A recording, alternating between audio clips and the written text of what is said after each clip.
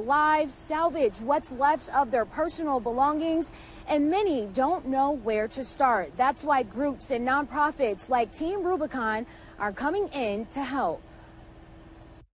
It's another selfless act from the men and women of Team Rubicon. They're clearing up debris from the road so first responders and people can get back into their homes post-Hurricane Ian. We're trying to ensure that people have the ability to move back and forth, through roads. It's community members, it's emergency agencies, it's even things like the power company. So we're restoring these thoroughfares.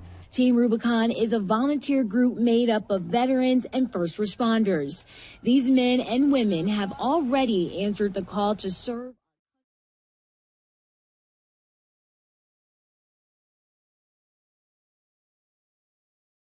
In session, the lawyers are present, the defendant is present. Do we have all the jurors? Yes. All the jurors are present. State, are you ready to put your witness back on? The witness. Defense, are you ready to start? Yes. All right, let's go ahead and bring the jurors in. And we can have them, if you want to have them come sit down before the jurors come in, that's fine. Yeah.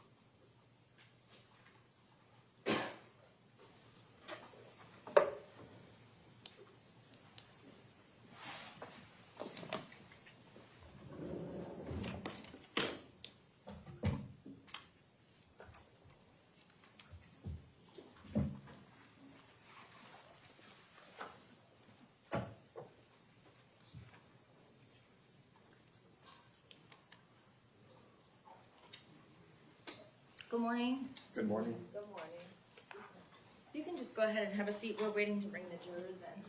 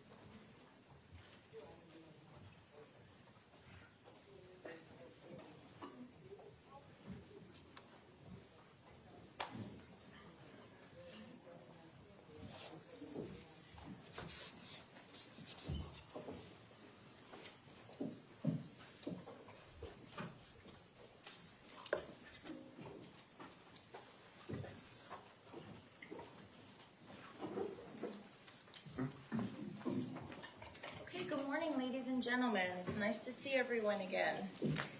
The members of the jury are present. Everyone else may be seated. Dr. Scott is back on the stand, and we're going to continue with his direct examination.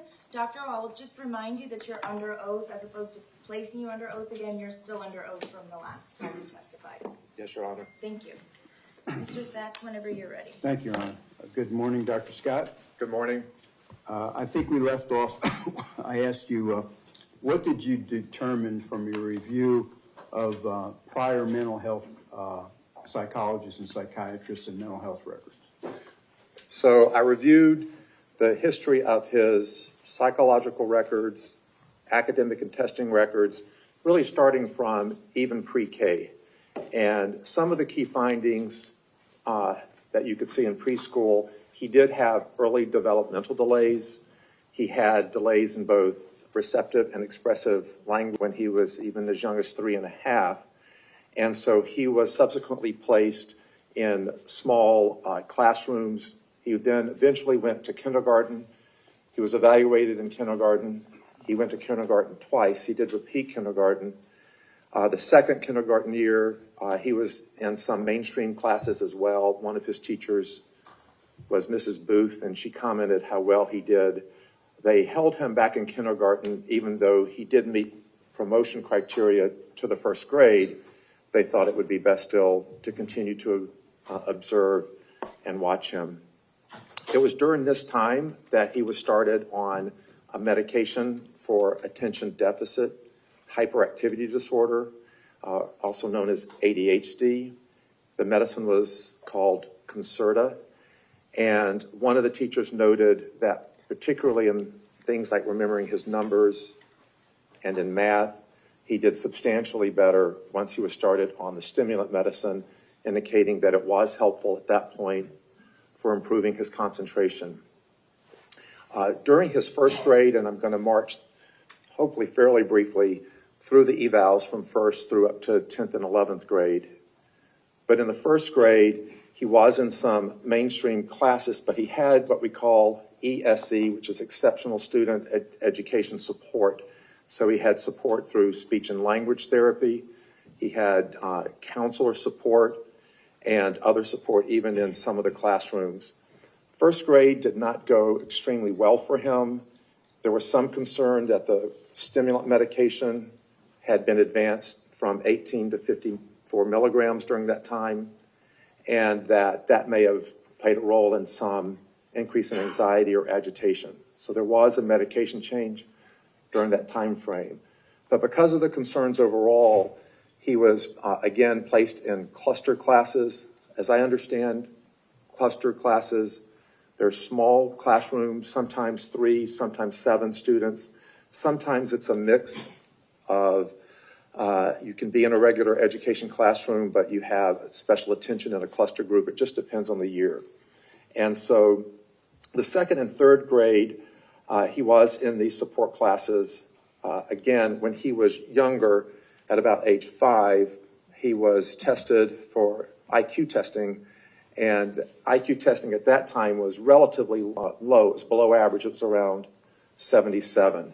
And I mentioned that so you can see when he is tested over time as the years progress, does his IQ stay at that level or does it increase over time?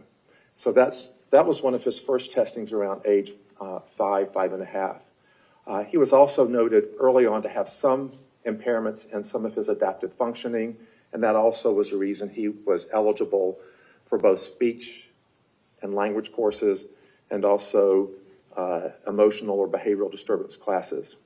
So in the third grade, he moves up. He's in also a cluster class, and although he was in a very structured cluster class at the time, third grade did not go particularly well for him. Again, there were some concerns that a medicine he was on, it was called Strattera, may have played a role in his agitation. It was unclear. So they adjusted the medication for him, and he had some medication adjustments during that time frame. So he continued through elementary school. He went to the 4th grade, and during the 4th grade, as in Florida they had at the time, they have ongoing achievement tests. So it's the Florida Comprehensive Achievement Test, also known as the FCAT. And so this is a measure, are you at least compared to other peers or other students in your age range? How are you doing? And it helps establish at least some baseline. So in the 4th grade, they tested 2 main areas, and they alternate the years which areas or subjects they're testing. This was reading and math. In the reading, he was above the cutoff level for being or meeting the achievement. So it did indicate he had made some reading gains, had improved since his preschool and his 1st grade years. He was below the cutoff, though, on math. He was promoted to the 5th grade. In the 5th grade, he was primarily in what's known as inclusion classes or mainstream classes. If you look at his individualized education plan, also known as an IEP, he was about 80% time there in a mainstream class. So they are having some increased exposure in mainstream classes. But he continued to have some of the other support that you get as an ESA student. In the 5th grade, if you look at his improvement in reading and in math over the year, a couple of things stand out. Again, he's having, in some ways, a positive forward trajectory academically. So his teacher, Mrs. Weiner, does conference notes about every 3 or 4 months or so in the school, and he was at or above reading level in the 5th grade. For the first 2 conference records, he was slightly below the math goal, but by the final report, he was meeting at or above both reading and in math. So it looked like he had made improvements compared to what the earlier records had shown when he was much younger. So he goes to West Glades Middle School. That's in the 6th, 7th, and 8th grade. And he's primarily in mainstream classes, but he does continue to have, and he's eligible for, that extra support. So that can include things like a counselor at school and other support services as needed. And grade-wise, his grades weren't great in the 6th grade, but his behavior was pretty good. And then he gets towards the end of his 6th grade year, and his behavior does start to change, indicating that he had done fairly well with the behavior initially, but now there's a behavior change. When you go through the records at that time, you can see in the 6th, 7th, and part of the 8th grade that he does tell that he's trying to make friends, get attention from others, wants to be popular, and that by his report, acting out in certain ways will have students notice him. So if he teases a teacher or has a prank in the class or misbehaves, he'll get attention from others. That starts by the 7th and 8th grade to kind of backfire in the sense that he is getting in more trouble academically and also certainly behaviorally. And the 7th and 8th grade are particularly notable for a lot of behavioral disturbances. We covered some of those the last time I testified, and there was a good bit of impulsive behavior described, thing with individuals with conduct disorder and antisocial personality disorder is that they can have both impulsive behaviors, but they can also have planned behaviors. So I'm not sure when I was talking about impulsive versus predatory, if I made that clear. They oftentimes go together in conduct disorder and in antisocial personality disorder. So he did have a history of impulsive behavior, and that was noted throughout the junior high records. But that doesn't mean that he can't also plan. They are not in any way mutually exclusive. Because of the problems he was having in the 8th grade, he had psychological evaluations. One was done by a Dr. Jennifer Klein. Kind of backing up a little bit, he had, I believe, around, maybe the 3rd or 4th grade, he did have his IQ retested, and that was also done by Dr. Klein when he was in the 3rd grade. And it was no longer 77. I think her score at that time was around 93, which would have been certainly within the average range at that time. So he had made a jump also on his academic and IQ scoring from that testing. So that was a big improvement. They were very concerned, though, about the behaviors at Westglade. So they had a functional behavioral analysis to try to understand what was causing the behavior and what was the potential reward for the behavior. So he got reassessed by a psychosocial assessment by a social worker. He has Henderson Behavioral Health coming in, working in the home. They have ongoing in-home treatment. The mother eventually gets her own parent advocate to help her with parenting training.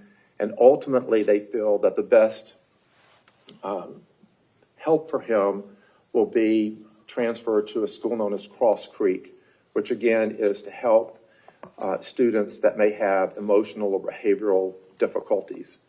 And when he got transferred to Cross Creek, in about February-ish or March of his 8th grade year. So he didn't complete his 8th grade at Westglades. So when he got transferred to Cross Creek, he had a significant behavioral improvement. If you look at his classroom notes and records, he was noted to make nearly all A's and B's, get on the honor roll, had a dramatic improvement in his behavior. So it did look like that structure was helpful to him. But it also shows that even if he needed the structure, he could accomplish and make academic gains. So he had the brain power, if you will. He had the executive ability and executive functioning, and the structure may have shown what he was capable of as far as his actual academic abilities. He did so well at Cross Creek that eventually the IEP teams decided, and he wanted to go to Marjory Stoneman Douglas, that he would be appropriate to go there. So he was ultimately transferred there in the 9th grade, and he had 2 classes in the morning at Marjory Stoneman Douglas. One was the JROTC, and I believe the other might have been a language arts class, and then he did complete his other work up back to Cross Creek. They would have a bus that would take him to Cross Creek in the 9th grade. His grades were extremely good during that time frame, and again, he was having substantial increases academically. So his IQ had been noted to be higher even since elementary school. His grades improved dramatically, and another area you can monitor how he improved over time. Periodically, they gave him tests known as the DAR, which is the Diagnostic Assessment of Reading. And you can see how he improves in different scores. So, for example, in the 10th grade, when he took the Diagnostic Assessment of Reading, in some areas, not all, he was even now reading above grade level. Spelling was a challenge. Spelling, he was lower than grade level, and I think that was noted throughout his records, that spelling was one of his literary weaknesses, if you will.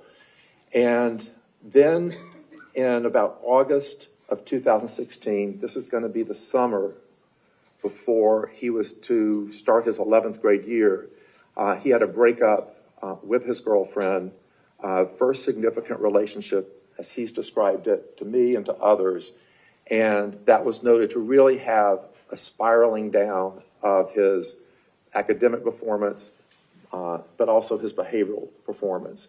And so when you look at the Marjory Stoneman Douglas records, as he's entering the 11th grade, there was a dramatic change. So his grades dropped. He was failing certain subjects. He was having increase in behavioral problems noted.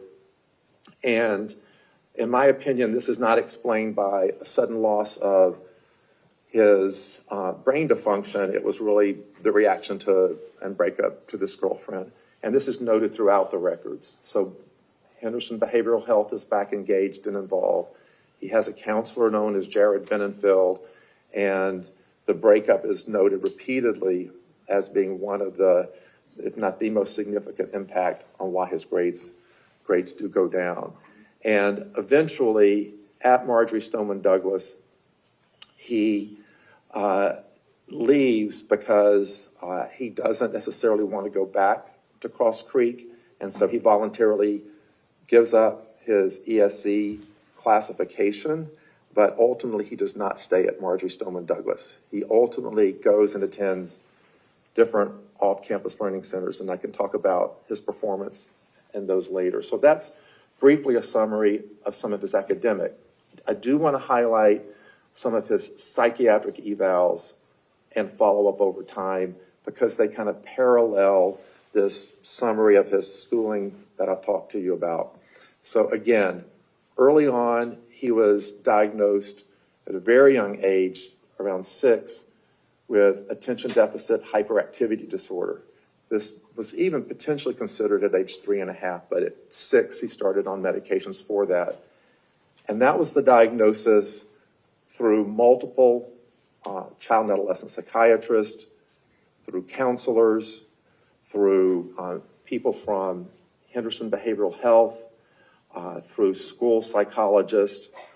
There were times when he was in the 3rd grade. He also was noted to have anxiety, and that was described in the Henderson behavioral records. But it was around the same time that they were concerned about the Strattera medicine maybe also causing some anxiety and agitation. But he did have some anxiety and worries noted, certainly in early and middle school as well. The other diagnoses that were considered by the psychiatrist was conduct disorder. That was noted by at least 1 or 2 of the psychiatrists that evaluated him. It was noted by the Henderson behavioral counselor and by a subsequent evaluator and his pediatrician. So there were multiple evaluators who felt that that was also an appropriate diagnosis. And then finally, there was a consideration. It's called a rule out for a pervasive developmental disorder, not otherwise specified. And what that means is the person may have some characteristics of a pervasive developmental disorder, such as problems communicating, problems with special or repetitive interest, but they don't really meet the full criteria for something known as, for example, autistic spectrum disorder. And on Tuesday when I talked to you, I gave you some of the more obvious examples that people think of when they think of autism: lack of eye contact or not using nonverbal communication. But there are certainly more subtle signs, and so that doesn't in and of itself represent autism at all. But when he was evaluated by the child psychiatrist, and that was a consideration, they did not think that he did meet the criteria for autism, though it was repeatedly noted that he had impaired or they had problems with social skills. And so that was noted in most of the child psychiatrist record. The last child psychiatrist to see him prior to the shooting on February the 14th, 2018 was Brett Nagin. He saw him and was going to start another medication to help with some of the mood changes and the irritability. And it's unclear if he actually ever took it or not, but it was prescribed, and then there was no further follow-up with that psychiatrist. So if I had to sum up all of that, I would say he had a long history of ADHD. He had conduct disorder repeatedly noted in the record. He was evaluated for learning disabilities, and certainly he had learning disabilities more prominent when he was younger. He was noted to academically improve or have the capacity over time, and that was true also for his IQ. And although there was a mention in early records of obsessive compulsive disorder, the records did not actually establish the criteria for that. And so I think that sums up most of the records. Okay, and what was your observations about the defendant's suggestibility? So in my interview, there's certain ways that you can look to see if a person may be overly suggestible or not. One way is if you say something that is incorrect, do they correct you? Do they say, no, doc, that's not right? And for example, I might say, on more than one occasion, Walmarts, and it was Walgreens, and he would not be suggestible as far as taking the wrong word I said. He frequently would remind me if I had already asked him that question, and he would say, I told you that already. I didn't think he was being rude, but he was just reminding me that that question had already been asked, and so that indicated that he was aware, and he was correct. The questions had been asked. He had already told me that information. And so I thought if I got something wrong, if I had a question that he didn't understand, he could ask me about it. He wouldn't necessarily answer it. If it was a wrong, he would correct me. So he did not appear to be suggestible in my interview. Okay, and what did you determine from his prior treatment and interventions? Right, so he had a host of interventions throughout his life. So even early on, starting in preschool and forward, he was, as I mentioned, in sort of small classes. But he also had in-home interventions and extensive in-home interventions. People would come out primarily from Henderson Behavioral Health and do behavioral therapy. You might have tokens that were given, for good behavior. Treatment specifically related to coping with stress or trying to lessen impulsive reactions. So stop and think method, for example. Breathing exercises, for example. He had medication therapy throughout, treated by psychiatrists. He had at-school counseling with different counselors, and that included John Noonan, who was his counselor at school, doing family therapy really throughout much of the elementary school. He also had a psychologist, Dr. Kravitz, who saw the family as well, off and on. And that Henderson Behavioral Health continued really through about the 11th grade. In the 11th grade, after he had a fight at school and there were some concerns about his behavior, he ultimately elected not to continue further with Henderson Behavioral Health. So he had family therapy, individual therapy, small group at home, in-school counseling, parent advocacy training, medication treatment throughout, and he even had in the community where the counselors would suggest that he do some type of community work.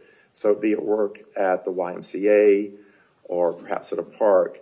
So he had multiple wraparound interventions. Okay. Your review, did you make a determination about the defendant's ability to control his behavior? Yes. So I went through the records really, again, starting from pre-K all the way up to the time of the crime, and you see a mixed picture, which is what I described earlier. He did certainly have times where he was impulsive in his reaction to others and had impulsivity. And again, that is a characteristic of conduct disorder and antisocial personality disorder. But he also demonstrated the ability to control his behavior at different times when he wanted to. Some of this you can note as early as the first grade. So there's one note by his first grade teacher that talks about how they're trying to ask him to move or do something, and he didn't comply. But they had a school resource officer. His name was Officer, I think, Cushell. And when he came, he immediately did comply. And this sort of on and off again ability to control the behavior when he wanted to, you see also, for example, in the 7th grade, he's at West Glades now. He has an ESE counselor who's helping him. And at one point, the ESE counselor is saying, I'm paraphrasing a little bit, but Nikolas, why are you doing these things in class, and why are you acting out or behaving in this way? And she said, you don't do this in the 4th grade period. And he goes, well, that teacher's strict, and she won't let me get away with it, or she doesn't let students get away with anything. So again, an example of being able to control the behavior at times, even if he had impulsive acts at other times. When he went into the 8th grade, he had a teacher, Miss Jean, and she did document a lot of his different behaviors and how he'd behave when people would come in the room, in addition to when she was teaching. And there was a vice principal, his name was Mr. Lindsay, and he would come in sometimes for support and to observe. And when Mr. Lindsay would come into the room, Nikolas would have no behavioral difficulties, even if around the time before and after he might, indicating he had the ability to control at that time, but he didn't. And then there's one example, Ms. John documents in the records, where the vice principal came in the room. He left after about 15 minutes, and then Nikolas, said, "I'm glad he's gone," and had some other comments negative about the vice principal, and the behaviors then ultimately resumed. As he got older, after he left Marjorie Stoneman Douglas, he was on his own going to the off-campus learning center classes, and he at times was taking transportation, such as the bus there. He also got a job in December of 2016 at the Dollar Tree, and one of his primary job duty was as a cashier there. And so he's working at the Dollar Tree. A range of different people come in, and he was noted to have no behavioral difficulties in the evaluations of him. He reacted and interacted with a range of people that came into the store, and he was noted to control his behavior throughout. So although he may have some impulsive behaviors noted in the record, he also showed the ability to control his behavior at different times. Both in and out of school? Both in and out of school. And what about, you mentioned something about his academic performance. Could you go in more detail about how that relates to what you described? Right. So one of the distinguishing factors from the intellectual performance and fetal alcohol spectrum disorders and other disorders such as attention deficit disorder, and to some degree other neurodevelopmental disorders, is their trajectory, meaning how do they do over time. And when you look at the literature on individuals with a fetal alcohol spectrum disorder, typically they're described to kind of plateau, which means kind of just go to a baseline around age 12 or 13. And their executive functioning and some of their social and control issues typically don't improve over time, in contrast to attention deficit disorder, which can improve over time. About 50% will have a lessening of symptoms. And so when you look again at his academic performance, he, in contrast to what is written about fetal alcohol spectrum disorders, improved over time academically. His IQ is noted again to improve from the 77 to 93, but also his grades improved to the point where when he was at Cross Creek in that first year at Marjorie Stoneman Douglas, he was on the honor rolls, doing very well. So I think academically, for me, that helped distinguish a very different trajectory than what you would expect if someone did have the kind of brain deficits described for fetal alcohol spectrum disorder. Dr. Scott, what is your experience with fetal alcohol spectrum disorder? And I'm including in that, it's an umbrella, the neurological development disorder due to prenatal alcohol exposure, and also, which is NDPAE, and also alcohol-related neurodevelopment disorder, ARND. Sure. So even in both medical school and my internship, we were aware that alcohol could have impact on the fetus if consumed during pregnancy. And so working through OB/GYN and pediatric rotations, we would certainly screen the mother's history to look at exposure, certainly screen for some of the classic physical signs of fetal alcohol syndrome. And then when I went into my child psychiatry training at UCSF, I worked in a developmental disabilities clinic, evaluating for potential causes of developmental delays, also looking at potential autism, Asperger's syndrome, fetal alcohol syndrome, attention deficit disorder, or other causes medically of a neurodevelopmental disorder delay. And so I've mentioned some of the differences and how you try to distinguish between the group. Like I said earlier today, autism is on a spectrum, and you can have many subtle signs and symptoms of it. You don't necessarily have to have the poor eye contact or the lack of social reciprocity. So there's a range of other things that you examine and look at. In my opinion, looking at his history over time, he did not meet the other criteria for autism.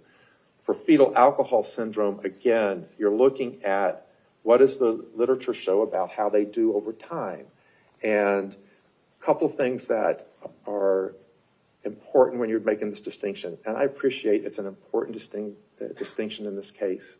So is this pattern more consistent with fetal alcohol syndrome or attention deficit disorder, conduct disorder, and or antisocial personality disorder?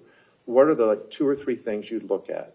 One we've mentioned, and that is, did the person's academic performance plateau around age 12, 13, or did their executive functioning improve over time? His improved over time. Secondly, fetal alcohol syndrome does have impulsive aggression associated with it. That is a characteristic feature where they may have kind of impulsive acts. And he certainly had impulsive aggression and impulsivity. One thing that is not described, however, for fetal alcohol syndrome is the ability, as you'll see coming up to the crime, to have planned, premeditated, organized aggression. That's not a characteristic typically of fetal alcohol syndrome, although it is written that impulsive aggression is. What is characteristic of more planned predatory aggression? Conduct disorder and antisocial personality disorder. And remember, impulsivity is characteristic also of folks with antisocial personality disorder, and it's also characteristic of fetal alcohol syndrome. So it's not one or the other, but you have to look at, if you look at all the evidence, what's more true or characteristic of the long-term kind of lifespan of this individual. And again, the kind of planned, premeditated types of aggression are not characteristic of fetal alcohol syndrome, but are for ASPD. Meaning antisocial personality disorder? Yes, meaning antisocial personality disorder. Okay. In your career, Dr. Scott, how many people have you evaluated for FASD, ARND, or NDPE? When you put all of those together in one large group, including attention deficit disorder, probably in the hundreds, if not thousands, if you combine all of them. Okay. So did you consider FASD or NDPE or ARND in this case? Yeah, I carefully considered that. Again, I looked at, as we talked about on Tuesday, the birth records. There's mixed evidence in those about how much exposure, although I realize there are witnesses now that have come forth and described a significant more amount of exposure than the birth records did. I looked at the academic records and performance. I looked at the type of aggression that evolved over time. And I looked at, again, the improvement in executive functioning over time. And in my opinion, those are better accounted for by antisocial personality disorder and to some degree borderline personality disorder. And that's why you considered it but felt that that wasn't applicable.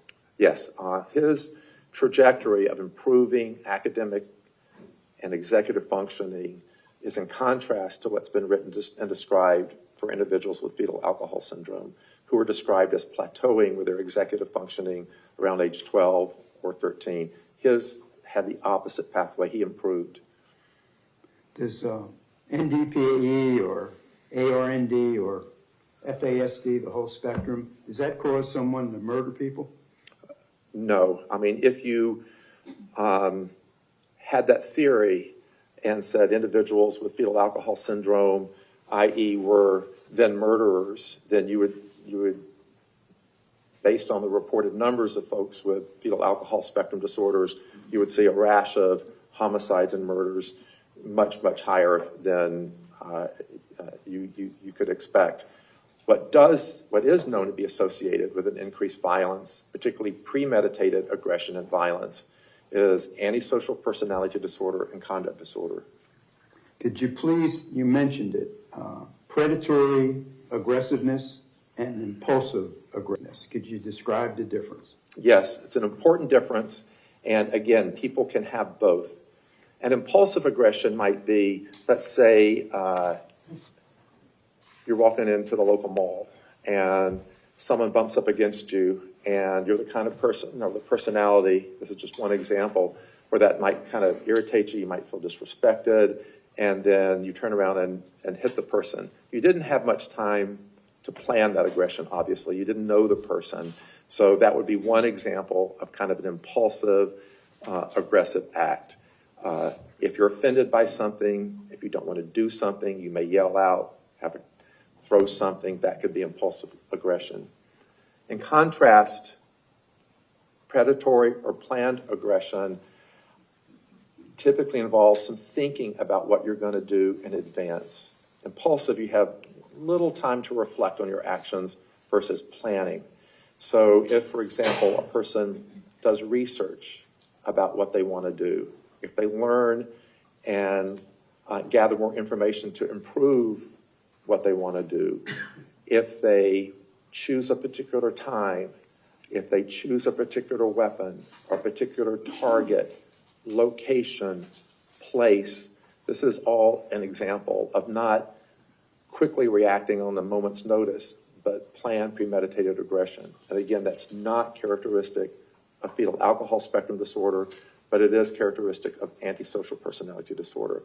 And I want to emphasize that you can have both with ASPD. So just because you have impulsive aggression does not mean you can't also have planned aggression. I've worked in prisons for many years and jails, and so you can have inmates who impulsively aggress upon others, but they also can plan a burglary or a crime, for example. It's not uncommon to have both. And you mentioned the DSM-5-TR. Could you explain to us, in the back of the DSM-5-TR, it talks about conditions for further study. What does that mean? Right. So there is, in every volume of our diagnostic and statistical manual, there are conditions that have been suggested that might be a disorder, but there are not yet enough research or evidence to include it in the manual where you would make that diagnosis. So it's in a section called Conditions for Further Study. And basically it says the evidence has not been reached, nor is there a consensus yet that it should be a primary mental disorder that would be diagnosed by psychiatrists, psychologists, or other people that use the DSM. Okay, and NDPAE is under conditions for further study, correct? It is under the conditions for further study. I think it's the neurobehavioral disorder associated with fetal alcohol. Okay. And what does it say? I think it's page 903 that talks about how you should consider conditions for further study. Right. So I'll just read their language. It says that these criteria sets are presented for conditions on which future research is encouraged. It is hoped that such research will allow the field to better understand these conditions and inform future decisions about possible placement in the forthcoming editions. And again, it says the specific items, thresholds, and durations contained in these research sets were set by expert consensus, and it gives some examples of expert consensus. And it says they're intended to provide a common language for researchers and clinicians who are interested in studying these disorders. But ultimately, the task force determined there was insufficient evidence to warrant inclusion of these proposals as an official mental disorder. Okay, Dr. Scott, now, did you review the defendant's social media? Yes, I did. Okay, I want to show you now State's Exhibit 437, 441, 442, and 443 that has been introduced in evidence by Detective Masters as to the defendant's social media, and I'll show you those exhibits, Dr. Scott. And have you seen those before?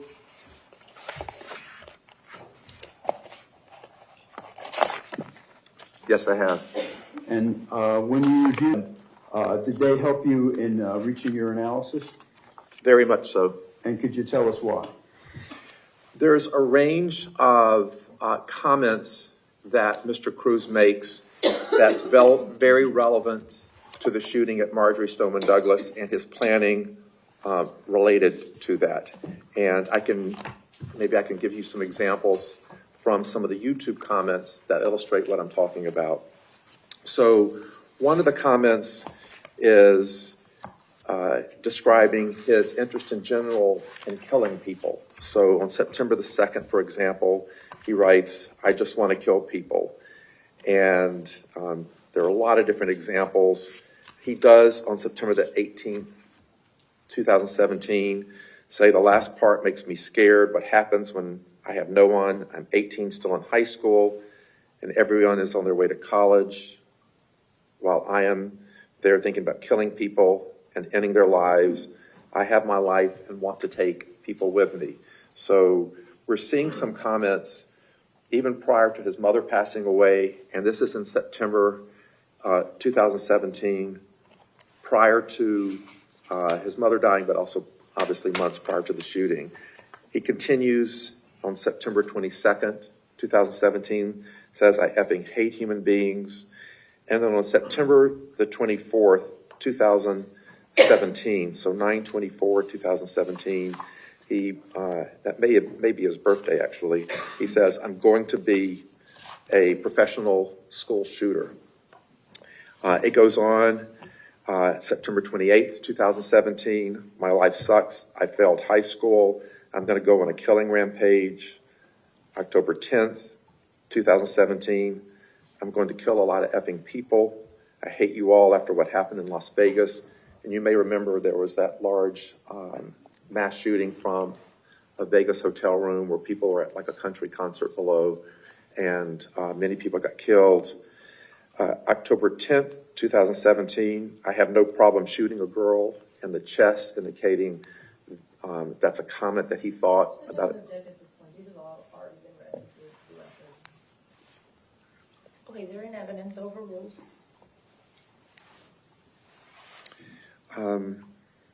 October 13th, 2017, "I hate everyone and everything. I effing go into a bad part of town and make a sniper nest and kill people. Just don't give an F about life." And when we get into January of 2018, there's several, I'm reading 4, but I'll just give a couple for interest of time, that "I want to kill a shit ton of people and murder children." That was on January 17th, 2018. And again, a similar comment that same day, "I want to kill people." And that's on January 30th, 2018, "I hate people." So now we've talked a lot about impulsive aggression when he was younger and in Westglades, but now we're moving into this completely separate category of planned or premeditated aggression. So you can look at these YouTube comments and say, if someone thinks about killing people for over 6 months, if not longer, is that an impulsive act? Or is that likely a more planned act or more premeditated act? He has similar comments on another YouTube document that I have that talks about even as early as July of 2017. So it even pushes the thinking about this much further back, that he's going to think about killing people. On July 4th, 2017, he says, "On the night of my massacre, you're not forgotten, Elliot. May you rest in peace," or RIP. Elliot was someone in California who did shooting of others, then ultimately killed himself. On July 4th, he talked about It makes him happy to see people die. He wants to see the family suffer. He wants to kill people. And again, there are multiple other examples of him thinking about this. I'm moving to another set of YouTube comments, again back in July. This is July 17th, 2017. And he's talking about, on YouTube, he's making a comment. I don't have what he was watching, but it says, they did pretty good, should have killed more people. It's more of a two-shot to confirm a kill. It's called double tap. If they would have done it, there would be more like a 36 kill count, like what happened in McDonald's. This is in reference to there was a McDonald's shooting, but pretty good and all with the weapons they had to. So he's referencing something known as double tap, meaning that you might have 2 shots to kill. He does talk about wanting to join the Army, which is something that had been noted in the JROTC records, and he posts why he wants to join the Army on July 26th, 2017. He writes, I want to join the Army for the chance to kill people and in life. I'm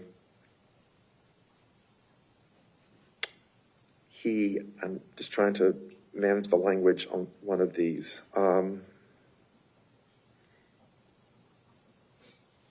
I don't think I can. I'll skip to another one. On July 31st, 2017, he says, I already see my future nothing but loneliness. I wish to keep something in the history books, like Eric and Dylan. Eric and Dylan were the Columbine shooters. And then he'll say, you'll hear me on the news in 2020, he says at that time. And he goes on in July and September to talk about killing or shooting people as well on the post. And then the last few I might just highlight, and won't necessarily read all of them, but October the 31st, 2017, he writes, it's over. My time is almost here. F all of you. F all of you. I hope I kill all. In October 23rd, 2017, he talks about he hates people in general, and that I'm a mass murderer with interesting thoughts of death and destruction. What you learn from these is not just that he was posting things on YouTube, it's actually a window into what he thinks and feels and thinks about, and he's posting that. And so he's thinking about killing people. He's thinking about school shooters. He's thinking about, for a long time, being a professional school shooter. And that's what he's telling people who read his YouTube comments. He makes racial comments. Did you review those? I did. These particular exhibits did not include the racial comments. Let's see, go ahead.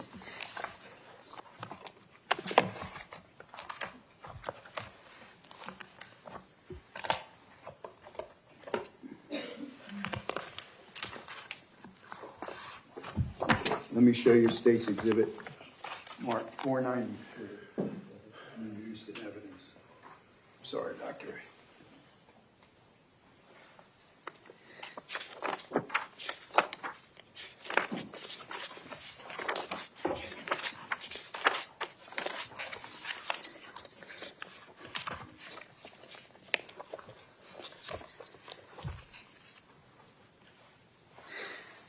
I did.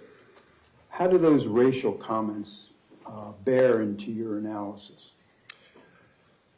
So again, a couple of ways.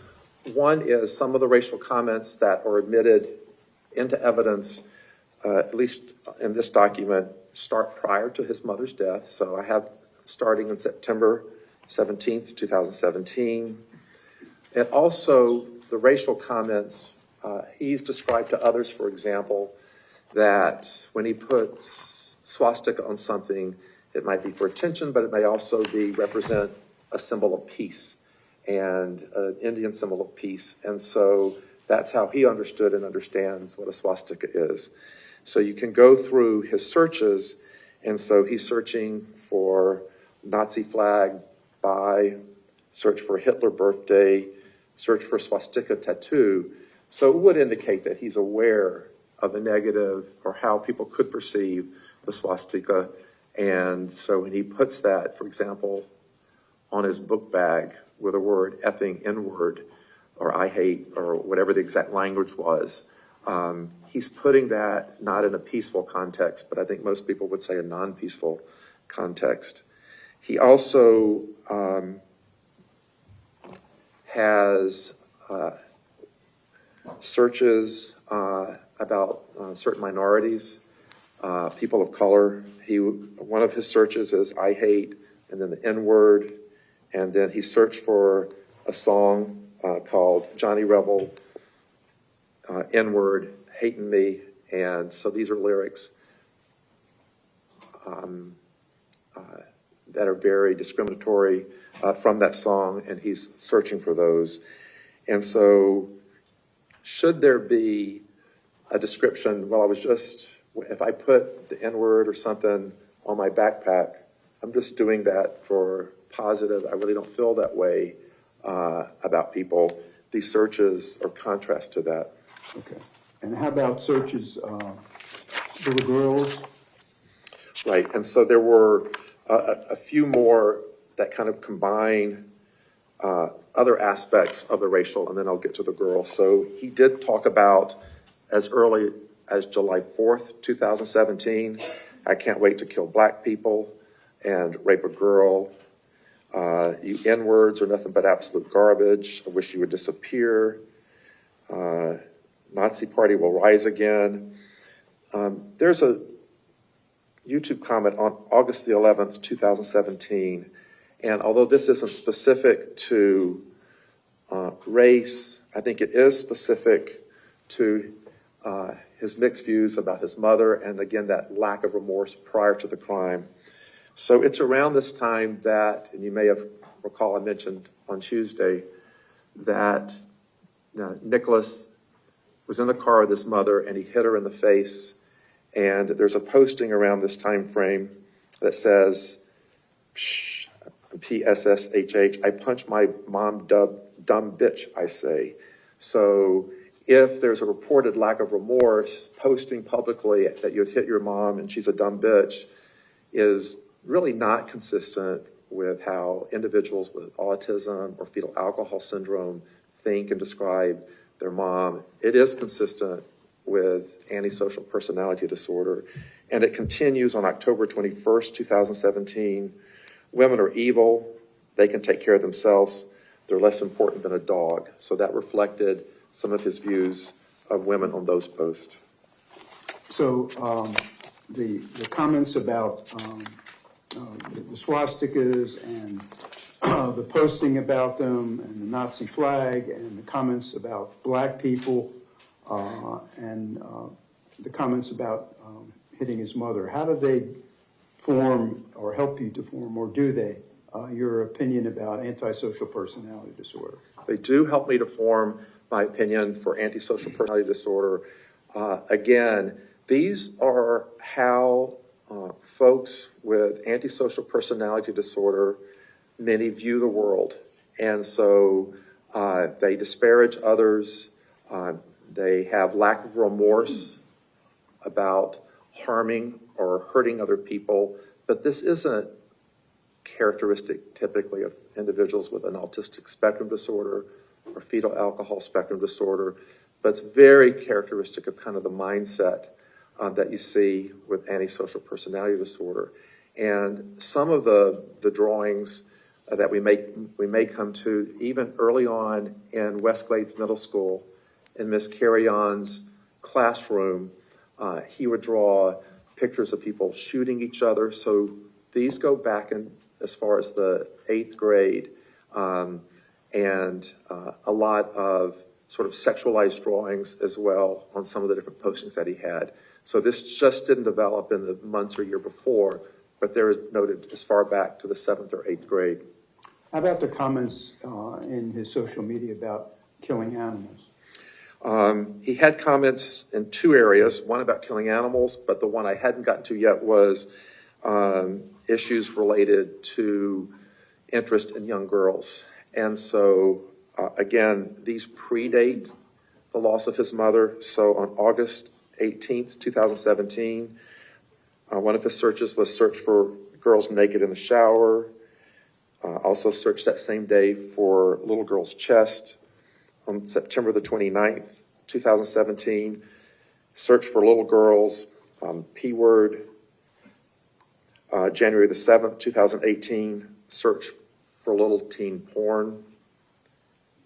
January the 31st, 2018, search for underage girls. And so he described to me that he did not have an interest or an attraction to young girls in my evaluation, but the internet searches do indicate that he was looking for those pictures. And then finally... And how do they relate to antisocial personality disorder? I'm going to go back to, so I stick to just the ones in evidence. So certainly he may have other deviant interest in addition to thoughts of violence or harms or shooting or killing other people. This does raise the issue of, does he have sexually deviant interest in addition? And so you can see with antisocial personality disorder, they can develop different kinds of thoughts and feelings that are sexually deviant as well. Okay, so that's part of antisocial personality. It can be. How about animals? Killing of animals? Yes, so Nikolas also posted about his view of animals. And so again, September 17th, 2017, you people should blame yourself, laughing out loud. We kill animals every day. I am glad animals die. It makes me happy. September 23rd, 2017, I effing shoot it to death. I hate animals and humans. September 27th, 2017, I killed 12 cats. And October 19th, 2017, I hate people and I hate animals. So again, we talked about not liking animals or some cruelty to animals, but his postings also show his thoughts about and towards animals. Okay, and how does his social media relate to the murders on February the 14th, 2018? I would say they strongly relate to the murders because this indicates that he had great interest for months in advance. And so there's almost what we call a cognitive rehearsal, meaning that if you read about school shootings, if you post about it, that you have described and anticipated what your interest is, what you're going to do, and it's not impulsive. You thought about it. You post about it for, 8, 9, 10 months. And again, it's not an impulsive, quick thought. It shows what you're thinking and you're posting. What is your intent? Okay, and did, when you interviewed the defendant, did you talk about when his interest in mass murders began? Yes. He had an interest in mass murders he would describe as early as Westglades. He talked about during that time frame, he may have read in a book about the Columbine shootings, and so he began to explore more.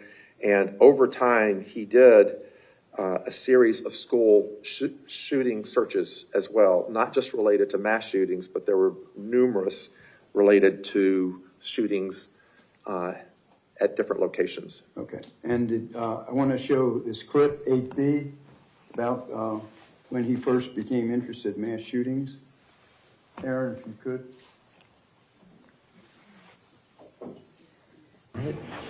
And so you shared with me that you had this thought about shooting up a school. For a very long time. When did it first, and we talked about this earlier this morning, but when did the idea first pop in your mind or you first think about it? 14, 13. Age 13 or 14? Yeah. And what was it at age 13 or 14 again that this thought came up? Was it when you were reading the books that we were talking? Yeah, reading books. Okay. Yeah. And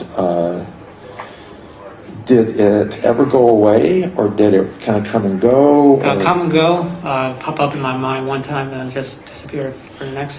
What seemed to make it come and what seemed to make it go? When I saw violent videos on YouTube. Okay, what kind of violent videos did you see? War videos. Hearing war videos. And did that make it more go up or more go down? More go up. Okay. And then I watched documentaries. Okay, what kind of documentaries? Columbine Massacre documentary. Right. I think it was 42 hours or something. There was another one, same thing, but with Virginia Tech. With Virginia Tech? Yeah, Virginia Tech. And there was one on L.A. Rogers. Okay, and did he give you any details about what he got from watching the mass murders? Yes, he would explain that he learned several things. One, he learned about the weapons that they used. He learns what may be called tactical type moves. So how to watch your corners, for example. So he explained and described what that meant. So if someone's coming around or behind you in the corner, how to watch so that can also help you complete your shootings. He talked about different strategies about entering quickly if you want to accomplish your goal, and maybe how to exit. And he described different types of ammunition to me that could be used. And at times he described during the interview his knowledge of how long it might take the police to get to a school, the limited time you might have to accomplish shooting as many people as you wanted to shoot, and moving into the shooting itself, he talked in much more detail about the preparation. Okay. And I'd like to play clip 8C, Aaron, please. Do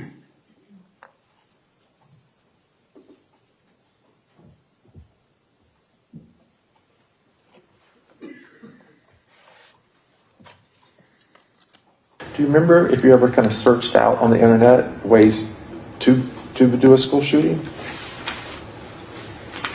Yeah. I did my own research. Yeah, tell me what research you did.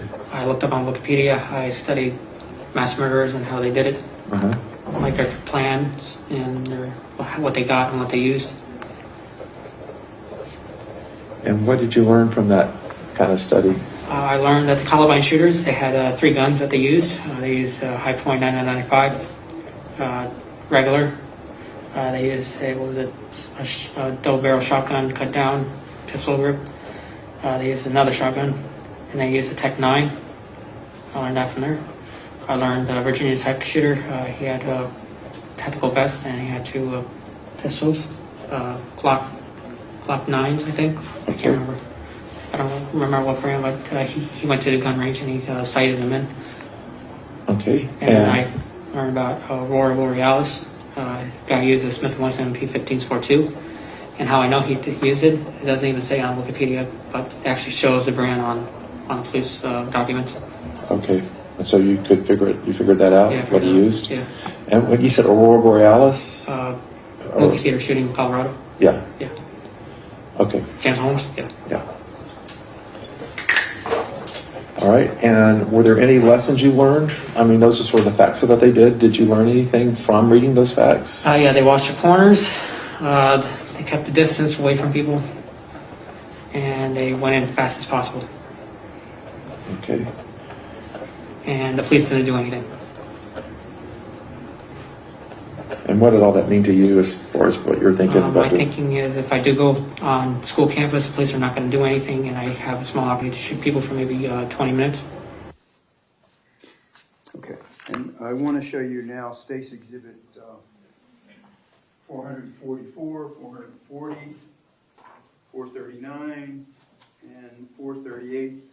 Dr. Scott, and ask you, you recognize that? That's the social media. Yes.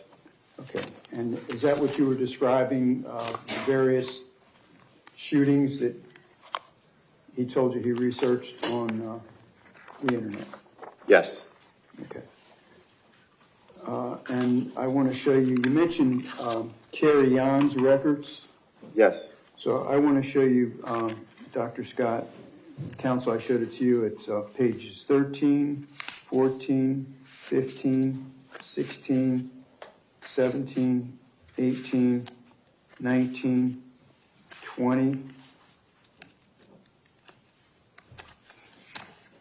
21, 22, 23, 24, 25, 58, 148, 112, 125, 124, and 139. I ask you, Dr. Scott, have you reviewed these documents? Yes, I have. Okay. And how did those documents from Carry On aid you in forming your opinion? I would say two key areas. One is, this is during mostly the 8th grade period, but some of the 7th grade period, but mostly the 8th grade, her behavior log. And it establishes many of the conduct disorder criteria we talked about on Tuesday. And I gave you several examples from her records and behavior log about that. But it also establishes that he was starting to have these interests in guns and shooting and violence as early as the 8th grade. And it also indicates that he's having some preoccupation with what could be called inappropriate sexual pictures that are being drawn on his homework. And so she records that he has some stick figures, for example, shooting each other. So there's this interest as depicted in his own drawings about people killing each other. As another therapist during this time, had described that he had dreams of blood, but it was dreams of blood after killing people. So he had these kind of dreams, and this is reflected subsequently on some of the drawings and work that he does. Even if a topic was brought up, for example, about the killing of President Lincoln, he would ask questions such as, was there blood everywhere? What did they do with the bodies? Did people eat them? This sort of thing. So this sort of fascination with guns and blood, and this is reflected in multiple different examples throughout. And in one of the notes, she describes that when security was called for some of his behaviors, he would state, "I hate security, I hope they die."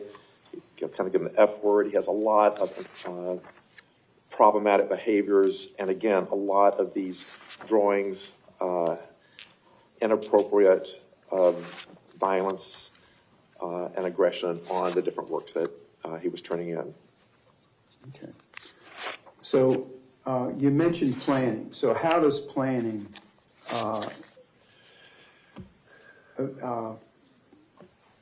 come into your analysis, your final diagnosis of antisocial personality and borderline personality? Right. So I think it kind of can focus on a couple of things, because I know fetal alcohol spectrum disorder has been raised as a concern, as an issue. And so you're looking at, to what degree, again, was this sort of, a quick trigger, impulsive, not thought out or planned, or is it more planned out for months and thought about it for months and secured the necessary weapon and ammunition for a substantial period of time? And that would be much more characteristic of antisocial personality disorder. Again, you can have both, impulsive and ploy, but was this crime primarily a crime that was planned out and thought about, or was it primarily a crime that happened off the cuff, or it was impulsive? And in my opinion, the evidence is extremely strong that this was planned, premeditated, thought out. If you go through the searches, he learned and understood various school shooters, what happened to them, how much time it would take for the police to get there, for example, out of school, how to negotiate different aspects of the shooting. maybe once it started, which weapons were best. So he had a lot of planning and thought behind this. This was not a spur-of-the-moment decision. This had been thought out for months. Okay.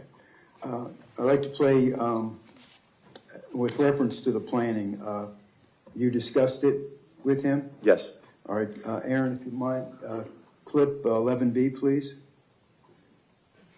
The night before, you're out, you're at the Sneeds,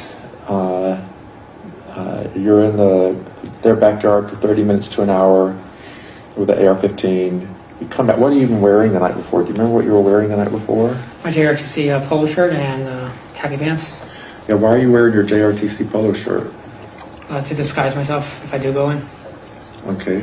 Because if I had all that gear on there, they would have called the cops and held me that. And then you're wearing khakis? Yeah. And were you wearing the same thing the night before as you were wearing the day of? Or did y'all change clothes? Or? No, I changed clothes. Okay. I was wearing, before the day of the shooting, I was wearing a sweater, my camouflage shirt, my beanie. This is the night before? Yeah, like I told you, I used to cover myself. Yeah, like, you did. Yeah. So when did you put on the JRTC polo shirt?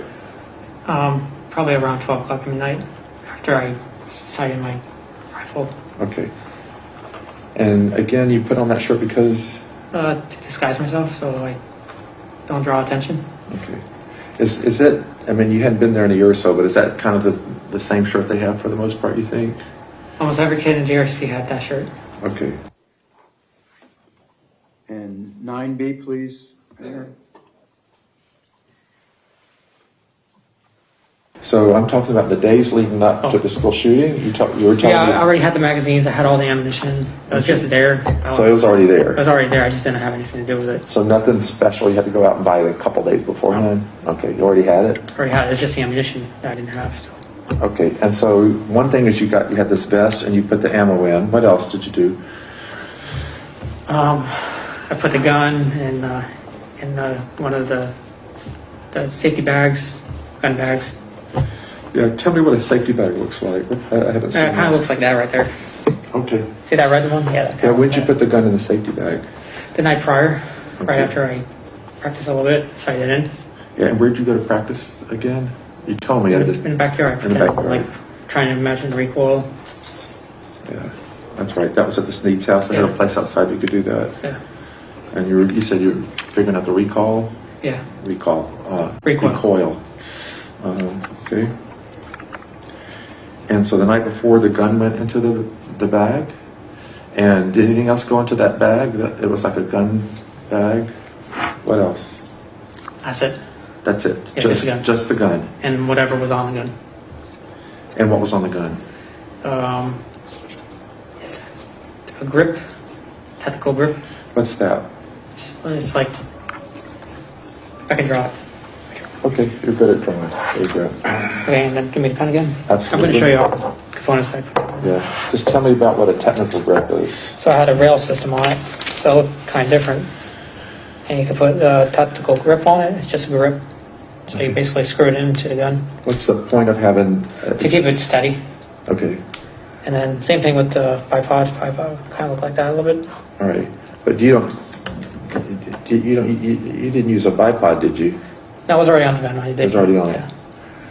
Okay, and so... Everything. And yeah, that's about it. That was on the gun. Oh, and what was it? The sling. Okay, so what's the... You can hand me that back.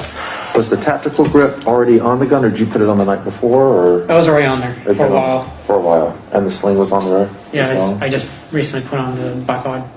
Okay. And so when you had this, the bipod was actually on the gun when you put it into the gun bag? Yeah. Okay. And so that's the night before. About what time of night are we talking about? Well, early morning, really. Yeah, it might have even... Yeah, I didn't get any sleep. Okay. So this is on February the 14th, early in the morning? 8 or 9. 8 or 9 in the morning? Not 8 or 9, no. It was 5:30. 5:30. And I sighted in at around 12 o'clock in the night. The night before? Like on the 13th, or like midnight, you mean? Yeah, midnight, yeah. Tell me what sight it in means again. Sighting in? Yeah, sighting in. What does that mean? To get the bullet on target where you want to shoot at. Okay. I have to look at the rear front sight and then put the laser on top. How long does it take to do that? Can I try? Sure. Just I'm trying to understand. Yeah, I'm trying to make you understand. Yeah, you're good. You're welcome. Okay. So here's like this. This is the front sight. This is what it looks like on the AR. So this is a rear sight, the circle thing, and this is a front sight. Okay. And you want to put the laser just a little bit right above it. That's your point of aim. And so this is what it kind of looks like when you're shooting a target. Kind of like that. Okay. How does that laser? How does the sight? How does that help you in your shooting? So when it's in the gun, it's stabilized. Okay. So wherever the red dot goes is your point of aim, because that's where the bullet's going to come out. Okay. Out of the gun, and that's how you sight it in. All right. Does it help in any way with the shooting? Yeah. So right after you take it out, you put a bullet in, and then you actually fire, see if it actually shoots on. Where you just sight in the target where the red dot is. And there you go. Okay. All right. All right. So that was the sighting. How long does it take you to do the sighting the night before? About how long? You told me earlier yesterday. I think it was about like 30 minutes to an hour. About 30 minutes. 30 minutes to an hour. Okay.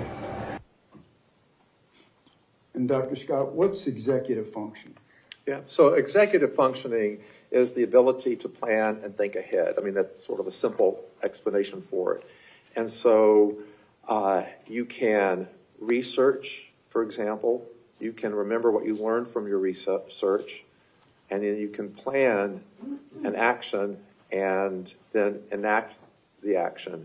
So it involves a wide range of thinking skills, but it is planning and organizing in order to implement a desired act.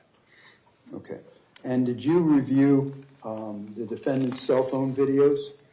I reviewed his cell phone videos, and I reviewed other searches even in advance of the cell phone videos as well. One of the searches that he was looking for in advance of that day was how long does it take to get to Marjory Stoneman Douglas, or the school map, the bell schedule, the alarm schedule. He searched for Marjory Stoneman Douglas in particular. So he had gathered information specific to Marjory Stoneman Douglas through his searches as well. And then I also looked at school records close in time. He was going to Off-Campus Learning Center. And in January, I was able to review his grades and how he was doing. He was taking some classes there, going up to 4 hours or so a day. And he scored 100% on some of the classwork. There was one course on violence and guns, and he did make 100% on that course as well, indicating that he at least had taken a course and did well on that course. Okay, so did the cell phone videos the defendant made help you in your analysis and your diagnosis of antisocial personality disorder? Very much so, yes. All right. Your Honor, at this time I'd like to play State's Exhibits 474, 475, and 473. Okay, before you do that, I think this is probably a good time to take a 10-minute recess so that everyone can use the restrooms. Ladies and gentlemen, please do not discuss the case among yourselves. Please leave your notepads behind, and we'll try to keep it as close to 10 minutes as possible so we can get through the rest of this testimony. Thank you.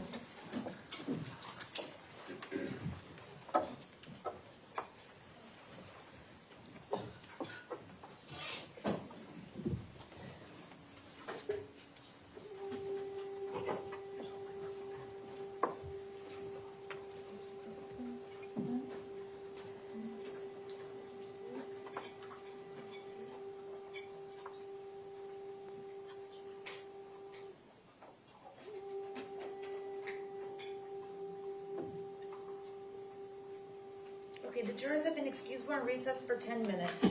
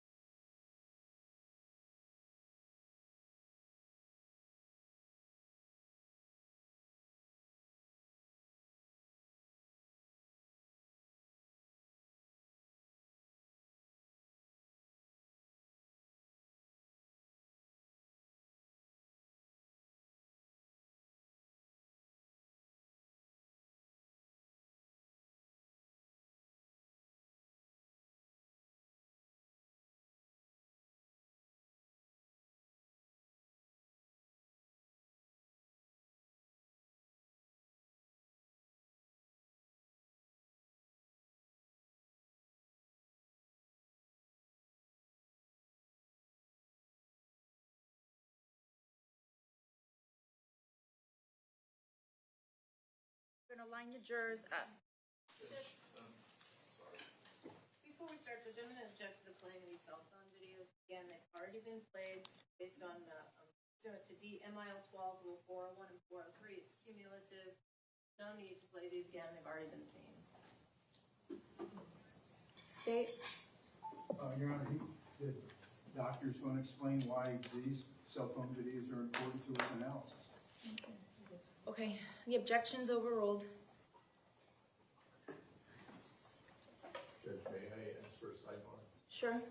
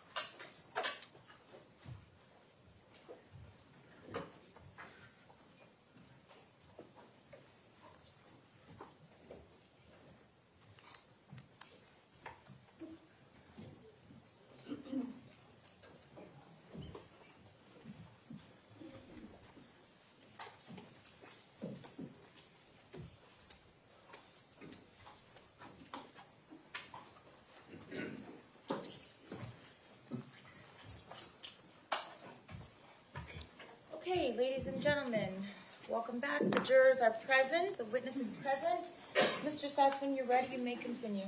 Okay, thank you, Your Honor. I want to play State's Exhibits 473. Okay, you may. Thank you.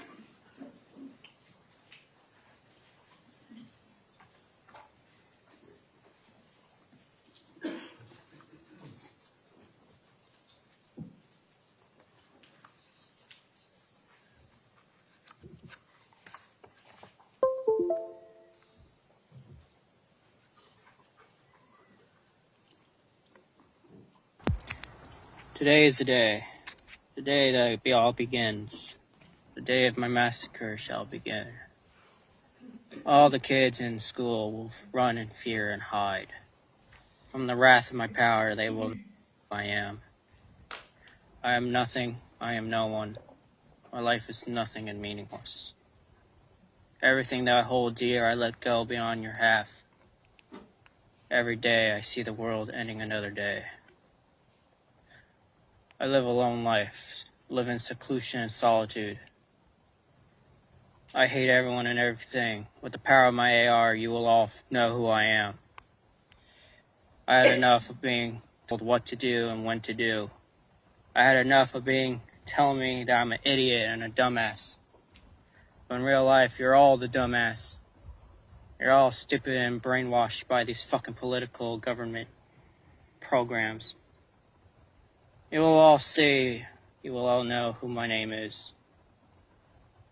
My love for you, Angie, will never go away. I hope to see you in the afterlife. On one day or another, you will end and we'll all die.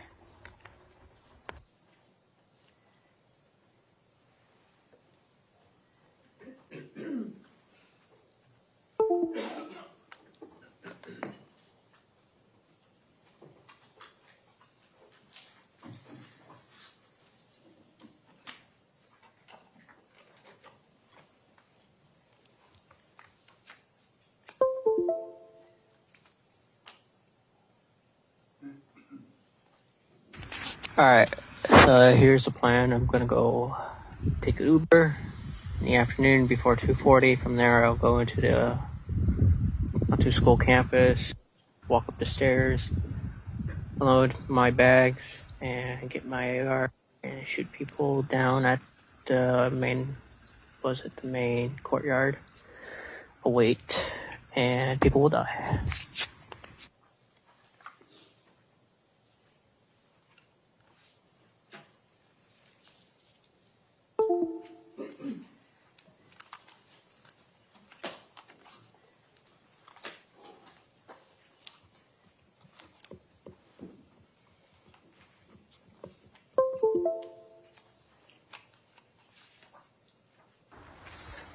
Hello.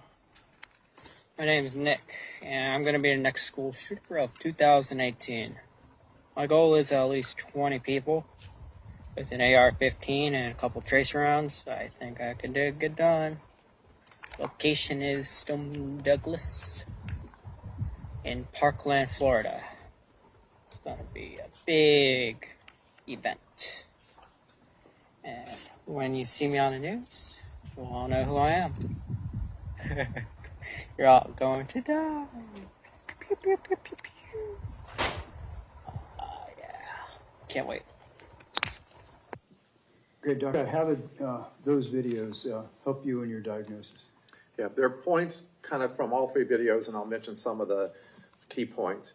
He clearly knew what weapon he was going to use and what he intended to do with that weapon. And that weapon is mentioned, the AR-15, in the videos. The videos were made in the days prior to the crime, not even on the morning of the crime, so there had been a good bit of time for reflection. In the first video, he describes that he understands what the likely emotional reaction will be from those he's shooting at, meaning that they'll either run in fear or run and hide, something to that effect. So he understands what shooting in a school, the impact that's going to have on others.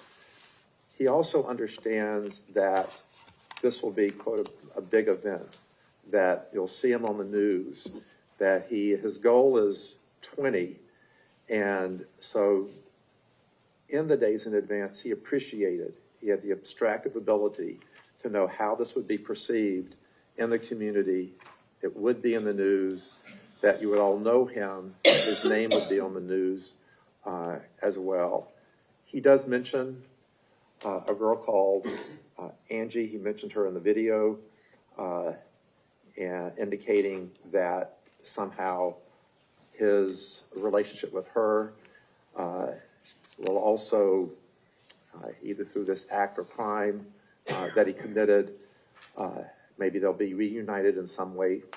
Doesn't say when in the future, but the overall presentation of him, he's calm, he's organized, he's speaking slowly, he's saying what he's going to do, how he's going to do it, he's saying where he's going to do it, he's saying what year he's going to do it, and he's saying even how he's going to get there, i.e. he's going to take an Uber. I think in the second video, he goes into more detail, showing the planning was in advance, even prior to the night before, and that there'll be a bag, he'll walk up the stairs, he'll take things out of the bag. So this is well thought out as far as how he's going to get in and approach and enter the school. Speaking about executive functioning, did you have an opportunity to review the text messages between the defendant and J.T. Sneed and Angelique Gilmartin on the way to school? Yes. So while he's in the Uber on the way to school, there are two different text exchanges. One is going to Angelique Gilmartin, a girl that he had hoped to perhaps go out either on Valentine's Day or date prior. She had let him know that she had a boyfriend and wasn't interested. So there's communication in the Uber, texting back and forth between the two of them. Simultaneously, there's a text exchange between another student called J.T. Sneed, or Jameson Sneed, and they're trying to arrange, or Jameson is, maybe a party or something to do that day, and could they have girls come over or not? So these messages are coming in roughly at the same time from two different sources, and he is texting back to them messages specific to each one. So there are two groups, different texts coming in, and it's not like it's disorganized messages in return. He is having a reply to the person texting him and able to discriminate between these two different separate groups. Does that show executive functioning? That shows good executive functioning in the extent that he can attend to the messages coming in. He can concentrate what the messages are from the two different parties, and he can decide what message to deliver to the two different parties without mixing the two up. Okay. And I want to really talk about executive functioning. There was a clip about, you mentioned the Uber. Did you talk to the defendant about the Uber driver? I did talk to the defendant about his planning, and both on the night before and how he would get to school. And I think I may have mentioned that he knew the school bell system. He knew roughly what time school started and got out, where the school was located. And then for the Uber driver, he had an estimate of how long it would take to get to school. And so when he enters the Uber, he is aware that that might be a stop point if for some reason the Uber driver recognized or was concerned about something being in a large bag. And so he had previously searched out, looking for a guitar case that might be a better hiding of the weapon, but he told me it was perhaps too expensive, so he used a regular larger black case or bag. And so when he entered the car to the Uber, he expressed to her to help alleviate any potential concerns that he might be going to an orchestra or a music class. And so he had the ability calmly, even while going to school, to come up with a would-be cover story to make sure she didn't ask or didn't raise any questions. Okay. And there's a clip on that, correct? Aaron, if you don't mind, clip 9B.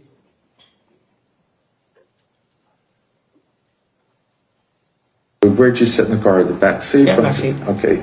And I told her that I had musical instruments. I was in the orchestra. okay. And how come you did that? So I can get away with getting my guns in the car and going to the school. And what did she say to that? She said, okay.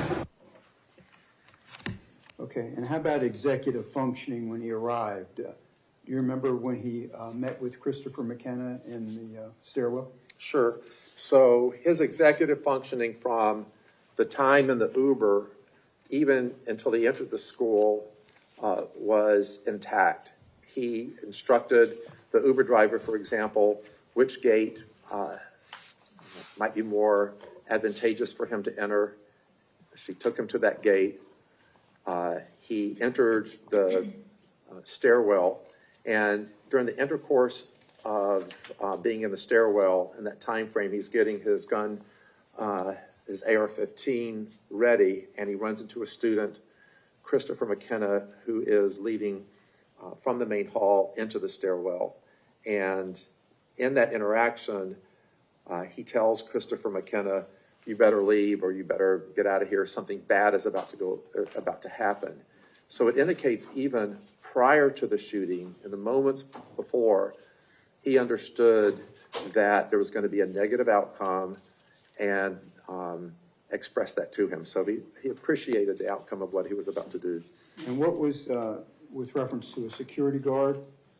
Right. So he reported to me that even when he was entering the school, was left off from the gate, that he thought he saw a security officer may have seen him. And so he realized that he might have to proceed and go faster in case an alert was sent out, and it might prevent him having as much time as he needed.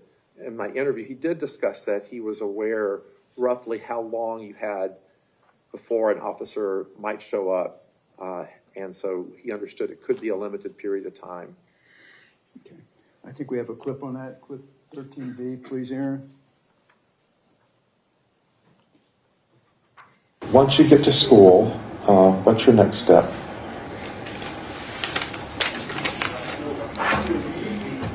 Walk through the gates. Hopefully there's no security guards, which I was wrong. So I haven't been to that school, so are there lots of gates, or how do you get it? How do you get to it? 3 gates. Okay, and so where do they drop you off? The front gate of the school. Front gate. And so is your backpack, like sometimes you can wear a backpack like slump on your shoulder or something? Yeah, it was in front. I think I was wearing it in front. Okay. Yes, yeah. And then what were you doing with the gun safe bag? I was walking. Okay. And you're... I think south of Holmberg Road. Okay, you're walking with it and you have the backpack kind of on one side. And then what happened? I went through the gates.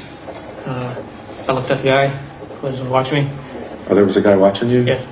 Was it that guy? I saw him radioing, and I said, oh shit, I'm screwed. So I just ran into the building, and I told the kid to get out of here. I don't remember what I exactly said, but I said something. Was the guy that you saw radioing and you said, oh shit, I'm screwed. Was it remember we were talking about some other security guy? Was that that same guy? No, totally different one? Totally different. And so what did you think when you saw him talking on the radio? What do you think that was about? I thought he was I think he called Scott Pearson. Okay. And what would that mean if he did? Scott Pearson was coming. Okay, and what would that mean for your plan that day? To shoot. Okay. And how about evidence of executive functioning when he actually got on the first floor? Right. So the first floor is where the shootings began. And even in the day prior and the day of the shooting, prior to getting the Uber, he had taken several steps so that when he got at this point to the first floor, his plan to kill up to 20 people could be effective. So one of the things that he did, and this occurred then on the first floor, was that he had a paintball vest that had been, I think, a friend of his and he loaded it up the day before with different magazines. And so that was then placed in the bag, the backpack with other items. And so he had different magazines. The magazines were in the vest. He had one in his pocket. As he described on the night before, he had practiced sighting the weapon and imagining the recoil, so he would be prepared. The shirt that he wore, as he described, was so that he could blend in. He also told me that he chose Valentine's Day in particular. He described how he had difficulty with Valentine's Day because he had no one to love or no one to love him. And so that was a day of his choosing.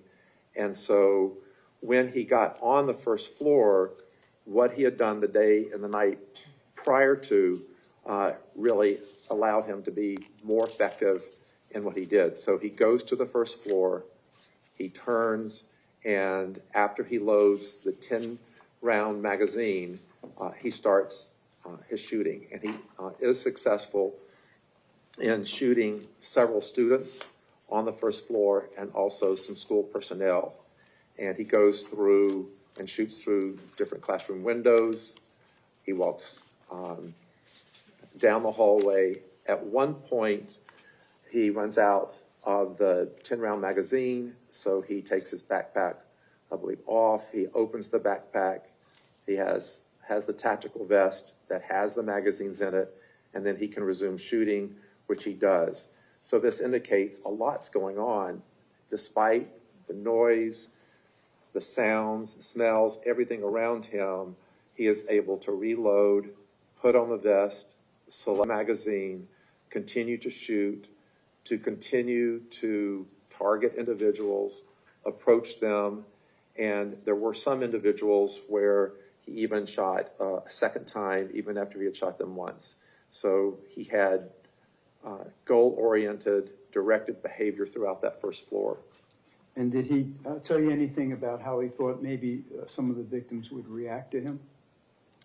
He had different explanations for how he thought the victims might react. At one point in the interview, he suggested that, maybe he had hoped one would hug him. He also suggested at one point that he understood that they might have fear or run from him in general, as described on the cell phone video. And so he had different thoughts about that. Okay. We have a clip. Aaron, please, 22. On the other side, and I was walking, and then I saw two girls. I shot them. I shot three. No, three. Okay, and then I shot Peter Wing and that girl by the stairwell. Okay. Yeah. I think his name was Peter Wong or something. I can't remember. Yeah, I only recently found out what I'm saying. Yeah. And so the first person you shot, remind me what that was like and how you were able to, how you did that. Oh, shit. I thought they would scream. That's more like they passed out. Okay. Passed out and blood just came out, pouring out of their head. Okay. It was really nasty and sad to see.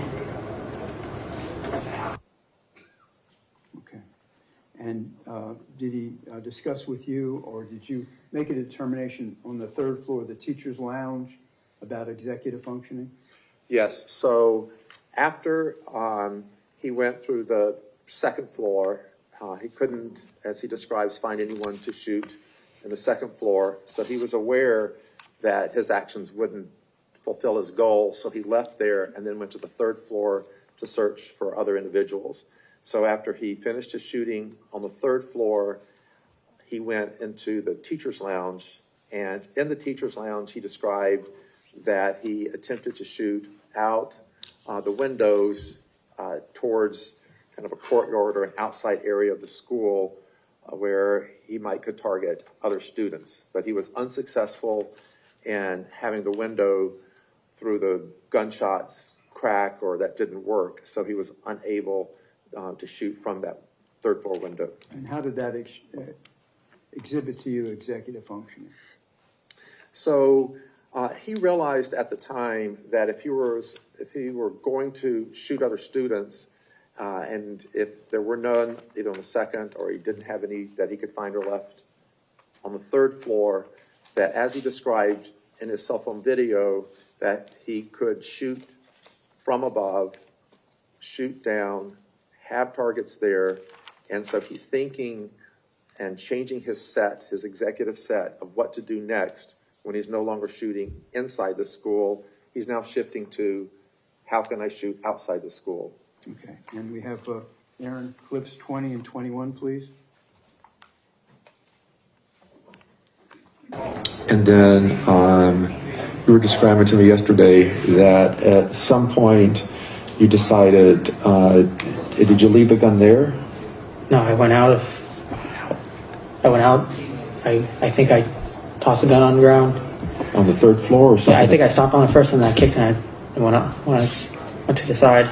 And tell me again, how come you stopped at that moment? I couldn't find anyone to kill. How come? I didn't know if kids were in the classroom or not, or? I didn't know. I just I didn't want to do it anymore, and I didn't think anyone else was in the building. Okay.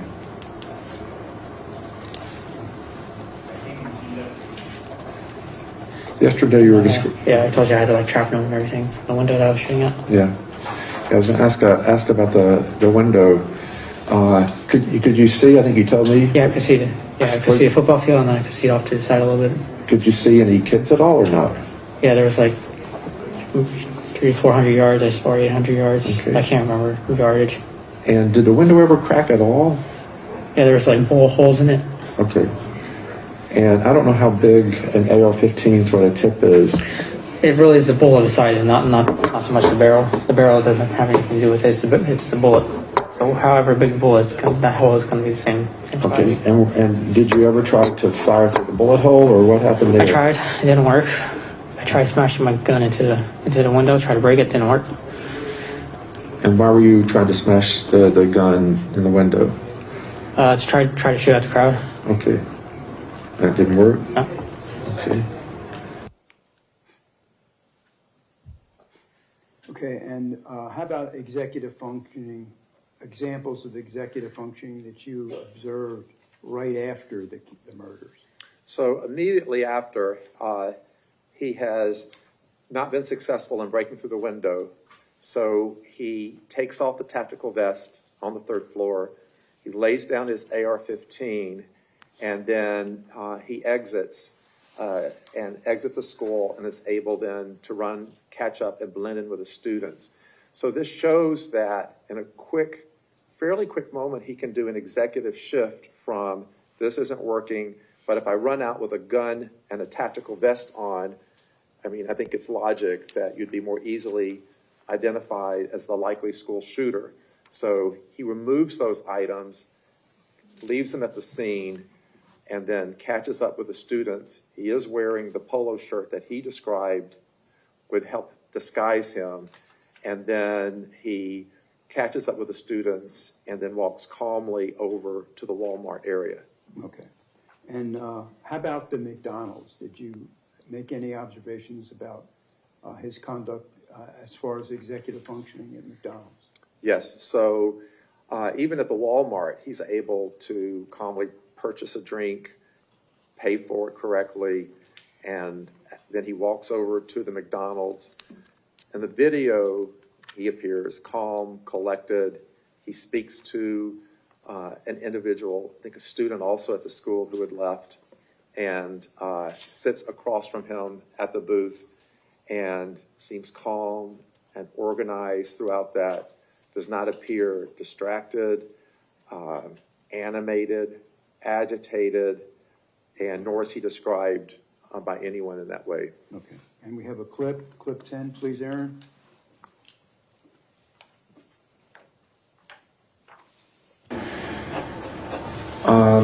So how did you get to McDonald's?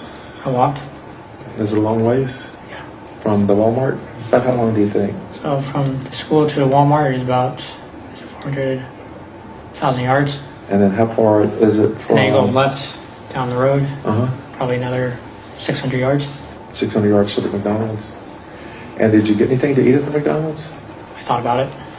And do you know if you got anything? Were you hungry? Especially, probably wasn't enough, huh? What happened at the McDonald's? I talked to this kid, told me his sister had stomach bug still. Okay. And did you have any conversation about, like, did he ask you who are you, or did he ask you anything about Yeah, it? I asked him if I could have a lift. I needed to go to work or something like that, and he said he couldn't do it. He had a soccer game with his sister. And the sad story is his sister died in the building. Okay, do you know his first name or anything? No, just random kid. Okay. Did you make any observations about the defendant's memory when you were evaluating? Yes. And what was your observations? So he had several detailed memories that were prior to, during, and then after the crime that were consistent with actual collateral or corroborative records. So he had memories of going to the school, going to the stairwell, running into Christopher McKenna, beginning the shooting. He had memories of the people he shot in the hallway. He did have some memories of shooting into the classroom, but couldn't remember the specific people he shot or saw, if he did, in the classroom. And he described to me a range of memories and experiences of both sounds, some smells, sights, and even reactions by some of the students during the shooting. Okay. And we have some clips. Aaron, clip 26, please. And then there was a girl you mentioned yesterday that was... Yeah, she was on the stairwell. She was on the stairwell? Yeah, I shot her. She was crawling. I shot her in the back. Okay, and how come?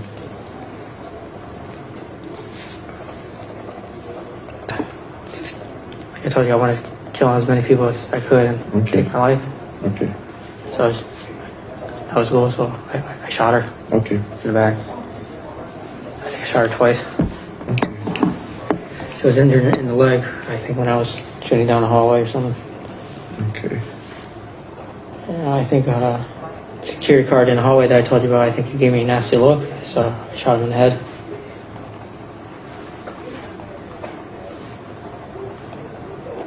Peter Wing also gave me a nasty look. Okay. Yeah, I remember that. What kind of look did he give you? Do you remember? Look of anger. Okay. Yeah, I think I told him to run. And did he? Okay. Okay, and clip 23, please, Aaron. And again, I think I asked you this yesterday, but I think I showed mercy to the three girls, to be honest with you. I was going to walk away, but they started to show nasty faces, and then I went back or something. Explain to me how you showed them mercy. I was like thinking about shooting him, but I didn't want to do it.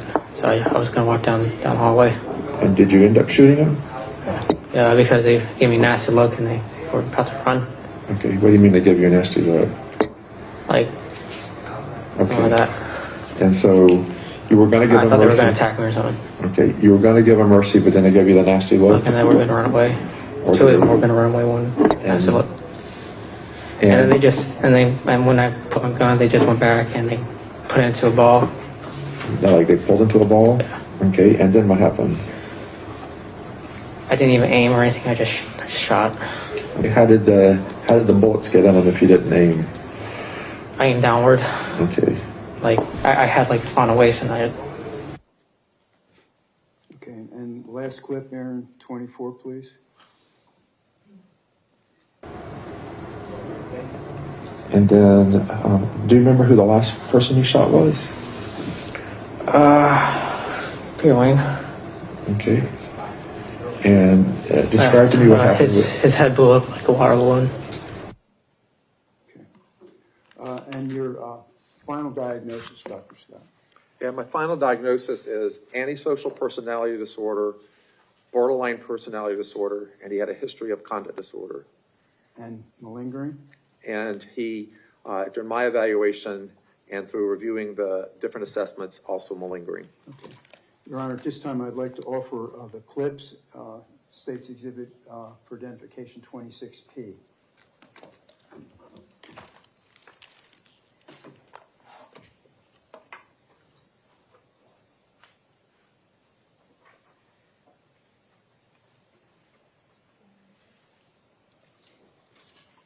I don't remember who's the point person from the defense for this. No further objections. Okay, so you're maintaining, other than the objections that you have already maintained and argued, there's no additional objections? No, ma'am. Okay, thank you. Over the defense maintained objections, states 26P will be received as states 496. Thank you, Your Honor. Sure. Your Honor, I have no further questions of Dr. Scott. Okay, ladies and gentlemen, at this time, we're going to take a lunch break. There's a few additional things that need to be accomplished from myself and the attorneys during lunch, so we're going to take a bit longer than normal. It's 10 minutes to 12 now. I would ask that you please be back at 1:45. Yes, 1:45, so that gives you almost 2 hours. Please do not discuss the case among yourselves. Please leave your notepads behind, and I'll see you at 1:45. Thank you.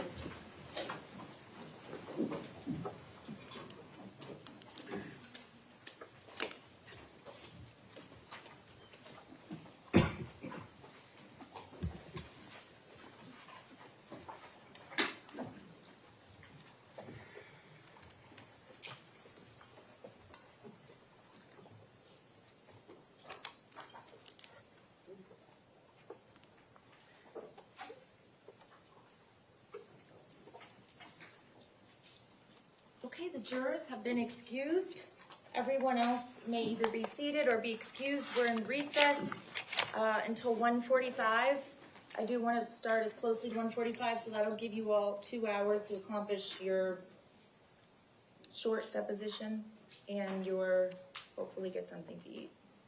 Your Honor, I forgot to ask Dr. Scott 2 more questions, so if I can, not now, but obviously when I come back. Not a problem.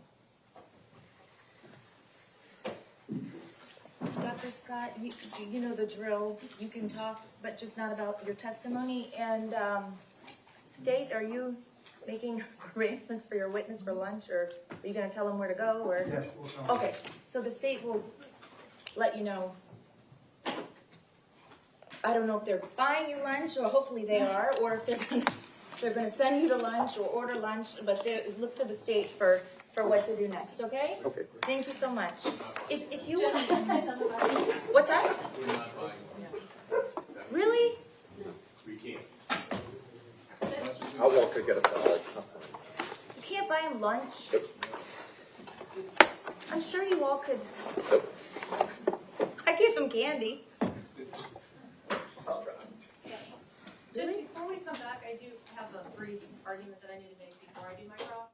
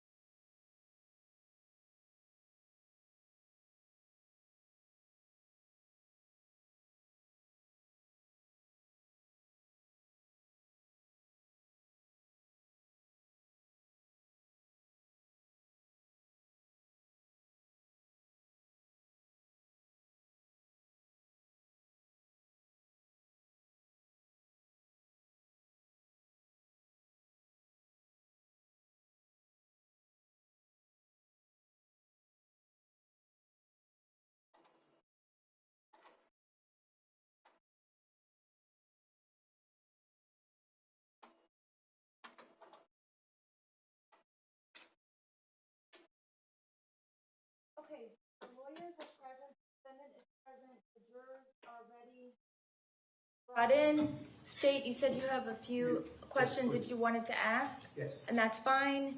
And the defense said they have an objection to make before cross-examination, so why don't you make that objection now, before the jurors are brought in? Okay, it's not actually an objection, Judge. I just, so based on the testimony from Dr. Scott today and Tuesday, and based on the other, the jail deputy who testified on Tuesday, I don't think I could repeat his name.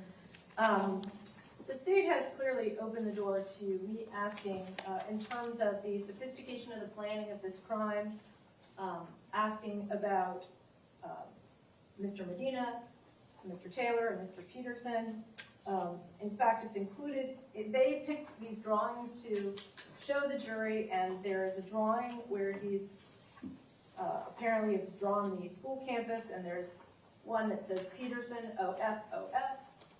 Another one, security guard, which he's referencing Andrew Medina, help, help, he's crazy, he's effing crazy. And it's not to, like, system failures and mitigation of the crime, it's to show that this is not as sophisticated a plan as he described it to the jury, but that, in fact, there were many things about the plan that were flawed. It's just some of them didn't go wrong for him because of things that other people did or didn't do, but it does go to the sophistication of the planning, and we are absolutely entitled to rebut that. He also, in talking to Dr. Jones, he talked about the planning of it and how long he had planned it. Additionally, the Dr. Scott, I think, said that's what he's telling people who are reading his YouTube comments. That opens the door to what a couple of these people who know about these social media postings did in terms of calling the FBI. Now, I don't intend to go into what the FBI did or didn't do, just that people did see these comments, and one person called the FBI, and someone else who saw some social media stuff or knew that he was obtaining a lot of guns called the FBI. And the state has fully opened the door to these things, and we are now absolutely permitted to cross-examine them.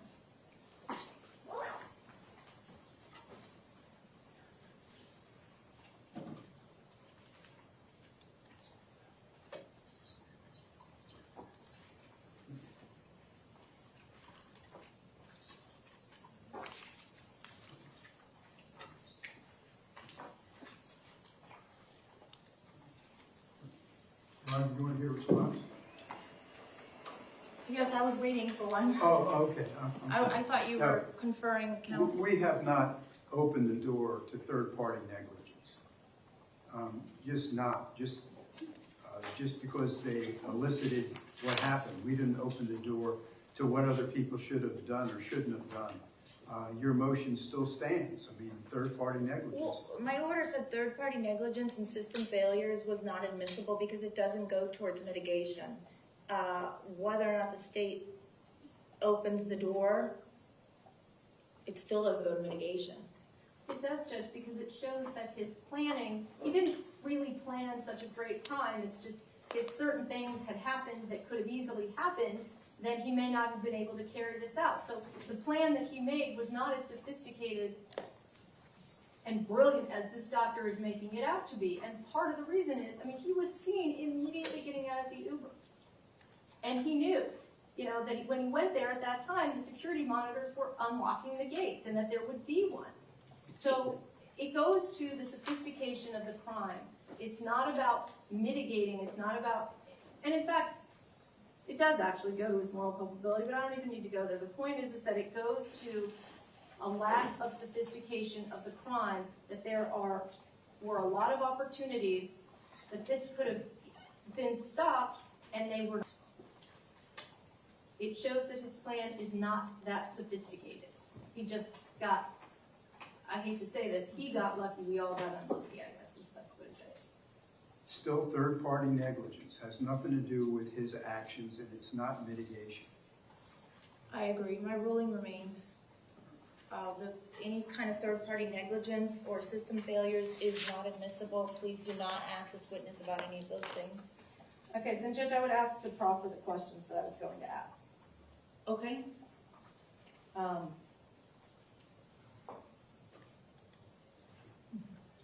okay.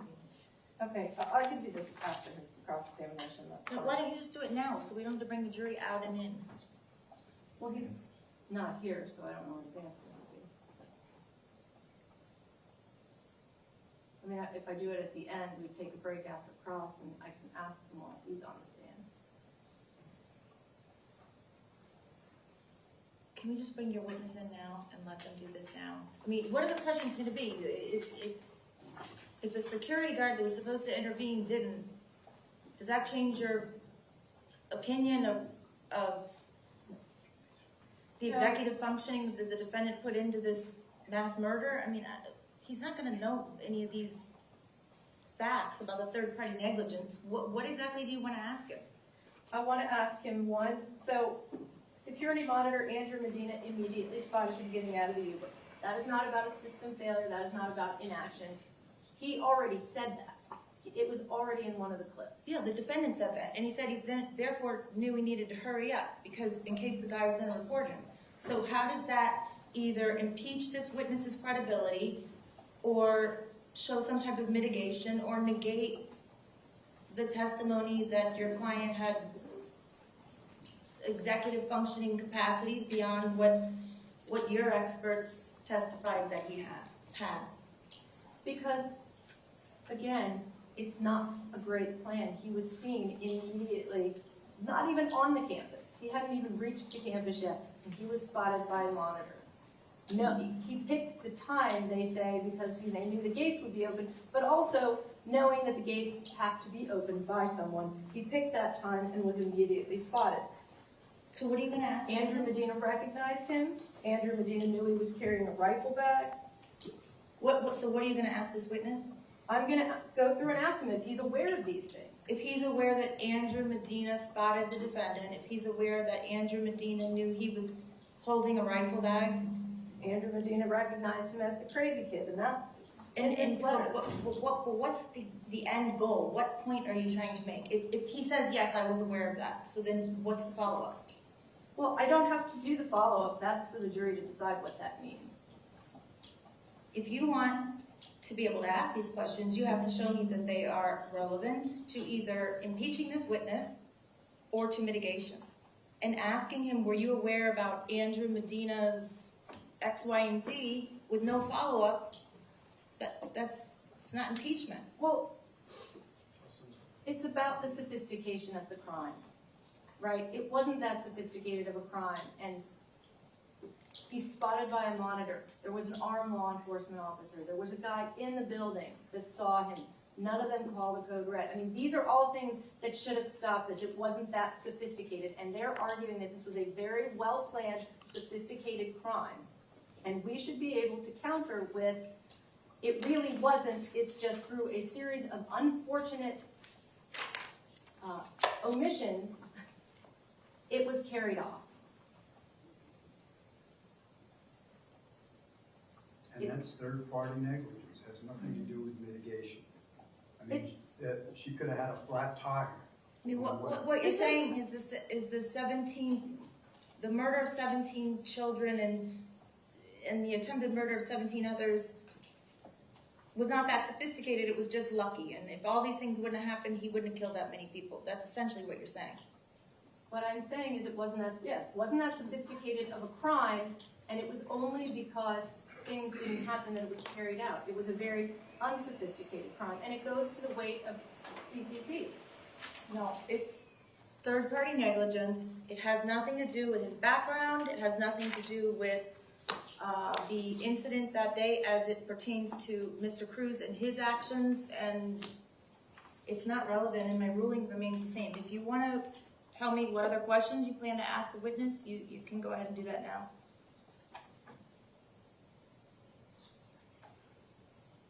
So, Judge, are you going to allow me to do the proffer with him, or? No, I'm going to allow you to proffer the questions to me because so far what I'm hearing is a bunch of questions that you really are not looking for answers. You're just looking to ask them because by your own admission, you're looking to say that the reason that so many people were hurt and killed is because of the inaction of other people rather than the action of Mr. Cruz, which is what I clearly said is not admissible. I understand that, Judge, but the state has now opened the door twice. I respectfully disagree. So if you want to proffer the questions, you can do so now. Okay. Security monitor Andrew Medina immediately spotted him getting out of the Uber. When he got out of the Uber, he was not even on the campus. Andrew Medina recognized him as the crazy kid. Andrew Medina saw that he was carrying a rifle bag. Andrew Medina had a radio and was trained to call a code red. A code red alerts everyone on campus to lock down. Instead, Andrew Medina radioed another security monitor in the building, David Taylor. David Taylor ran and hid in the closet on the second floor. David Taylor also did not call a code red. There was an armed law enforcement officer on school grounds who hid near the 1200 building instead of engaging him. That law enforcement officer did not call a code red either. That law enforcement officer is being prosecuted by the same state attorney's office for several counts of felony neglect of a child.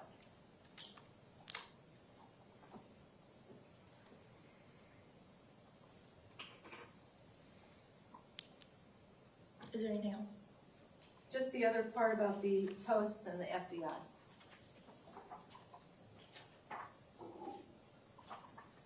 Okay, do you want to make additional argument? Do you want to put the additional questions that you intend to ask if I had not prohibited you from doing so on the record? Or can we bring in the jury?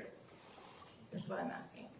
I would ask, you're aware that he posted on Instagram that he wanted to shoot up his school, and then on February 5th of 2016, a neighbor called BSO and reported that. You're aware that because of his YouTube posting about being the next school shooter under the name Nikolas_Cruz, someone called the FBI to report him.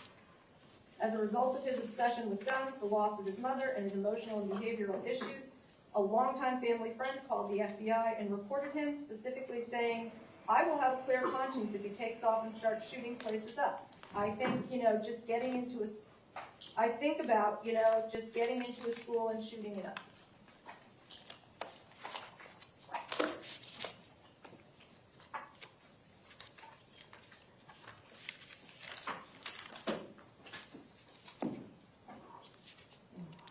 And Judge, for the record, we did ask to proffer these with the witness, but they are now on the record. Okay, are both sides ready to bring in the jury? Yes, Your Honor. Wait, Judge, one more thing, I'm sorry. There are two documents I did want to ask the court for permission to enter into evidence through this witness. I know the state's objecting. I don't know if you want to see them or... What are they?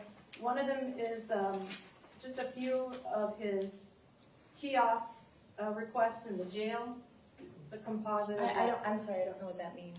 So when inmates need things like a medical visit or a chaplain visit or whatever, a dietary change, they go on instead of writing out like a request like they used to do, I think they go on like a computerized system and they make these requests. And then there's some random deputy at the other end, or I don't know exactly when they respond, but they sees them and then responds. Okay, so you've shown the state what you want to introduce? Yes. And what can I see it so I know Yes. exactly what you're talking about, Yeah, please? and we're objecting because it's hearsay, it's self-serving, and it wouldn't even be admissible on their case. Okay, let me take a look.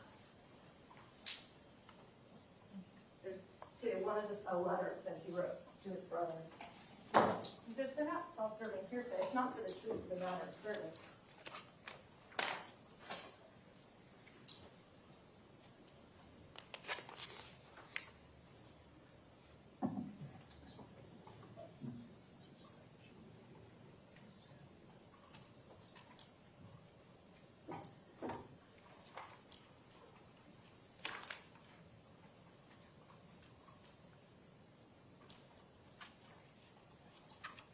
Okay, so I'm looking at what's been marked for identification as Defense 6P. Begins with a certification of records, and then it has a second page that says, Cruz, Nikolas, message, I want to say I'm sorry for being anxious, and I do apologize. Please forgive me. From January 4th, 2021. then it says in the next line, this message has been rejected, case closed. Then the next page under the message, this is from 4/30 of 2022, is Pastor Black feeling better? And then the message is IDK.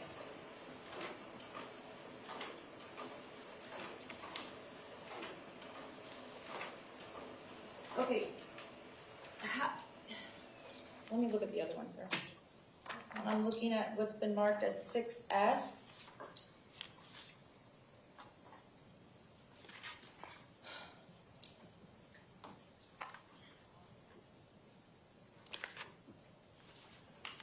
All right, let's start first with 6P. First of all, when a party wants to admit evidence during the opposing party's case, it's discretionary with the court and should be done in very limited circumstances. What I'm reading here are messages purportedly from Mr. Cruz to someone in the jail over a period of time about various things. How and why do you believe these things are admissible? Defense? Because he's talking about his improved cognitive abilities and executive functioning abilities. And those are contrary to that. Improved cognitive abilities? I don't understand. Well, he was saying that he had developmental delays as a child, but he basically grew out of all of that. And I'm showing some executive functioning and some language issues in these requests that are recent. So you're trying to show that he has a lack of executive functioning Yes. by these? Yes.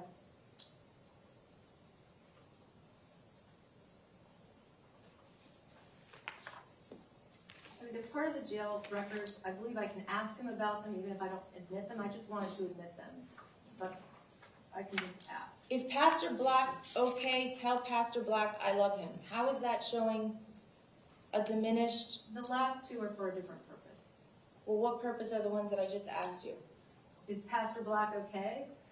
He's asking the kiosk, is Pastor Black okay? Okay, but there's obviously a person that responds because a person named Kanisha Bass responds. Right.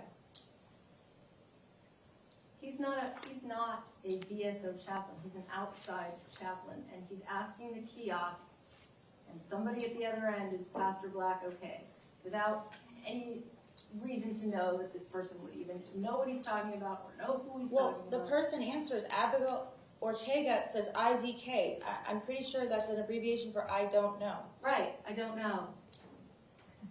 Which is only a slightly different version of request rejected, case closed. Okay. Under any of your arguments, this is hearsay when it's offered by the defense. I'm not hearing anything other than it's being offered for the truth of the matter because you're trying to use it to show a diminished level of executive functioning, and therefore it would be offered for the truth of the matter. No, it's not being offered to show is Pastor Black okay or not. It's being offered to show his skills. It's not about this. The truth of the matter would be, are the matters that he's talking about or asking about those things true or not? And that's not why they're being offered. All right, I'm sustaining the state's objection. 6P is not admissible. So are you also ruling that I can't ask him if he's aware that he did a kiosk request saying is Pastor Black okay? Or whatever the other ones are? I don't have to admit it. I don't have to show the jury, but no matter which way you say it, it depends on how you say it. I'm not going to tell you exactly what you can cross-examine him on, but I'm telling you that this, in its current format, is hearsay. It's being offered for the truth of the matter asserted, and it's not admissible. Okay. Now, as far as 6S, I see letters to, I don't know to who. Zach, dear Zach, it's been 4 months and I haven't heard from you in a while, and so on and so forth.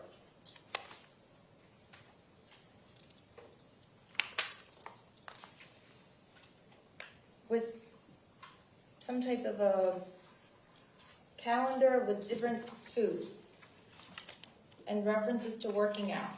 And how is this admissible?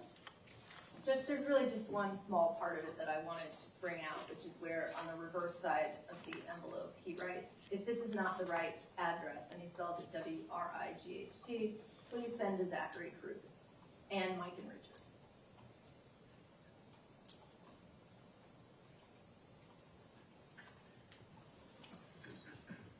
So you want to show that he's using the word W-R-I-G-H-T instead of R-I-G-H-T? Well, that's part of it. He's also on an envelope for a letter that he intended to mail. He's writing on the other side, if this isn't the right address, please send this to Zachary Cruz and Mike and Richard.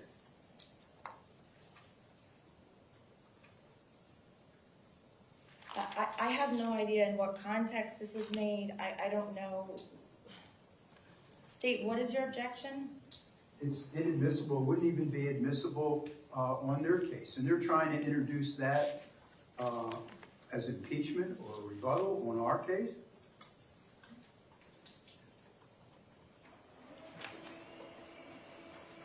Dr. Scott's repeatedly talking about his improved executive functioning skills. Here he's addressing a letter and then writing on the other side, if I didn't do this right, can you just send this to the right person without any identifying information for the right person? Like, how does that get around the hearsay argument? It's not for the truth of the matter asserted. It is. You just said it was. You said exactly. He's writing on the back of the envelope. Right, X, Y, and Z.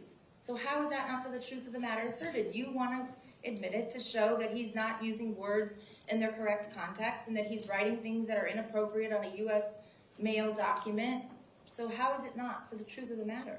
The truth of the matter asserted is, if this isn't the right address, please send to Zachary Cruz. I mean, that's irrelevant what the content of it is. It's not about the words on there. That it's not, for example, not me trying to put a letter saying, I have FASD. Now that would be for the truth of the matter asserted. This is to show he has limited executive functioning skills. That's for the truth of the matter. The truth of the matter that you're trying to negate the doctor's testimony. This is not admissible. I agree with the state. It's not admissible in your case, and it's not admissible in the state's case. So I'm sustaining the objection to 6S and 6P. So am I permitted to ask him if he's familiar with this letter? I'm not going to tell you how to do your cross-examination. Okay, thank you. May I practice again? You may.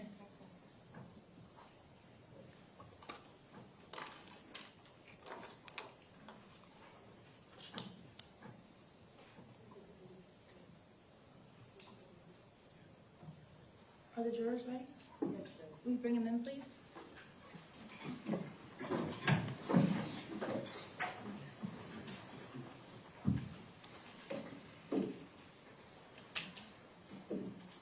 State, do you want to have your witness come up? Jurors are entering.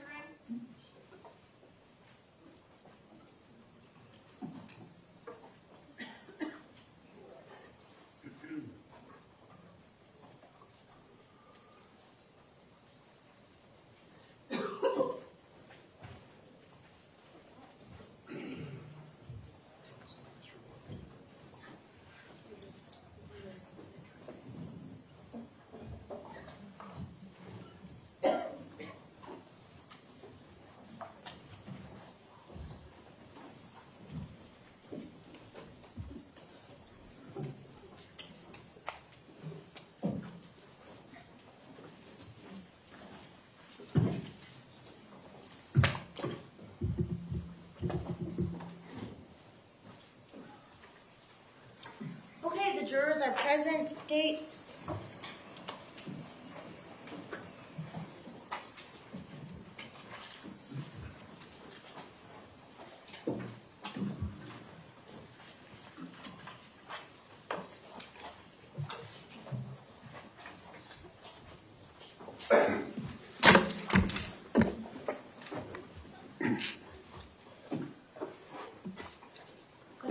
Doctor, you're still under oath. State whenever you're ready. Thank you, Thank you, Your Honor. Dr. Scott, what is the difference between your diagnosis of the defendant with anti-social personality disorder and borderline personality disorder with a mental illness or a developmental disorder? What's the difference? So a developmental disorder or a neurodevelopmental disorder is in a completely different category, of our diagnostic manual. And so that can be associated with perhaps, but not all, unidentified area of deficit and functioning in the brain, can arise from a neurodevelopmental period, and the behaviors are attributed to those deficits or impact from early onset. In contrast, antisocial personality disorder and borderline personality disorder are not disorders that have been closely tethered to or defined by a particular brain abnormality. These are disorders of behavior, disorders where people repeatedly, in the context of antisocial personality disorder, violate the law, don't conform to rules of society, and that's one big difference. So one is a behavioral disorder, such as antisocial personality disorder, where the person doesn't follow the law or violates the rights of others. And likewise, borderline personality disorder is an impairment in how people choose to behave and interact with others that also violates societal norms or what's expected from them in society. But it's not attributed to a particular medical origin. Okay, and mental illness? So a mental disorder, as defined by the DSM-5, does include an umbrella of many different disorders. So under the DSM-5, you do have a chapter specific to neurodevelopmental disorders. That's where things like autism spectrum disorder go, ADHD or attention deficit goes. Then you have chapters specific to some of the severe mental disorders like we traditionally think of, such as psychosis, mood disorders like depression or bipolar disorder or anxiety disorders. And they do have a separate section for these personality disorders that they separate from the neurodevelopmental and some of the other major psychiatric disorders.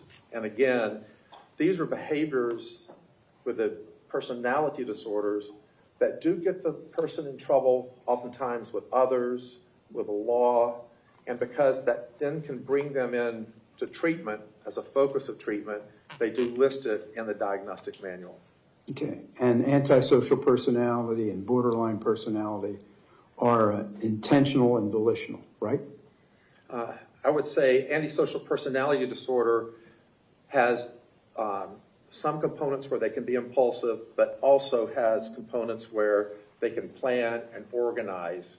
And borderline personality disorder, one of the criteria, they can also be impulsive, but many of their acts can also be more well thought out. So there is some overlap. Okay, and they're behavioral disorders? Yes. Okay, not mental health disorders. I would say they're in the book on mental disorders, so to that extent that they're listed, but they are not in the same category as mood disorders, psychotic disorders, neurodevelopmental disorders, anxiety disorders, etc. But they are in the manual of mental disorders. Okay, but they're volitional and intentional for antisocial person. Objection asked and answered. Overruled. Can answer. Yes. They are considered separate and different from the more severe mental disorders like I've described, and so they're in a completely different category of personality disorder, which means how a person's behavior is that is beyond natural traits we may all have. That's common for us to have our own quirks and personalities. This takes it to a different level where their personality, style, traits, and behavior really cause trouble with society and with others around him. And that's why it's called a personality disorder. That's why it's called a personality disorder. Thank you, Doctor. Thank you, Your Honor. Thank you. Cross-examination? Yes, ma'am.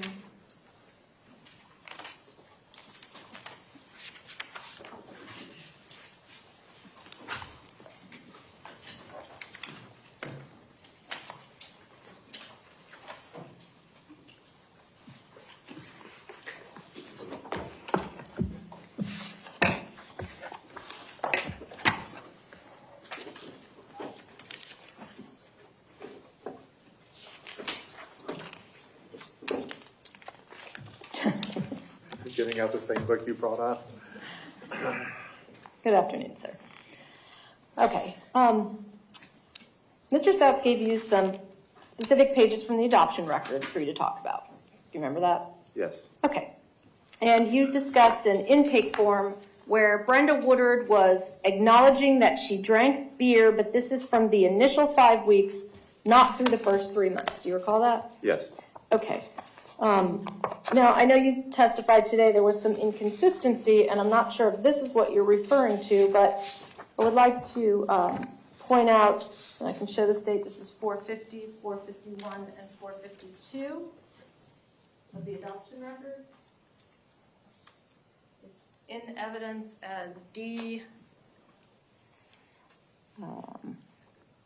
85, I believe.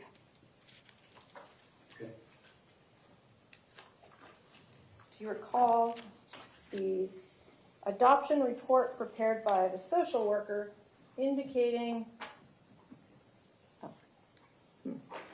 hold on, let me try to make that smaller.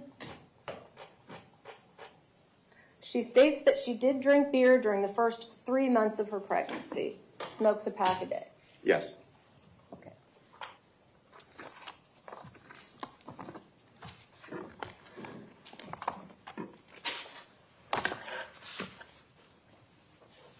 Now, you testified that there wasn't evidence that Brenda Woodard had been drinking on June 8th, which was the day of her arrest, June 8th, 1998. I said the jail record did not indicate that, yes. Okay.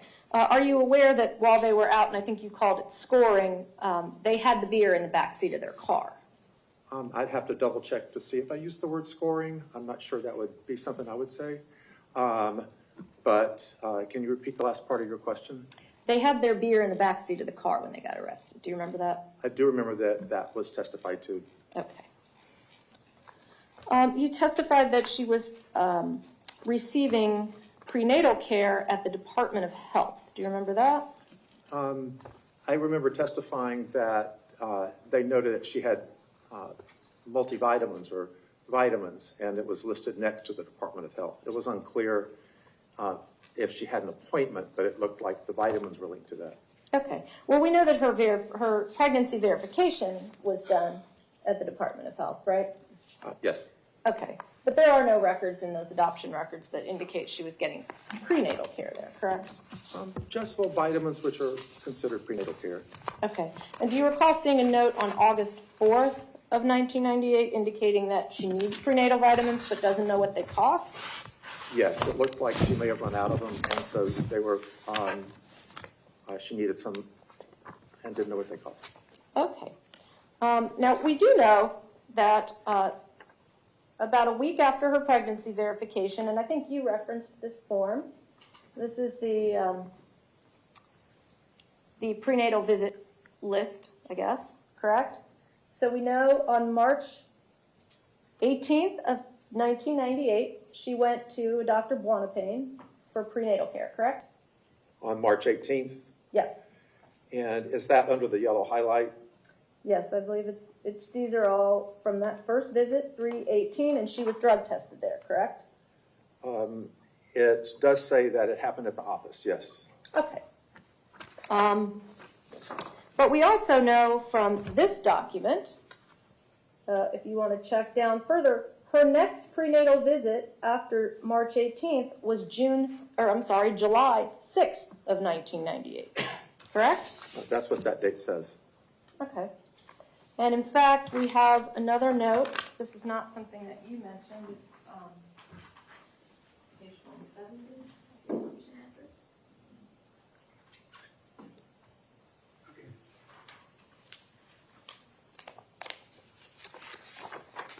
a note indicating, oh, sorry. Just move it down. Lost weight between visits, hadn't been seen for a while, 4 months. Right? That's what that note says in contrast to the other record. Okay. Well, so this is actually consistent with the other record, right? If she went in March and then came back in July, that would be hadn't been seen 4 months, correct?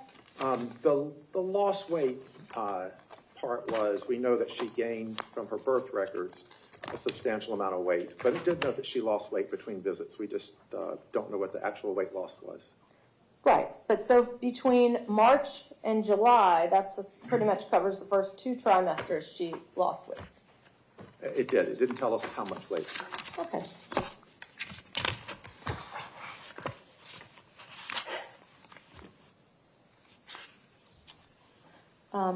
Okay. Now, you testified, and this was, I think, more in the context of his birth records, but I think you said healthy baby boy that did not appear to have been exposed to drugs in the last 3 months or so prior to his delivery. Do you remember that? Yes. Okay.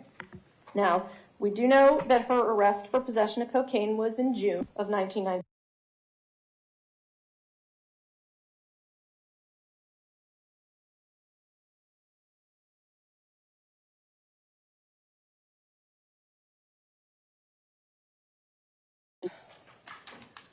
We have a note from August 5th of 1998. Now, I don't know if you remember this. She went on probation about a month after her arrest, right?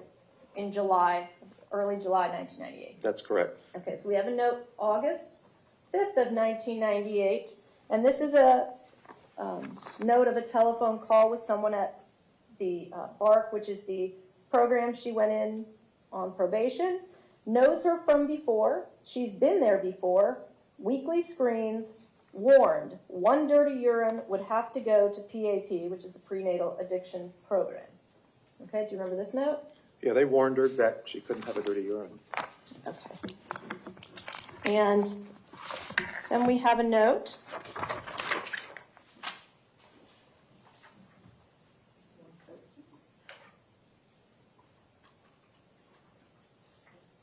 Page 113 of the adoption records. Brenda called going to PAP on Monday. And then on the side it says, thinks she may have tested positive, blames Ambisol. Do you remember that? Yeah, it's Anusol, and she was being treated for hemorrhoids, and Anusol has a compound in it that can test positive at times. So I verified that she did have hemorrhoids, she did get treatment for it, and she was concerned that that could cause a dirty urine. Okay. And then we have another note. This is page 111 from the same day.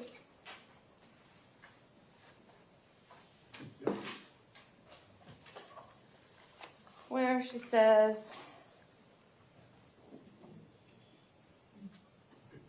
Brenda had said that the test could be faxed to probation. Now she doesn't want that to happen if she tests positive. Yes, yes, she had worried about the Anusol testing positive, and that's noted in that record.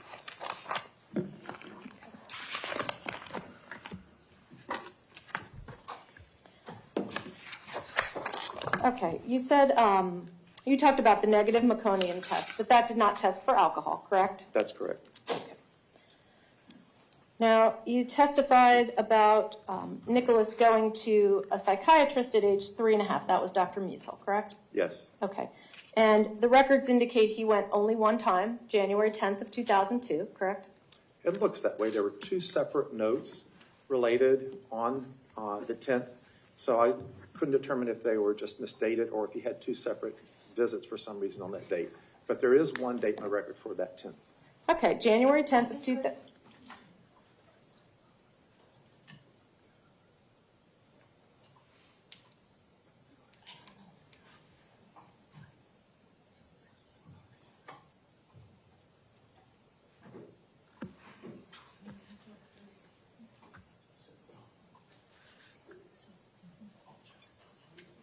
I guess I accidentally pressed the panic button. I'm not sure how.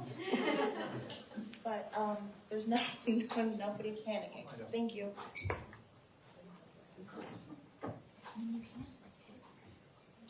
about that. That's okay. Can I? Yes. Oh, okay. Okay. Now, Dr. Musil made some recommendations for follow-up to Linda, correct? I believe so, yes. Okay, but she never went back, right? She did have certainly early preschool evaluations and treatment. So she was evaluated even before kindergarten by different Broward County evaluators. So maybe not who he recommended, but she did get follow-up treatment and evaluation. She did, or the school did? The school did. Okay. All right, now you testified that you didn't see evidence in the records of OCD, even though that was noted by some of his providers, correct? I testified that I didn't see sufficient criteria that would have met the diagnosis, and I testified that he had some behaviors, such as asking when he could get on the Xbox and repeating questions over and over that could be a characteristic, but he didn't have the sufficient criteria met for OCD. Okay, but so some of the behaviors that were noted, the obsessive behaviors, were he obsessively watched the clock at school, correct? Yes, it was noted, maybe even in the second or third grade, that he would look at the clock to see when his mom was going to pick him up. He repeatedly asked when his mom was coming to get him or when the bus was coming. We just talked about that, correct? Yes. Witness testified he had to have exactly 8 chicken nuggets, correct? He said that at one point, yes. Okay. He would obsessively erase his mistakes on his papers to the point of ripping them. He sometimes would crumple up the papers, sometimes not. Yep. Okay. He engaged in picking behavior. He had times where he might pick at his skin, and when he had acne, he might pick at his pimples. Okay. And he started out at a young age being sort of obsessed with tigers. Do you remember that? Yes. Okay. And then Pokemon at some point? I would separate the tigers somewhat from the Pokemon. And during that time frame, the mother filled out a questionnaire for Rainbow Assistance. It's a grief counseling. And there are a lot of questions very specific to kind of worries and fears and things that are similar to obsessions. And in that questionnaire, during that time frame, you're talking about, it did not have the signs and symptoms consistent with OCD. He did have some worries and anxieties throughout his life, but the Pokemon interest, which a lot of people have an interest in, and kids have an interest in, even adults, seem to be more kind of a developmentally age-appropriate interest that a lot of kids can get very into. I thought the tiger interest, though, was more of, this happened when he was even as young as maybe 3.5 before kindergarten, was more kind of acting out, not necessarily OCD behavior, but kind of, and the therapist described it as kind of this acting out play behavior for some of his frustrations, in a way that he would communicate that, is how his therapist described it. Okay. And you're aware from his jail records he still has an obsession sort of with Pokemon. I've listened to a lot of his, I don't know if it's in evidence or not, but I've listened to a lot of his phone calls, and I've been able to hear who visits him, what they say. And periodically he does talk about Pokemon, but if you wanted to average over time the content of the Pokemon conversations in jail versus other conversations, I would not say it was it was a majority of the time or in any way an obsessive amount. He'll ask about it. He and his brother Zachary will talk about when they used to play, but I would not describe that as a current obsession. Okay. And at one point he did ask about the Xbox quite a bit. You mentioned that. Yes. At some point he became fascinated with airsoft guns, yes? Yes, he became... And then real guns, right? He became interested in airsoft guns and things like pellet guns and then other weapons throughout his life. Real guns, right? Yes. Okay. And you're aware that on his, on October 1st of 2016, 1 week after his 18th birthday, he bought his first gun, correct? Yes.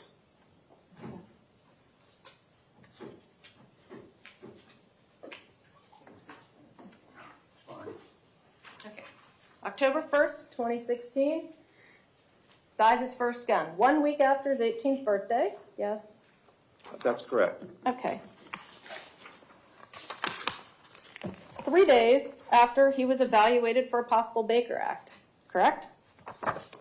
He had an evaluation on the 26th and on the 28th with different evaluators. Okay. And during that process, the Department of Children and Families designated him a vulnerable adult due to mental illness. Do you remember seeing that? I certainly remember that being mentioned, and then they opined that he did not meet the criteria for involuntary commitment to a hospital.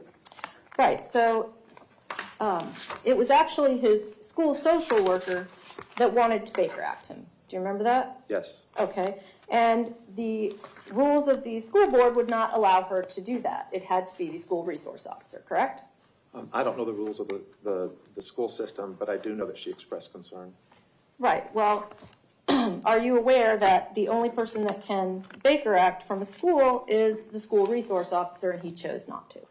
I'm aware, as with most schools, that involuntary commitment of a child or adolescent typically is done by the school resource officer, but I haven't seen testimony on his statement about his decision one way or the other. Okay. Are you aware that the psychiatrist that he was seeing at Cross Creek advised against him being placed in JROTC when he got to Marjorie Stoneman Douglas High School? Yes, that was Norma Ortiz. Okay. And she did recommend against that. And are you aware that he was removed from marksmanship because the JROTC instructor was concerned with him having access to any weapons? Yes, this happened after he attacked a fellow student, and then he subsequently, the JRTC didn't think that was an appropriate class for him. Okay, and while we're talking about that, let's talk about the, what I think you called it the ASVAB. It's the military entrance test, correct? And you showed a clip where you were talking to him about it, where he came up with 3 questions? Yeah. Where he wrote 3 questions? Yes. Okay, and are these the questions? Yes. Okay, and I think you testified he was able to write 3 questions that he knew the answer to. Yes? Pretty much, yep. Okay, but he didn't get 2 out of the 3 correct, right? He couldn't answer the last one, and the first one he said hydrogen and helium is the water molecule, correct? Well, the question has the answer. What is a molecule of water? And then you're right, he did say for the H, hydrogen and helium, but I didn't ask him what the O could stand for in the periodic table. Okay, and he told you that these are the simple questions, yes? Yeah, these are questions that he came up with on his own on the spot. Okay. Now, you're aware that the minimum score to pass the ASVAB is 31. I think it depends on the year, but I think that's the cutoff. Okay, and he scored a 15, Yes. correct? Okay.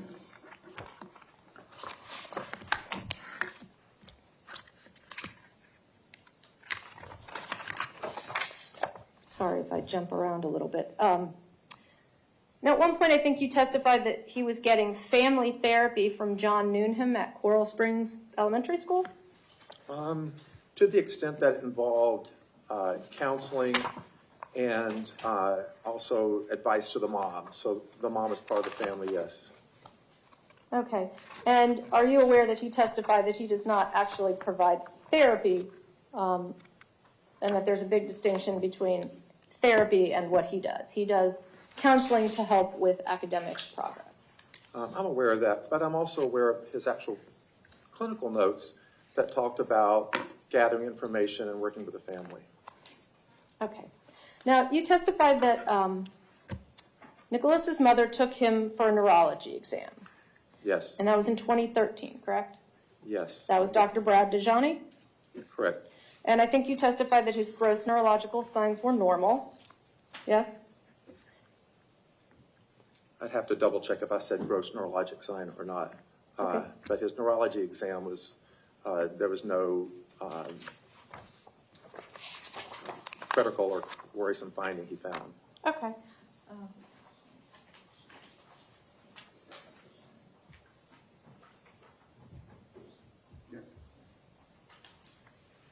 Dr. Dejani actually recommended that he have an EEG and an MRI done, correct? Yes, that would make sense to me based on what was described to him for follow-up. Okay. And Linda called and said that she isn't financially able to do those tests, correct? That was correct. She worked with Henderson throughout that time frame on the funding issue. Okay. Are you aware that at the time of this evaluation, she had $820,000 in her bank account with MetLife? Yeah, I'm aware that she did have $800,000. I don't know at the time of that evaluation what her income was, but I do know that after Mr. Cruz was arrested, it was subsequently learned that she had $800,000. Okay.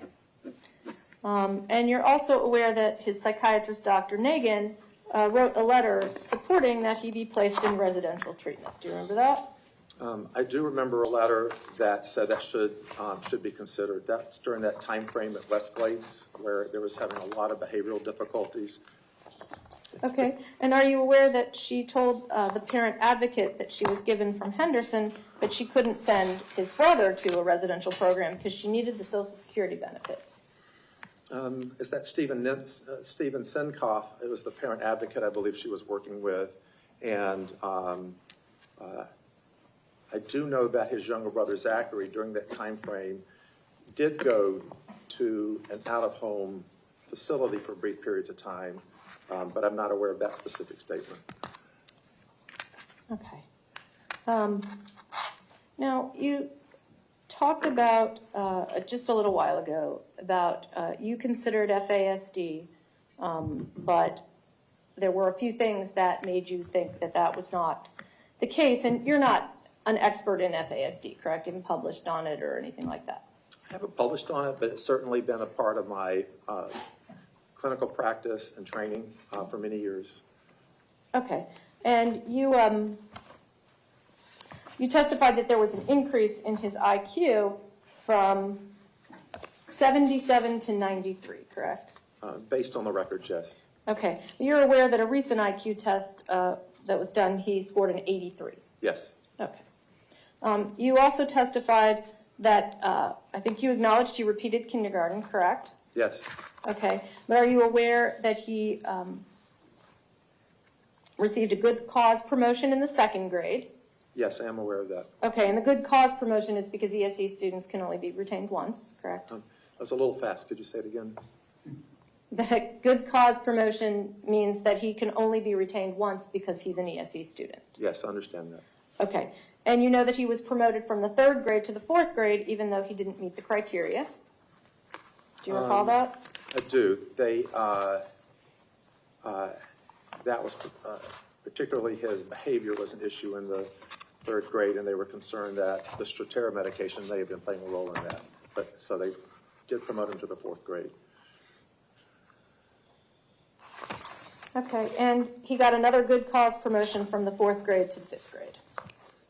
Well, Remember he was promoted, but he had met, at least for the reading aspect, he had passed the FCAT, and he was then put into, in the fifth grade, they felt confident enough to put him in about 80% mainstream, though with the ESE support. So he did move to the fifth grade. Okay, let's talk about those FCAT scores. So you mentioned that twice he achieved a level 3, and that was in the fourth grade and the fifth grade, correct? No, I said in the fourth grade he met the standard. In the fifth grade, he had conference forms not related to the FCAT, but related to the teacher's impression of how he was doing academically, which said he met or was above standard. So, but not the FCAT for the fifth grade, but more the teacher's assessment of his performance. In the fourth grade, it was the FCAT for passing the English part. Okay.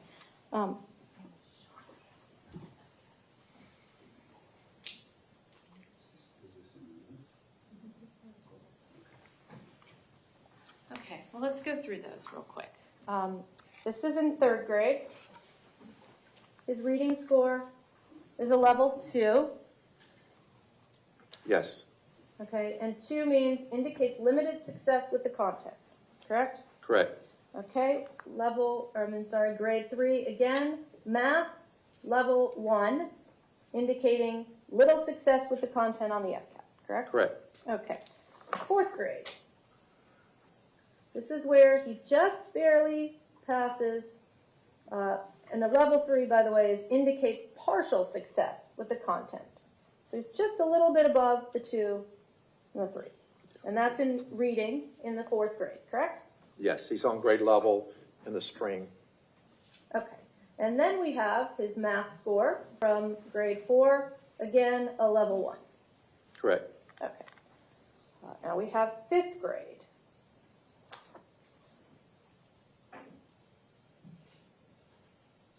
Science, he got a level 2, correct? Yes. Okay. 5th grade, this is where his reading, he did get a level 3 in the 5th grade, correct? Yes. And then in math, he got a level 2 in the 5th grade. Yes. Okay. And he had been in a cluster class for the 5th grade, correct? Part of the time. Okay. Now, you also said something, I think, about plateauing as a teenager. Now, so in the 5th grade, he was, let's see what year that was. He would have been 13 years old, correct? If it's 2011? It depends on what part of the year, Yeah, because he had a I know. September birthday.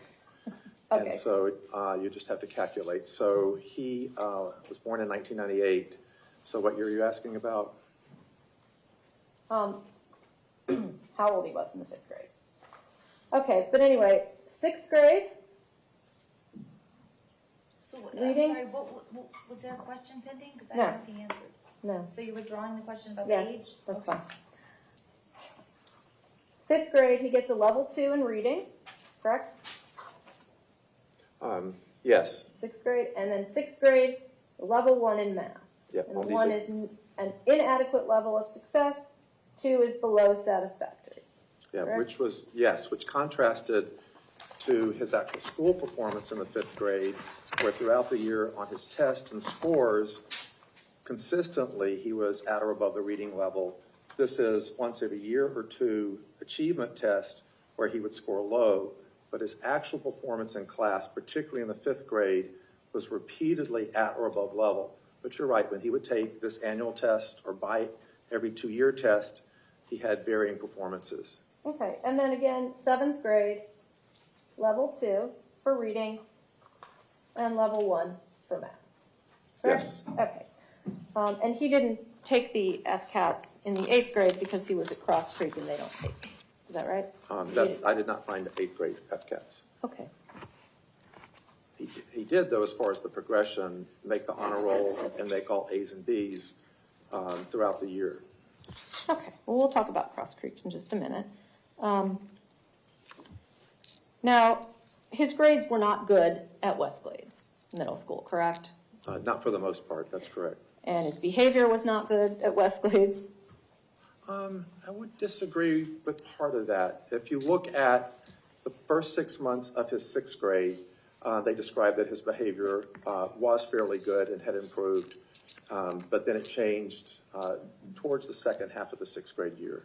Okay, and that was actually a few weeks after his mother took him off the Risperdal, correct? It was, and then they changed to another medicine called clonidine. Okay. Now, his grades really only ever improved when he was at Cross Creek, right? I disagree with that.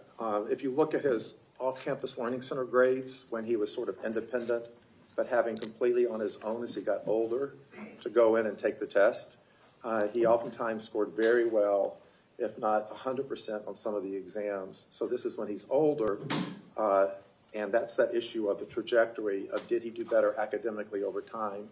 So in school, I think overall he did better in a structured program such as Cross Creek. But even in the 3rd grade when he had a structured program, he did not do particularly well then. So it wasn't 100%. but I do think the structure helped show what he could achieve. Okay. Now, at Cross Creek, he was actually working in some classes at an elementary school level curriculum, correct? It would depend on the class. Okay. Are you aware that his teacher in deposition specifically mentioned that he had decoding issues, which is something they teach in the first grade? Which teacher was that? That was Ms. Belargin.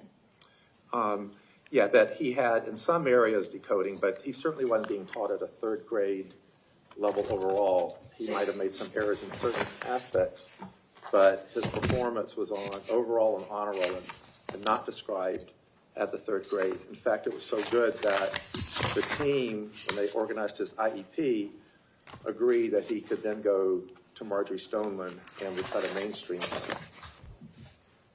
Okay. Well, let's talk about that. Are you aware that Jessica DiCarlo, the IEP specialist at MSD, expressed a concern to the administration about him coming to the school? Yes. Are you aware that the Cross Creek family counselor, although he met criteria, indicated she did not believe he was ready for mainstreaming? Yes. And are you aware that Tara Bone, an ESE specialist at MSD, told the MSD administration he didn't belong at the school and was told to stay in her lane? Oh, she was told, you're saying, to stay in her lane? Yes. Are you aware of that? I'm aware that she may have had a disagreement. I don't remember the stay in the lane comment exactly, but I do remember she was told she had the concern. Okay. And in fact, his grades, by the first full year at MSD, he was failing most of his classes. When you say first full year, are you talking about 11th grade? 11th grade. Right. First quarter, he was failing most of his classes. Is that correct? Oh, yeah. There was, after his breakup with a girlfriend in August of 2016, there was a complete change in his participation and academic performance. It was dramatic. Okay. Now, let's go back for just a minute because I want to talk about Cross Creek for a minute. Cross Creek, they have small class sizes, correct? Yes. Small student-to-teacher ratio. Yes. Okay. Lots of structure and supervision. Yes. A therapeutic environment. Yes, there were counselors there. Yes. Medication management by the staff. Yes, so his medicines to make, he could get on site, which means that enhanced compliance of taking his medicine. Okay. And during his time at Cross Creek, he had 3 referrals in the first semester, correct? Yes. Okay. But only 1 referral, and that was a bus referral in the 9th grade, his 1 full year at Cross Creek. Yes. Okay. And that's compared to his 63 referrals at West Glades. Yes, it was a dramatic difference. Okay. And while he was at Cross Creek, he also had services at home with Henderson, correct? He had a case manager. He had that at West Glades too, but he also had it at Cross Creek. Okay, he had a therapist from Henderson. Yes. And he had, well, his mother had a parent advocate, correct? Yes, Stephen. Okay.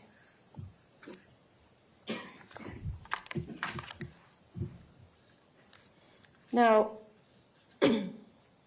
when he goes to Marjorie Stoneman Douglas High School, at some point, all of the Henderson services go away, correct? It's not that they go away, it's that this was in the November 2016, and Jared Benefeld was his counselor, and Mr. Cruz, Nikolas decided that he didn't want to avail of their services anymore, and that's noted in the record, and so they didn't continue. Okay. Are you aware that he didn't do well enough on the GED pretest in jail to qualify to take the GED test? No. Let's get back for just a minute.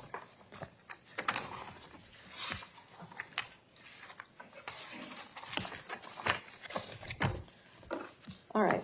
I think you mentioned a couple times he had a job at Dollar Tree, correct? Yes. Okay. And he told you actually in the interview he tried first McDonald's, Publix, CVS, Target, and movie theaters, but no one would hire him, correct? Yes, and he added that someone did offer him a job at a gun shop, but he was was employed at Dollar instead. Okay. And Linda filled out his application at the Dollar Tree, Yes. correct? Okay. And she coordinated his schedule for him. Not completely. I mean, even after Ms. Cruz passed away, he organized his schedule. He coordinated the shifts that he would do. He had between, depending on the week, 3 to 5 shifts, ranging from 4 to 8. He coordinated that with his off-campus learning center.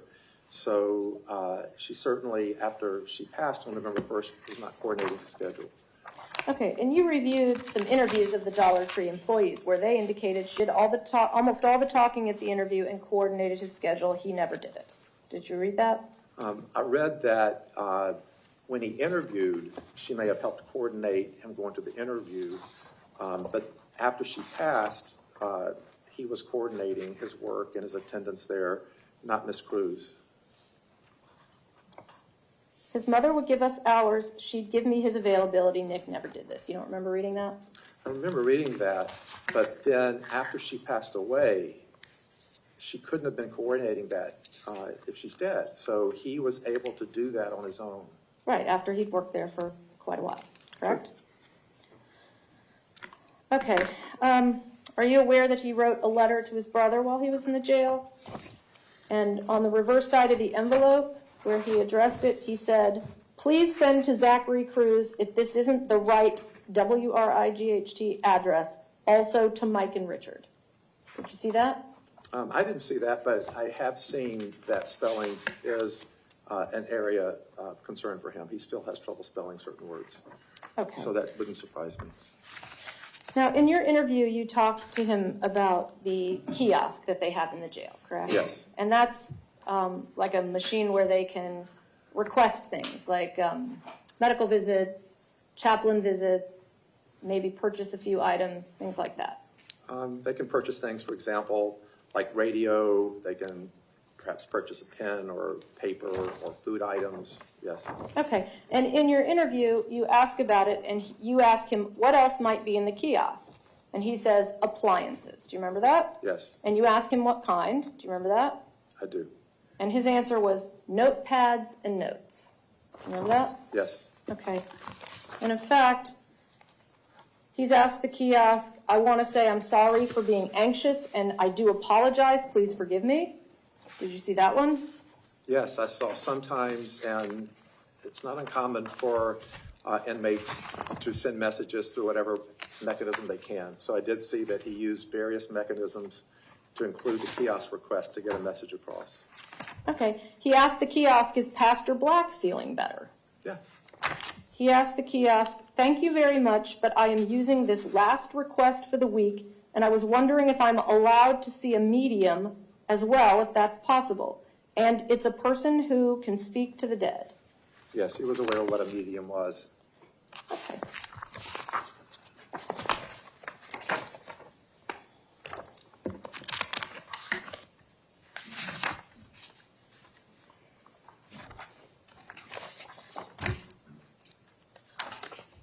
All right, you talked about how he planned out this crime and all these things he took into account in terms of how well planned out this crime is. Okay? I'm going to ask you if you are aware of certain things. He told a bunch of people he was going to do it before he did it. Yes. He posted online under his real name that he was going to do it before he did it. Yes. His mom drove him to buy the gun that he used. She did, about a year before. He took an Uber pool to get to the school. Yes, and he was the sole person in the car. He carried his gun in a Cabela's rifle bag 140 yards across the school lawn. Yes, He showed up with an unloaded rifle. he did. He never opened any classroom doors. Not with a handle, but he broke through the window. He didn't open the unlocked windows in the teacher's lounge. Not. I don't know if he was successful in opening the unlocked windows, though there may have, from the positioning of the window handles, may have been an attempt. He didn't take his gun outside with him. Oh, no, he left the gun. Right, and it had his fingerprints and his DNA on it. Correct? Yes, presumably, yes. He lingered around at the Walmart and then the McDonald's. He did. He was arrested with $350 in his pocket, but he didn't buy new clothes to disguise himself at Walmart, did he? You mean after the offense, because he had the disguise before. But yes, he didn't buy new clothes to get out of that red polo shirt, did he? No. Maroon. No, he didn't. He left his phone behind in the 1200 building, so he couldn't call for an Uber to take him away. He either left it or lost it, but it was left behind. Okay. And he didn't call for a cab to take him away, even though he had a bunch of money in his pocket. No. Okay. I want to talk about some other things he told you about the crime in your interview that we know are not true. He told you that he sighted in the rifle on February 13th of 2018 or into the morning hours and practiced the night before, right? He did say that at one point, yes. Okay. And you're aware that James Sneed testified under oath that Nikolas never shot real guns at their house? That was his testimony. Okay. I'm not sure if the testimony clarified the difference between sighting versus actually shooting the gun. So practicing with a gun and the recoil may be different than actually shooting the gun. He told you he shot a girl who was crawling in the hallway in the back. That's not true, right? I don't know. I'd have to double check with the autopsy photos if there were any people shot in the back. He told you that he told Peter Wang to run. That's not true, right? I don't know if we know that one way or the other. He told you that there was a security guard in the hallway that gave him a dirty look. That's not true, right? I don't know if we know that one way or the other.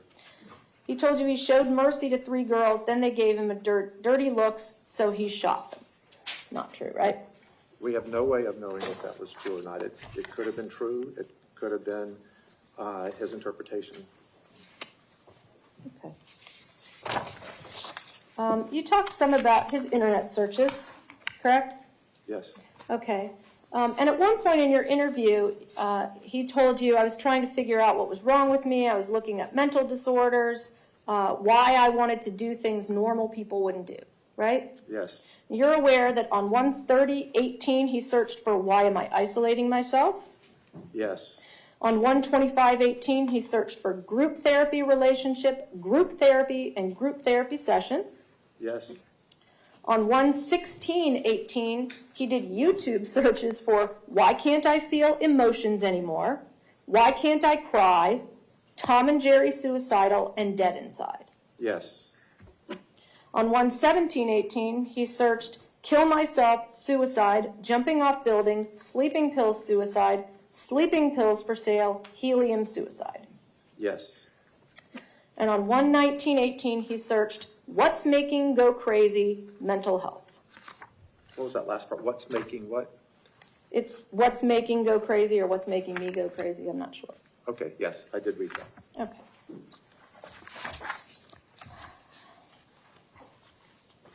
I want to talk now about your diagnoses.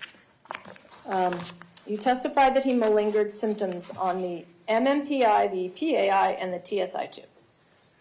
That was Dr. Denny, the psychologist who scored the testing findings, yes. Okay. Now, in this interview that you did with him, he volunteered information to you about stealing, breaking into cars, harming animals, and shooting his gun in the backyard, correct? Yes. And he didn't have to do that, right? No. It's interesting with antisocial personality disorders, oftentimes they will boast or give details about information that actually can be detrimental to them, but it's part of their personality and they describe it and may even get attention for it. But he did not have to tell me those things. Okay. And that would not have helped him achieve any secondary gain, correct? It depends on, what you define as secondary gain in his circumstances. Okay. Now, you're aware that in making the diagnosis of ARND, Dr. Ken Jones didn't rely in any way upon any of Nikolas's self-reported symptoms. Yes, I'm aware that he used his own evaluation method for diagnosing ARDD and also its relationship to the crime. Okay.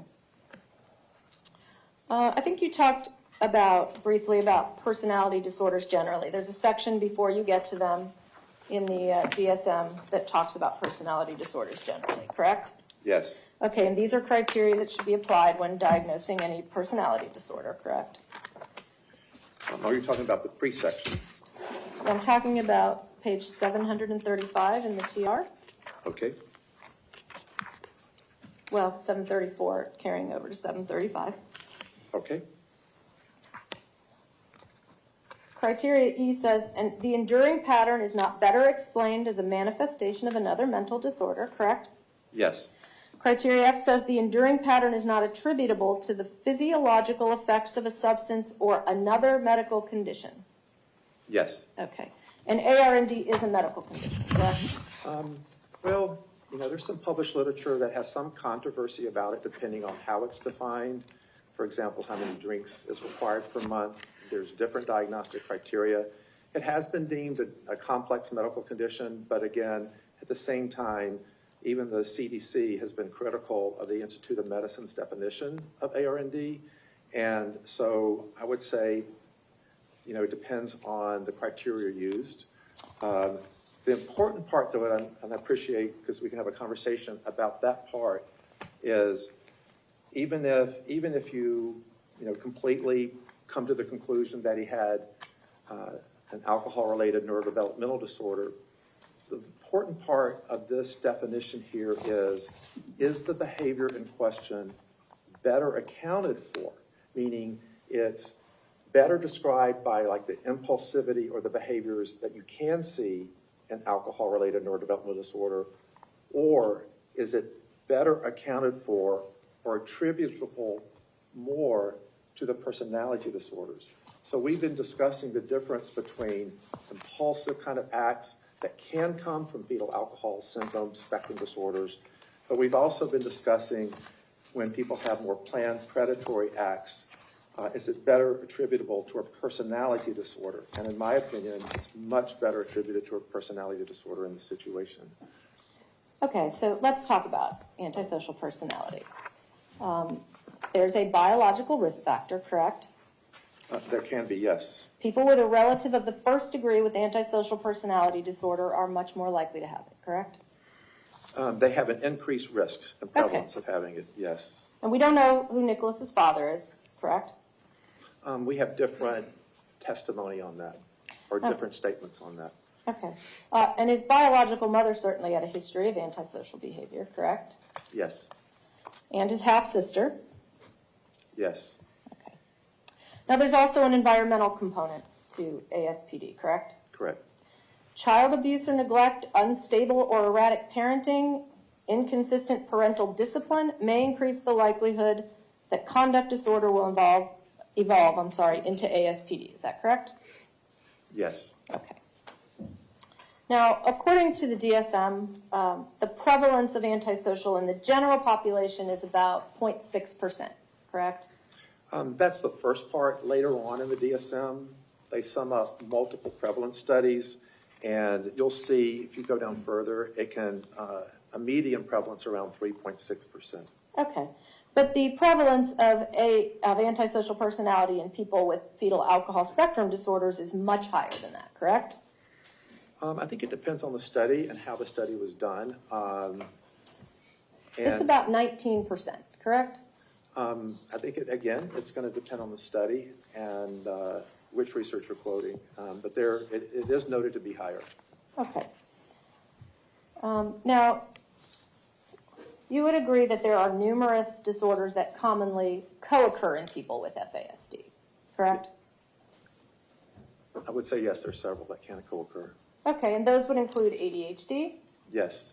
learning disabilities, Yes. developmental delays, Yes. expressive and receptive language disorders, Yes. anxiety, Yes. depression, Yes.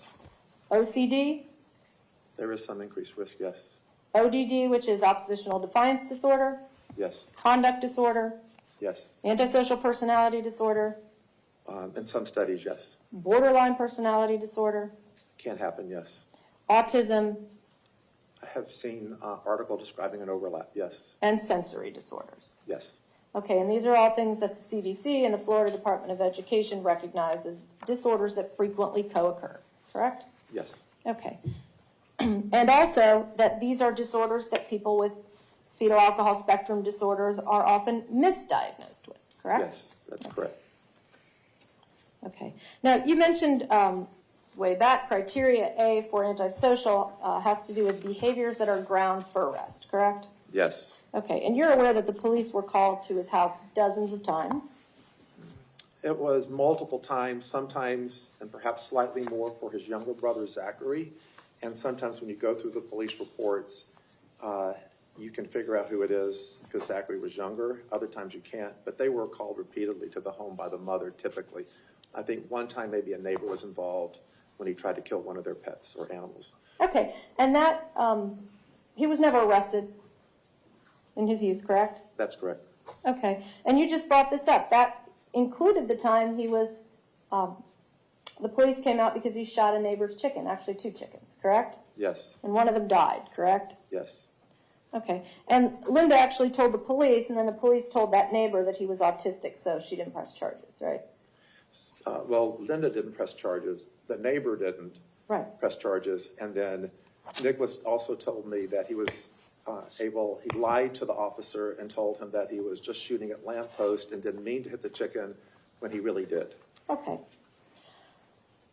Now, you also mentioned some incidents of domestic violence against his mother, correct? I mentioned when he Okay. hit her on 2 occasions, or maybe 3. Okay. He wasn't arrested for that either, correct? No. Okay. And those were arrestable offenses, correct? So it doesn't matter for the criteria. Well, if we go through the 3, the first one with a vacuum cleaner hose, when that was in 2013, he was 14 years old. It's unclear if that was an arrestable offense, but the police did come out to the house. The one with Henderson Behavioral Health that might have been a mobile crisis or a YES team involvement, I think it was when he hit her and she hit the floor and she bled. And had the police been involved with a mobile crisis team, that could have been an arrestable offense. And then the third one was when he was in the car with her and she wouldn't take him to go get something he wanted at a store, and so he hit her. But that wasn't reported to the police, and so had they known, it could have been an arrestable offense. Okay. And had he been arrested and convicted of any of those, he wouldn't have been able to purchase a gun legally, correct? That's my understanding of Florida law, yes. Okay.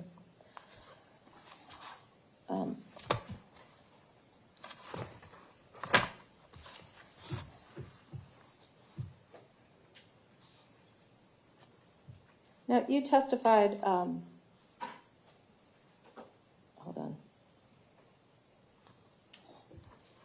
Sorry.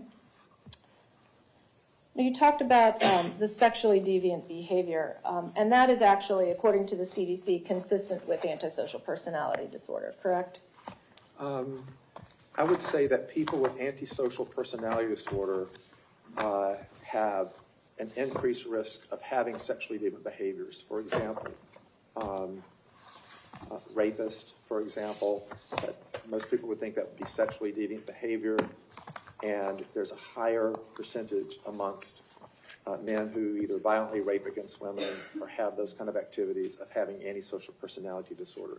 So there is that overlap. Okay. And in fact, the CDC says people with FASDs are at higher risk for showing inappropriate sexual behavior. Inappropriate sexual behaviors increase slightly with age from 39% in children, 48% in adolescents, and 52% in adults with FASD, correct? And that comment's important because I've worked with a lot of kids into adulthood with developmental disabilities. And it is true, and I've worked with the criminal justice system, if someone has an impulsive sexual, they touch, maybe a same-age peer or younger, and there is an increased risk. But the kind of searches that he searched for are so different than what we see for the kind of sexual impulsive acts and behavior that's described by the CDC. I don't argue at all that there is an increased risk of these kind of inappropriate touching, or maybe they interpreting the person wants to have sex with them when they don't. But that's very different than the searches and the things that he was searching for on the internet. I have not seen that ever described. If we go into the detail of what he looked for, I've never seen that described on fetal alcohol syndrome. Okay. The percentage of sexually deviant behavior goes up if a person is a victim of violence, correct? It can, depending on what type of sexual offense they're charged with and what type of sexual deviancy. So the vast majority of individuals who have pedophilia or a sexual offense have not been abused as a child. But if you flip the statistics around, kids who have been abused may have an increased risk. Notwithstanding, the vast majority of people who are either deemed sexually violent predator or have a legal sexual offense in the criminal justice system have not been abused. So you have to look at it both ways. Okay, and you did talk to him about that in your interview, correct? Talk to him about what? About sexual abuse. I did. Okay. Now, you also said that there are some things consistent with antisocial personality disorder and not consistent with fetal alcohol spectrum disorder, and one of those is the lack of empathy or remorse that you saw on the social media. Is that what you said? I was describing the type of search for violence, search for a range of sexual behaviors that are even extremely rare amongst antisocial personality disorder because of the level it goes to, in contrast to fetal alcohol syndrome, where that would be highly unexpected. I've just never seen that level of that type of sexual searches. Okay. You talked about conduct disorder. You recall that in the November 2016 note, Dr. Nagin wrote, "I do feel his defiant behaviors are correlated with Nikolas's difficulty expressing his emotions and feelings, which is characteristic of individuals with social skills related issues." Oh yes, I think antisocial individuals and conduct disorder, by definition, have social skill problems. Okay. And he was a psychiatrist who was treating Nikolas for a while, correct? Yes, Okay. since 2012, maybe January the 25th was his first visit. Okay. And one of the Henderson intern therapists determined that he met the criteria for conduct disorder, correct? Yes, Jared Benefiel. And he also, if you go through several of Jared's, like summary notes, he also, there's a section, developmentally disabled or not, and he was the one that had known him for a good bit. And you'll see that he checked on many of those not developmentally disabled. Okay. The research actually tells us that prenatal alcohol exposure is associated with higher levels of conduct disorder in children. Yes. Okay. Ms. Curtis, I think it's time to, let's take a brief recess. Okay. Okay, ladies and gentlemen, we're going to take a 10-minute recess. Let's try to keep it to 10 minutes so everyone can stretch and do what they need to do. Please do not discuss the case or begin deliberating, and leave your notepads behind. Thank you.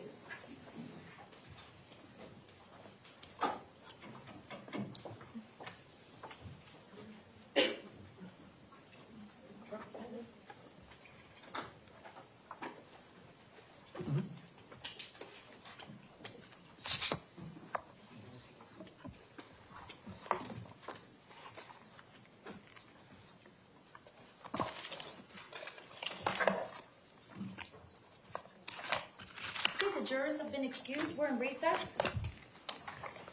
As close to 10 minutes as we can keep it, please.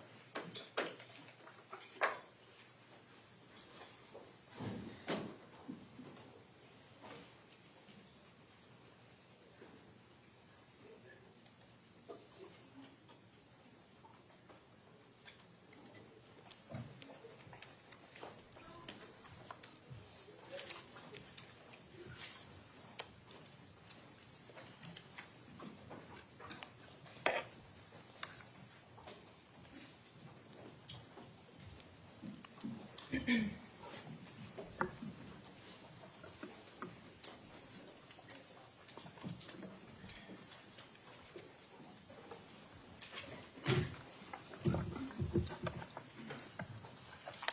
the jurors are present. Everyone else may be seated. Ms. Curtis, whenever you're ready, you may continue. Okay. I want to go back just to a couple of things that you said earlier, and then I'll pick up where I left off.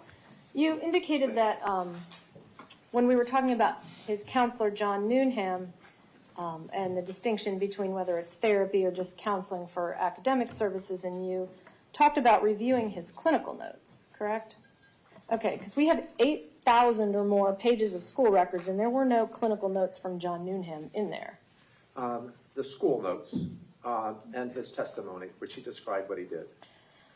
Okay, now you also testified about the animal behavior when he was a child, and that was because of maybe a communication issue or his way of coping and communicating? You have to be more specific. When the acting like a tiger. Yes, he was evaluated when he was young. I think that was even before he went into tutor time and early on. And they did describe, one of the descriptions was it may be acting out his animal fantasy to share kind of his frustrations. One of the therapists or evaluators noted that. Okay, and that actually continued until he was an adolescent and even into adulthood, correct? Oh, I wouldn't say not in any way. I disagree with that strongly in the way that might imply. In actual fact, after about 5 weeks or so, when he got changed into a different classroom when he was young, they noted that behavior dissipated. There were some isolated notes when you go through the school records and the context in him usually acting out where he might make an animal sound or something, but certainly not what you saw with the pervasiveness of when he was 2-3 years old. Okay, and in her notes just before his transfer to Cross Creek, Linda wrote, he makes animal sounds since he was little, sometimes walks around the house on hands and feet pretending to be an animal. And this is when he's 15 years old, correct? Right, and the important thing about that was the school, he has counselors at West Glades, he has evaluators, he has Ms. Yan and others who are documenting almost, I wouldn't say weekly, but frequently his behaviors. And what his mother described that was happening is very different from what other people observed. But she also reported other things about him that actually weren't accurate either. So she did describe that to the school, but that level and that type of behavior wasn't observed in the way that she described it. Okay. You listen to his jail calls, correct? Yes. Okay, and every once in a while he'll just start meowing on the jail calls, correct? I did listen. Hold on, let him answer, please. Okay. I did listen to the jail calls. There are times, and it almost seems humorous, the other party will laugh. And I probably listened to, 100 plus calls. It's pretty rare. I wouldn't say that he is bursting out in animal sounds routinely. Every now and then, sometimes it happens when the caller on the other side might have stepped away or be distracted. He'll make a noise to catch their attention. That was one call. But it is very, very different than what was described when he was younger. And they'll giggle and laugh about it. It's a humorous thing, not a mental illness thing, if you actually go through the calls. Okay. You talked a minute ago about the lack of remorse and what you saw on the social media, but lack of empathy and difficulty understanding people's emotions are associated with fetal alcohol spectrum disorder, according to the research, correct? They can be, to some degree. Okay. Now, we also talked about he received this diagnosis of conduct disorder, but at one point, Jared Bienenfeld also diagnosed him with persistent mood disorder. Yes, so he had 2 or 3 different diagnoses over the time. The one that was most consistent was conduct disorder, but he also thought at times he had problems with his mood. Okay, and throughout the years, Nikolas has been diagnosed with oppositional defiant disorder? There were some occasions, I wouldn't say throughout the years, but it was noted in some of the earlier records. Okay, disruptive behavior disorder? Yes. Impulse control disorder? There was one note that described that. Okay, and those are in the same class as conduct disorders, correct? They're in the same chapter in the DSM for, to say broadly, behavioral disorders, but they oftentimes go along with conduct disorder, yes. Okay. But also, at some point, he was diagnosed with unspecified anxiety disorder. Yes, this was around the time of the 3rd grade. They were concerned, again, that the medication may have played a role with some of his anxieties and worries, and so he was on a stimulant and a non-stimulant, and so they decreased that. The Concerta, in particular, they were concerned about maybe causing some of the anxiety, so that was noted too in the records. Okay, he's been diagnosed with other persistent mood disorder, yes? Yes, he didn't meet criteria for a full mood disorder. They thought he had some mood lability, meaning it goes up and down, and that was one of the criteria for borderline personality disorder. Okay. So I did see he'd have pretty big swings in his temper and his mood. Okay, he's been diagnosed with other specified episodic mood disorder? Yes, again, one of the criteria for borderline personality disorder. Disruptive mood dysregulation disorder, which is a depressive disorder? Can you say the disorder again slowly? Disruptive mood dysregulation disorder? Yes, it is if a person gets in a bad mood, they may act kind of violently or aggressive. It's also one of the criteria for borderline personality disorder. So you look at the different diagnoses and trajectory over time, and he had several different impulsive and kind of mood issues that fit into borderline personality disorder. Okay. Now, you work in the area of forensics, yes? Yes. Okay. And in fact, you wrote a book chapter in a book called The Evolution of Forensic Psychiatry, yes? Which book was that in? May I approach the witness to refresh his recollection?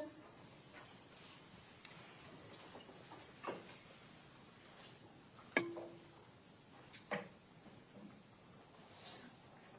think this is about training and training programs. Okay. You contributed a chapter to this, though, correct? Yes. Okay. And I think you actually said, and this was last week, medicine evolves and psychiatry is a branch of medicine, so it evolves as well, correct? Yes. Okay. So I'm assuming that you keep up on the latest research and theories relevant to your work. In general, yes. Okay. So in doing research on the diagnosis that you've given, antisocial personality disorder, you must be familiar with Dr. Adrian Raine. Yes. Okay. In fact, he contributed to this book as well, correct? I don't know if he was an author. He wasn't a co-author with me, but I don't know if he contributed or not. Okay. And in fact, Dr. Raine has published over 250 peer-reviewed articles on antisocial personality disorder, correct? I don't know how many articles he's published. Okay. And are you aware that Dr. Raine's research, as well as that of numerous other researchers, shows that ASPD is a neurodevelopmental disorder, just like autism and fetal alcohol spectrum disorder, or ARND? I wouldn't say it would be just like it. Obviously, they can't be just like, because fetal alcohol syndrome would have at its basis alcohol, and the other diagnoses do not. So that statement cannot be true just on the face of it. I am aware that he has done a lot of work. It's fascinating work, by the way, on potential biologic underpinnings of antisocial personality disorder, some of which might even be identified in children as young as 3. And he's looking at the autonomic response system of the body. And so, yes, I'm happy to discuss his work. Okay, and in fact, since 2013, there has been a great deal of research and writing on the idea that antisocial personality disorder is actually a neurodevelopmental disorder based on the criteria that you use to determine if something is a neurodevelopmental disorder. Sure, there's been a lot of different theories and proposals. What I can tell you is the American Psychiatric Association has not adopted that, has not put that into the neurodevelopmental section of the DSM-5, And so many people have different theories about what causes someone to have criminal behavior, what causes someone to act violently. And so there's a large body of research, both biologic, psychologic, and social theory research. So some of the researchers biologically are really trying to determine, is there a part of the brain that may play a role? How young could we identify?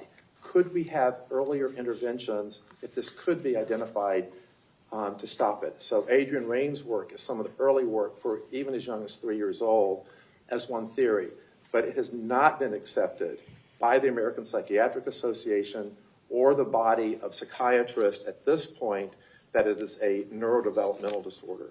Right, and Adrian Rain started writing on it in about 2018, correct?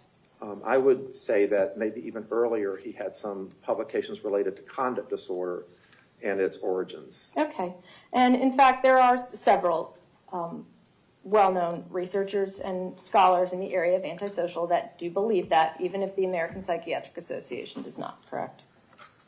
Oh yes, there are people that believe many different things. Okay. I want to talk now briefly about the borderline personality disorder you diagnosed.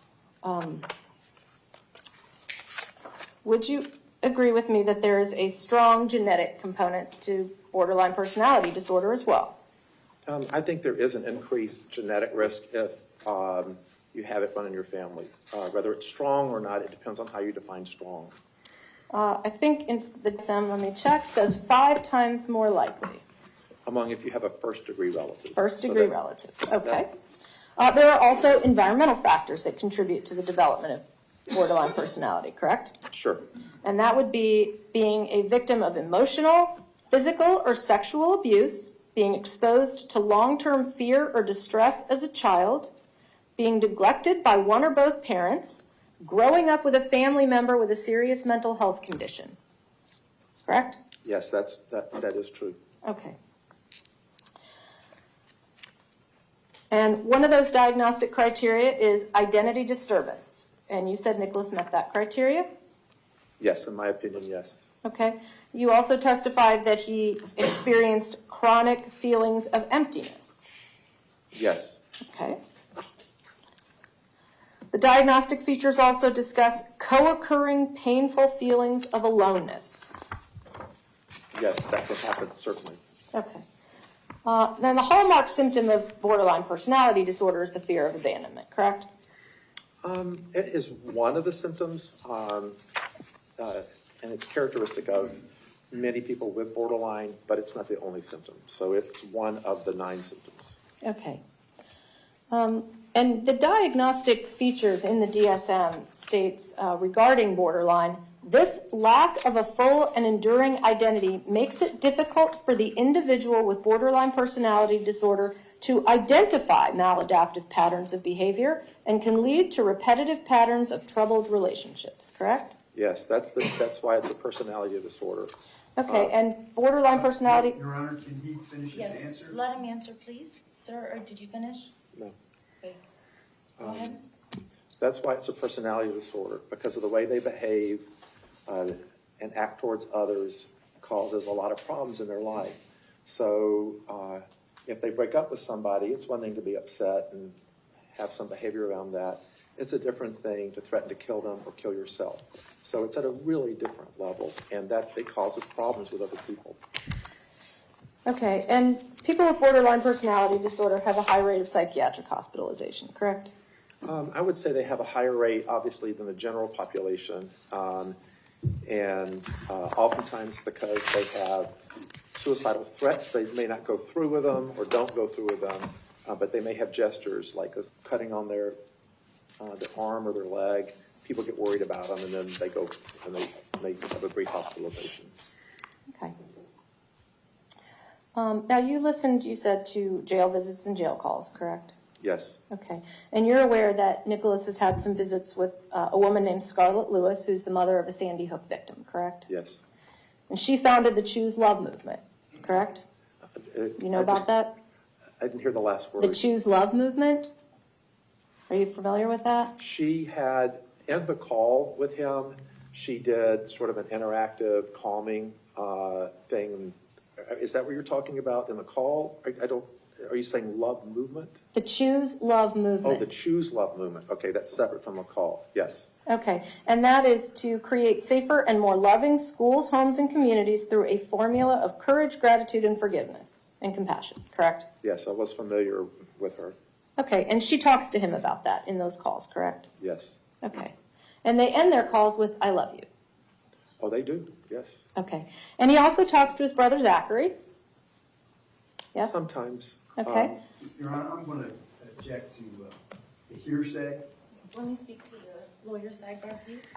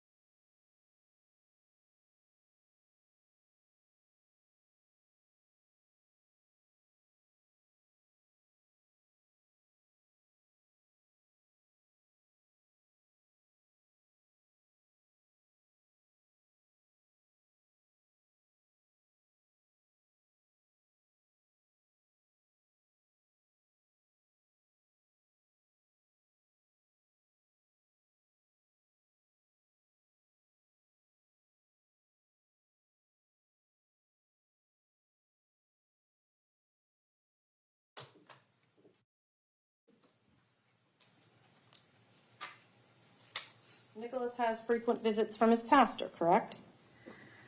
I've seen a reference to that in the earlier jail records, but I haven't seen documentation of it. Okay. And on the anniversary of Linda's death, 11/1/21, that's the 4-year anniversary, he did a kiosk request to send a message to his brother and to send a message to Pastor Black, correct? Yes. Okay. All right, I'm almost done. I just want to go over a few things that we know about Nikolas. He attended a specialized preschool program, typically mild, moderate disabilities such as developmental delay and language impaired students, taught by an ESE certified teacher with a paraprofessional, correct? Oh, absolutely, yes. Okay, he's had an IEP since he was 3 years old. His first one was when he was about 3 years, 5 months or so, yeah. He was diagnosed with a language disorder as recently as last year.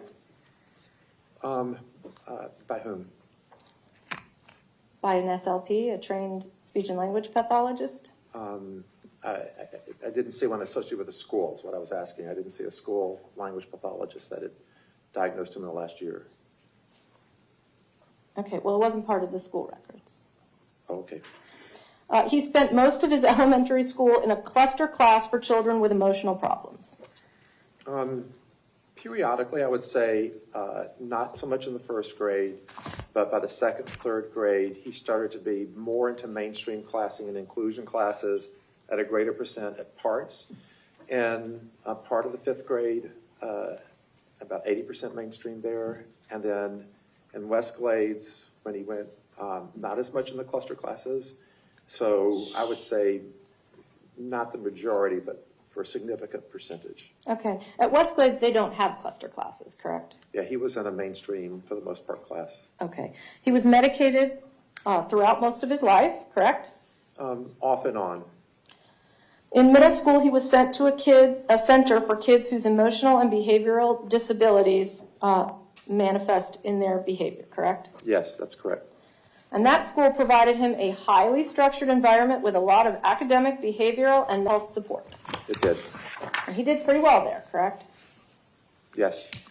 He was referred back to that school after being at Marjorie Stoneman Douglas less than one full school year, correct? He, I want to say it's less, about a full school year, because he did the 9th grade And then in the 10th grade, after the breakup in August of 2016, so the fall starts in September, October of the school, so it was about a year. And so after he was having a lot of problems after the breakup with a girlfriend, there was a consideration, and after the fight with another peer, to have him go back there.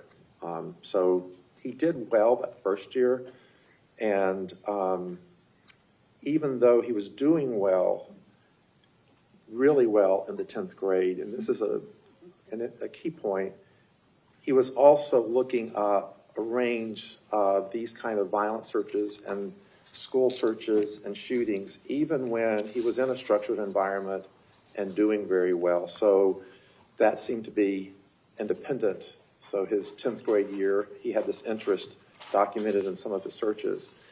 And the structure of the classroom didn't seem to negate that.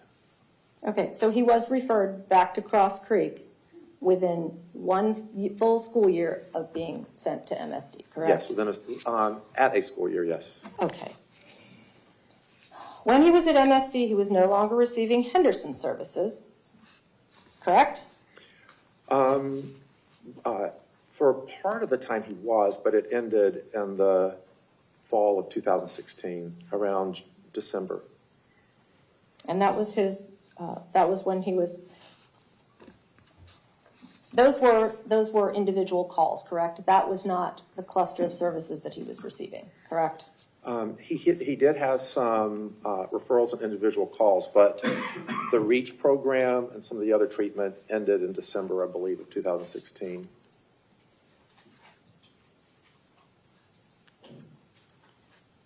Now, you would agree with me that in the DSM-5-TR, with respect to antisocial personality disorder, there is no mention of language disorders, learning disabilities, or the need for a highly structured environment. You mean in the specific section on antisocial personality disorder? Yes, sir. That's correct. I don't think that they talk about that environment. Okay. And in your interview, you asked him about why he did this on Valentine's Day. You testified that in your direct, correct? Yes. Okay. And you asked him, you've been thinking about it for a long time. Why didn't you do it on Valentine's Day in 2017, correct? Yes. Okay. And he said, my mom was still alive.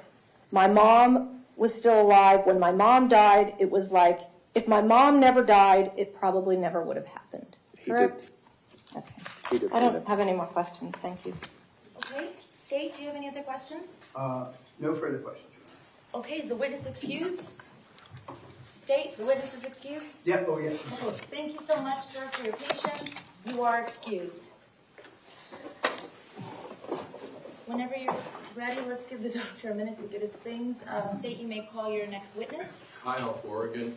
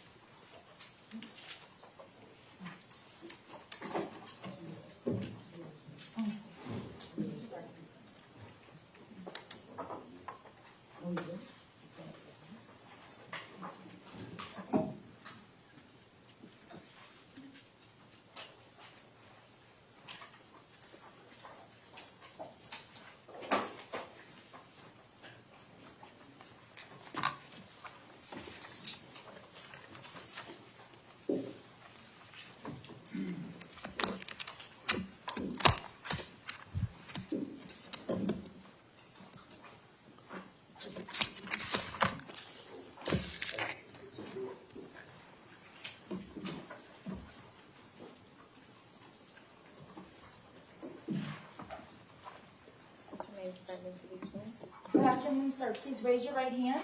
Do you solemnly swear or affirm the testimony you're about to give is the truth, the whole truth, and nothing but the truth? Yes. Thank you. You can go ahead and be seated. Please speak into the stationary microphone that's directly in front of you. Please state your full name and spell your last name for the record. Kyle James Horgan, Horrigan. And Mr. Horrigan, where did you graduate from high school? Marjorie Stoneman Douglas, In year? 2018. And what kind of work do you do now? I'm a firefighter paramedic. Okay. Directing your attention to February 14th, 2018, were you present at the school the day of the shooting? Yes. And you weren't in the 1200 building, correct? No, sir. Okay. I'm going to take you to later in that day. When you got home, there certainly was a lot of publicity about the shooting, correct? Yes. Okay. And did there come a time that you learned who the suspected shooter was that day? On the news, yes. Okay. Did you recognize that person? Yes. And did you have any familiarity with him at the school at some point? Did you No. know him from the school? I'd seen him around, but I've never spoke to him. Okay. Did you know who he was? I heard of him, but not personally, no. Okay. Did there ever come a time in September of 2016 that you came into contact with him? I'd seen him in the hallways of school, but never. Okay. Was there anything unusual that occurred when you saw him in a hallway? Yes. And what was that? He had a backpack that had a swastika written on it, and then the words, the F word, you, and then the N word. Okay. And as a result of seeing that, did you take a picture of that? Yes. Let me show you what's been marked. It's previously been shown to the defense, States Exhibit 26M for identification. Do you recognize this Yes. photograph? Yes. And is that the picture that you were just talking about? Yes, sir. Is that the picture that you took back in September of 2016? Yes. Your Honor, at this time, the state would offer States Exhibit 26M for identification into evidence. Is there any objection? Yes, Judge, based upon our previous objections in D MIL 8 and D 306. Okay, is there any additional objection? No, ma'am. That's not been argued? Okay, over the defense previously argued and maintained objection, 26M will be received as 497.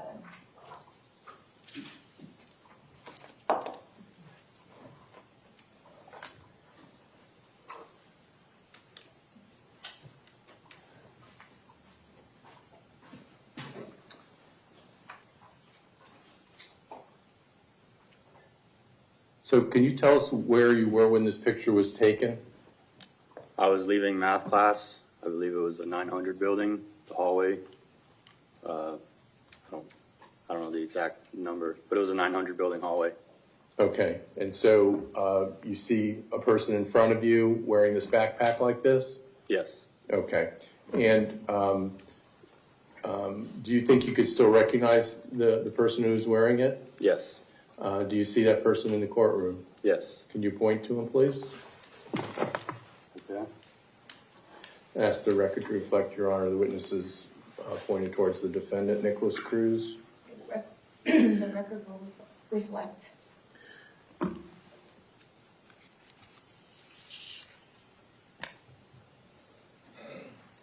Tell us why you took the picture. Objection, relevance, Judge. Let me speak to the lawyers, please, briefly. Just 1 second, sir.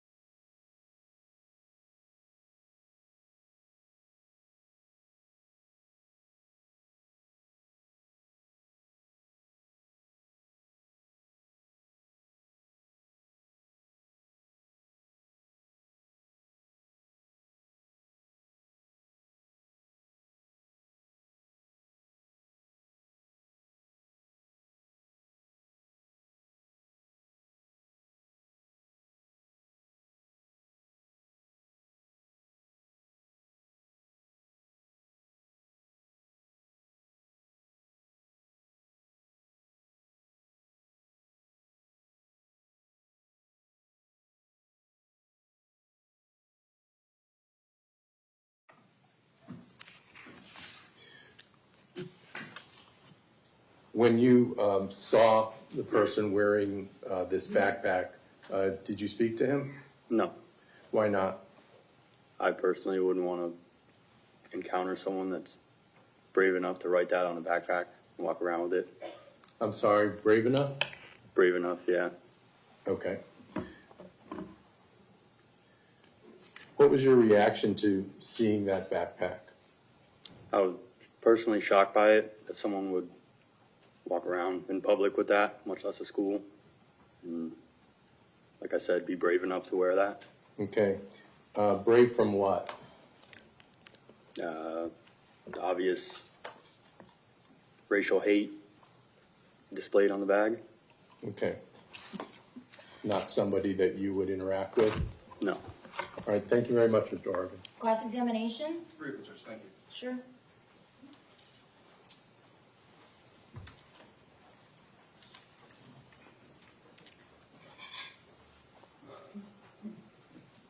Good afternoon, Mr. Horgan. How are you doing? Good, how are you? Well, thank you. So, were you aware that the defendant is a black brother No, not at the time. and that he would go home every day with this written on his backpack? I don't know him personally, so no. You'd agree with me, that's pretty crazy, right? Yes. Nothing further, Judge. Thank you. Okay, is there anything else for this witness? No, thank you. Okay, thank you, sir. You're excused. Thank you. State, when you're ready, you may call your next witness. Thank you, Your Honor. Sure. Dr. Robert Denny.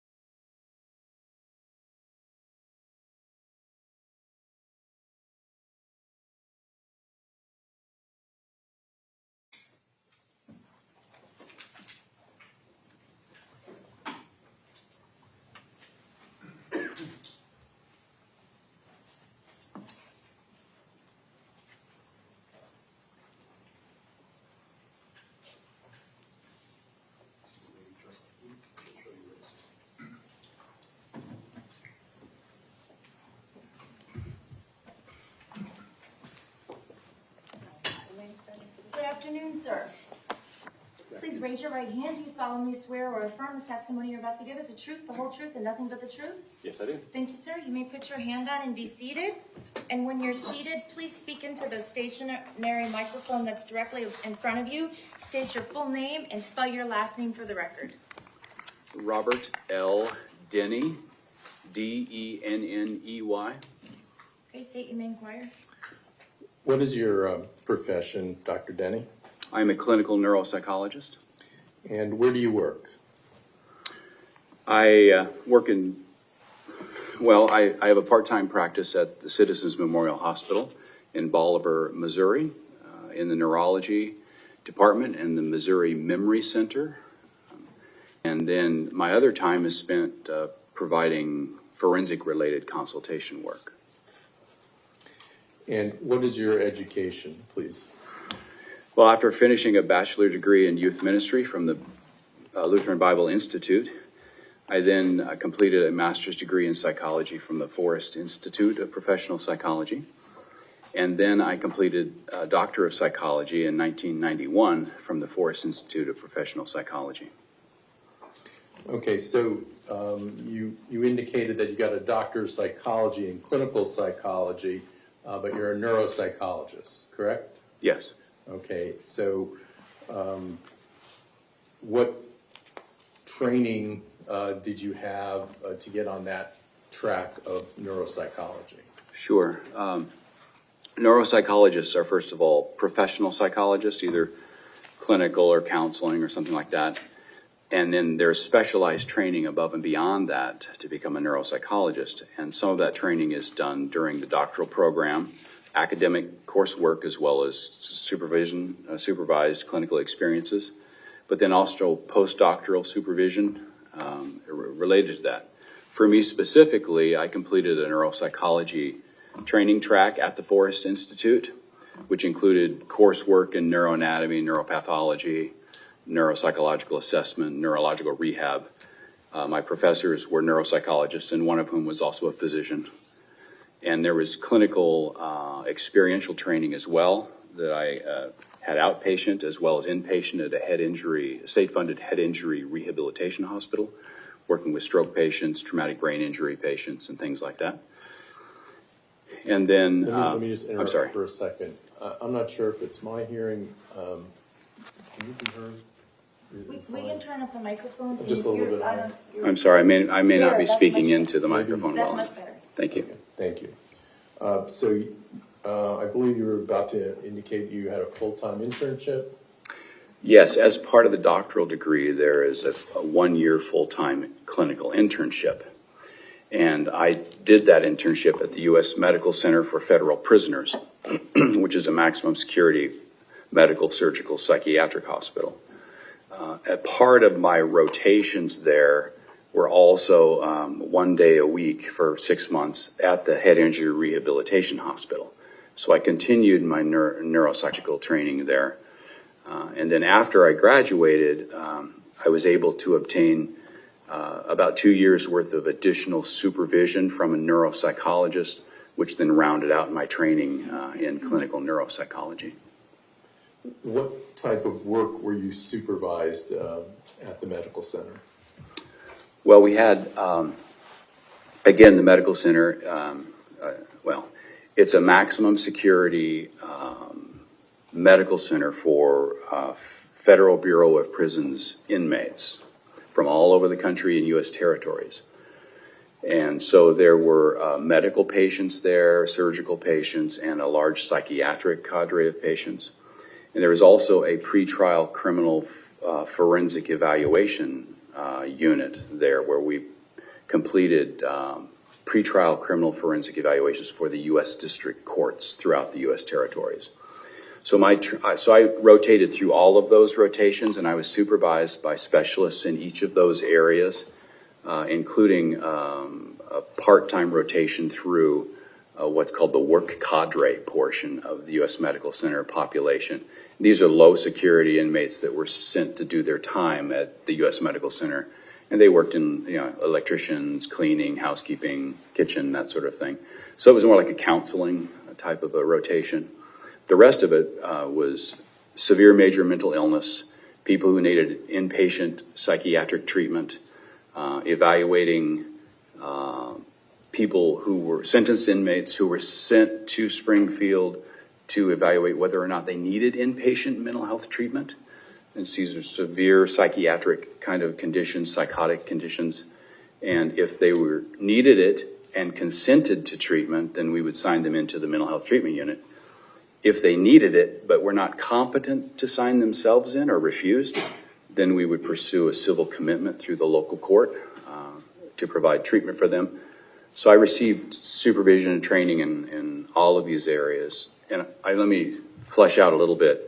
The medical and surgical side, we had the largest dialysis unit in the country, even outside of prison systems. It was the largest dialysis unit. So we had a lot of dialysis. We had a cancer treatment center, surgical services, and psychologists were involved in those areas as well, providing evaluations, therapy, things like that. And so I rotated through that rotation as well. Did that include forensic psychological examinations? Yes, the pretrial forensic unit, again, where we performed evaluations for the U.S. District Courts. I was an intern there as well and rotated through that. I think it was 4 or 6 months of supervision doing those type of evaluations. And this is all a male facility? Yes. Okay. And the issues that you would address in forensic psychology, what were those issues? The most common issue we addressed was competency to stand trial or competency to proceed through the legal process. Of course, you had to evaluate whether they had a mental disease or defect, and then whether or not that mental disease or defect eliminated their ability to be competent to go through criminal proceedings, adjudication. But we also dealt with the issue of sanity. That would be like criminal responsibility. Did they understand the nature and consequences of the proceedings, or the nature, quality, and dangerousness or wrongfulness? I'm sorry, I'm mixing up my words. The nature, quality, or wrongfulness of their acts at the time they committed whatever offense they committed. We also dealt with a dangerousness issue and need for inpatient mental health treatment for pretrial defendants. And after you graduated and got your doctorate in 1991, where did you work? I actually was offered a position at the U.S. Medical Center. So I left as an intern on Friday and came back Monday as a staff psychologist. And what were your duties during those years? Well, I was hired to fill a forensic evaluator spot. And so once my license came in December of 1991, then I switched over to the forensic unit. And for the first 8 years, I performed court studies full-time. Then after that 8 years, I switched over to the medical and surgical side of the hospital, where I developed a neuropsychology service. And however, I was the only neuropsychologist in the facility, so I also provided neuropsychological consultation to the forensic service. So I continued to do that throughout my career there. So the first thing when I asked you what's your profession, you said neuropsychologist. Are you also a psychologist? Yes, I'm a clinical psychologist, okay. Number one, but a clinical neuropsychologist as well. Okay. And where did you first become licensed as a psychologist? I was initially licensed in the state of Arizona, because even though I was in Missouri, in the federal system, you could be licensed in any state. And so I got an Arizona license initially. Then a year later, I was eligible for a Missouri license, and I switched over to Missouri, and I have other licenses since then. Where do you currently hold psychology licenses? Missouri, Michigan, Hawaii. Oh boy. Missouri, Michigan, Hawaii, Florida. Washington, D.C.? Thank you. Gosh, Washington, D.C., yeah. Nerves. It's not really a state, so it's sort of... Oh, thank you. Saved me. Yeah. So are you board certified? Yes, I am. And what are you board certified in? I'm board certified in forensic psychology. I obtained that certification in 1997. I then became board certified in clinical neuropsychology in 2003. Both of those boards are official boards under the American Board of Professional Psychology, which is the umbrella board for board certification in psychology. So, what is board certification? What does that mean? Well, it's, what does it mean? What is it? Okay. Board certification is a process. And if to be eligible to become board certified, first of all, you have to meet certain training requirements and have been at least 5 years post-degree completion and have met the requirements for that specialty board. Say forensic psychology, you had to have so many coursework related supervisions for so long, a year, I think, or a number of hours training in forensic psychology. And then once you're eligible for the board, you then take a written examination, although this is confusing, sorry. I didn't have to take the written examination initially because they weren't doing that in forensic at the time. They do now. But once you're qualified, then you have to and complete that written exam. Then you submit work samples, which are actual cases you've done. And you submit all the supporting documentation to go with those work samples. Those work samples then get sent out to expert reviewers who decide whether or not it's excellent quality work. And if they approve it as excellent quality work, then they pass you at that level.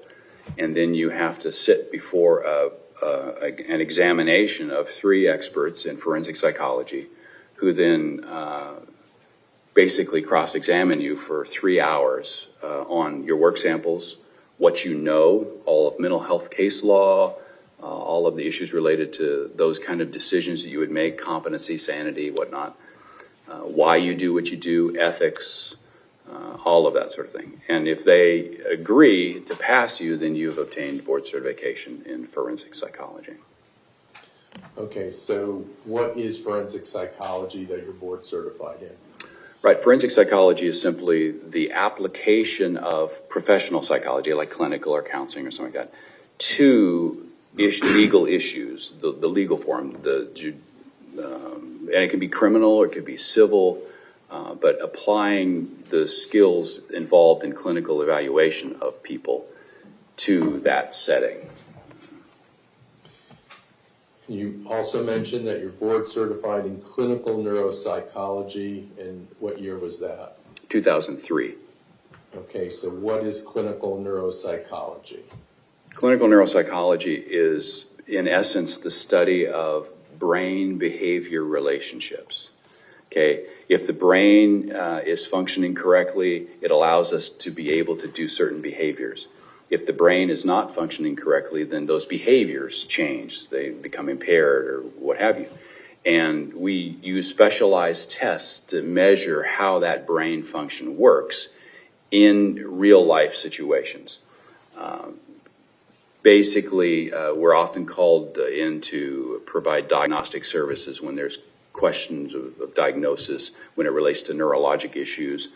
For example, in my setting at the Missouri Memory Center, I do a lot of evaluations of elderly to determine whether they have memory problems, whether that memory problem is something that is consistent with their age, or is it suggestive of some other condition like mild cognitive impairment or even something like dementia or of various different kinds. And I help the neurologist figure out what the diagnosis is. So that's what clinical neuropsychology is.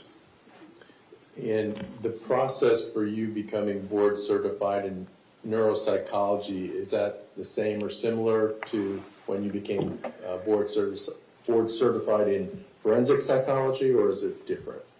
Very similar, but slightly different.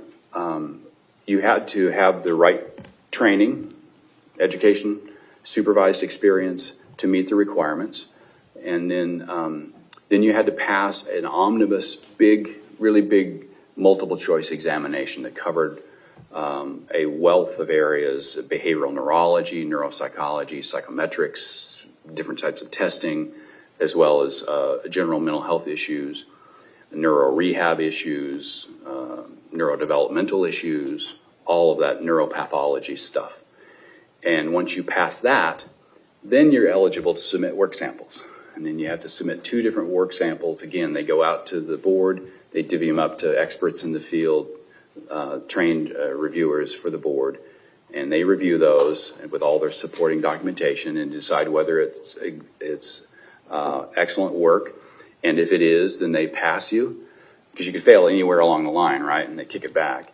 And if they pass you, then you go on to the oral examination, which is also a 3-hour oral examination, but it's a little bit different because each hour is with a different oral examiner covering different topics: ethics, your work samples, and what's called a fact finding, where they give you a scenario of a case and you have to right then and there, in the heat of the moment, get all the testing results you would need and figure out diagnostically what's going on that case and provide reasonable treatment recommendations. What is the benefit in becoming board certified? Well, there's, I think, two benefits. One is personal gratification. Like, it's like a mountain. Okay, I've achieved that, and I can, you know, we always carry this little, am I good enough? Am I really trained properly? Do I know what I know? But that helps confirm, like, yes, you do, you are. All right, and so that's that personal gratification. But I believe it also serves a broader purpose in that then other people can know that I have been evaluated and that my work has met certain standards. And I think that's very valuable for society. Is there anything unusual about having both of these board certifications in forensic psychology and clinical neuropsychology? Yes, it's rare. How rare is that? There are 7 people who have both board certifications. In the United States? In the world. Okay. Going back to the United States Medical Center, what type of people did you see there, and what type of problems did they normally have? Well, as I alluded to, it's a medical, surgical, psychiatric hospital for maximum security, and so all of our men, and it was all men, no women, all of the men we received who were sentenced inside the Federal Bureau of Prisons came from the most maximum security facilities. Marion, which was the newer version of Alcatraz, and then it's been replaced with the AdMax or Supermax in Colorado. And we received referrals from the U.S. penitentiaries. And these men could have difficulties that cover any number of things, medical, surgical, psychiatric, dialysis, which I guess that's medical, and then severe psychiatric issues like I mentioned. All of those things. Are you working there now? No. And when did you retire from that position? Yeah, I retired out from the U.S. Medical Center at the end of 2011.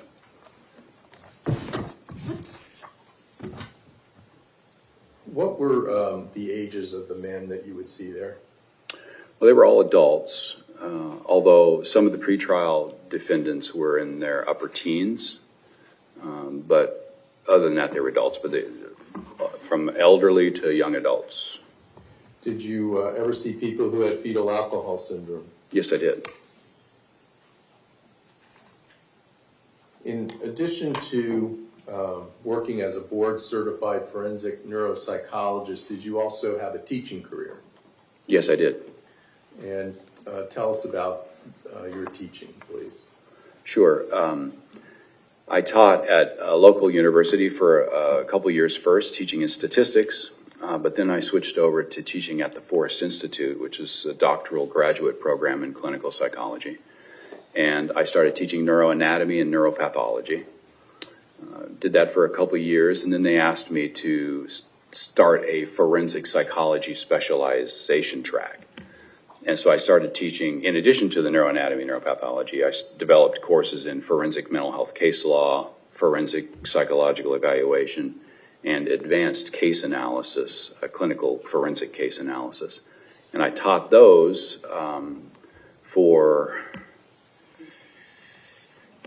a small number of years, and then I believe it was in 2003, then they asked me to switch over and start teaching, become the director of the neuropsychology specialization track, at which point I started then teaching more neuro-related courses, neuropsychological assessment 1 and neuropsychological assessment 2, advanced case analysis, neuropsychological rehabilitation, pediatric or child neuropsychology rehabilitation, which included neurodevelopment, neuroanatomy, neuropathology for pediatrics population. And I supervised students in regard to their research dissertations and master's theses. Yeah. And what academic rank did you achieve at that school? I achieved full professor, although they called it professor by distinction. And did you teach at any other schools? Yes, at Evangel University afterwards I taught a couple of years teaching biopsychology there in their undergraduate and their graduate master's program.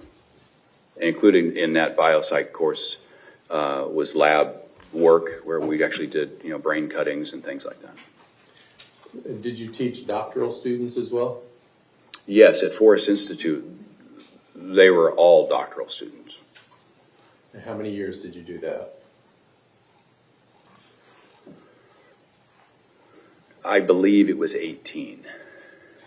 And are you a member of any professional organizations? And if so, what are they? Yes, I'm a member of the International Neuropsychological Society. I am a fellow of the National Academy of Neuropsychology, and I'm a fellow of the American Psychological Association. Were you the president of any of these organizations? Yes, in 2009 I was the president of the National Academy of Neuropsychology. As a fellow of the American Psychological Association and National Academy of Neuropsychology, what does fellow mean and how do you get that? Yeah, fellow status is a status that's somewhat unique. The organization committee on fellows every year decide who has made a substantial contribution to the field. And those are the individuals they put forth as recommended to become fellows. And so that happened in neuropsychology for me at the National Academy of Neuropsychology, and related to my work in forensic neuropsychology for the American Psychological Association. What is forensic neuropsychology? No, it's just like it sounds. I mean, it's the application of clinical neuropsychology in the forensic setting. And have you published in your field? Yes, I have. How many publications do you have? I believe it's about 64. And what are the areas that you publish in? Well, my career has been mostly the application of clinical neuropsychology in the criminal forensic setting. I saw many years ago that there was a lot of clinical neuropsychologists who get involved in criminal forensic matters but really don't know what they're doing in terms of the types of issues they got to deal with in criminal forensics, competency, sanity, and specific standards and things. And so my career has been to publish and teach on the methods that need to be used by clinical neuropsychologists when they step into the criminal forensic setting. So that's been a big part of it. Some of my publications have dealt with negative response bias and malingering, that sort of thing. Some of them publications have been in ethics issues.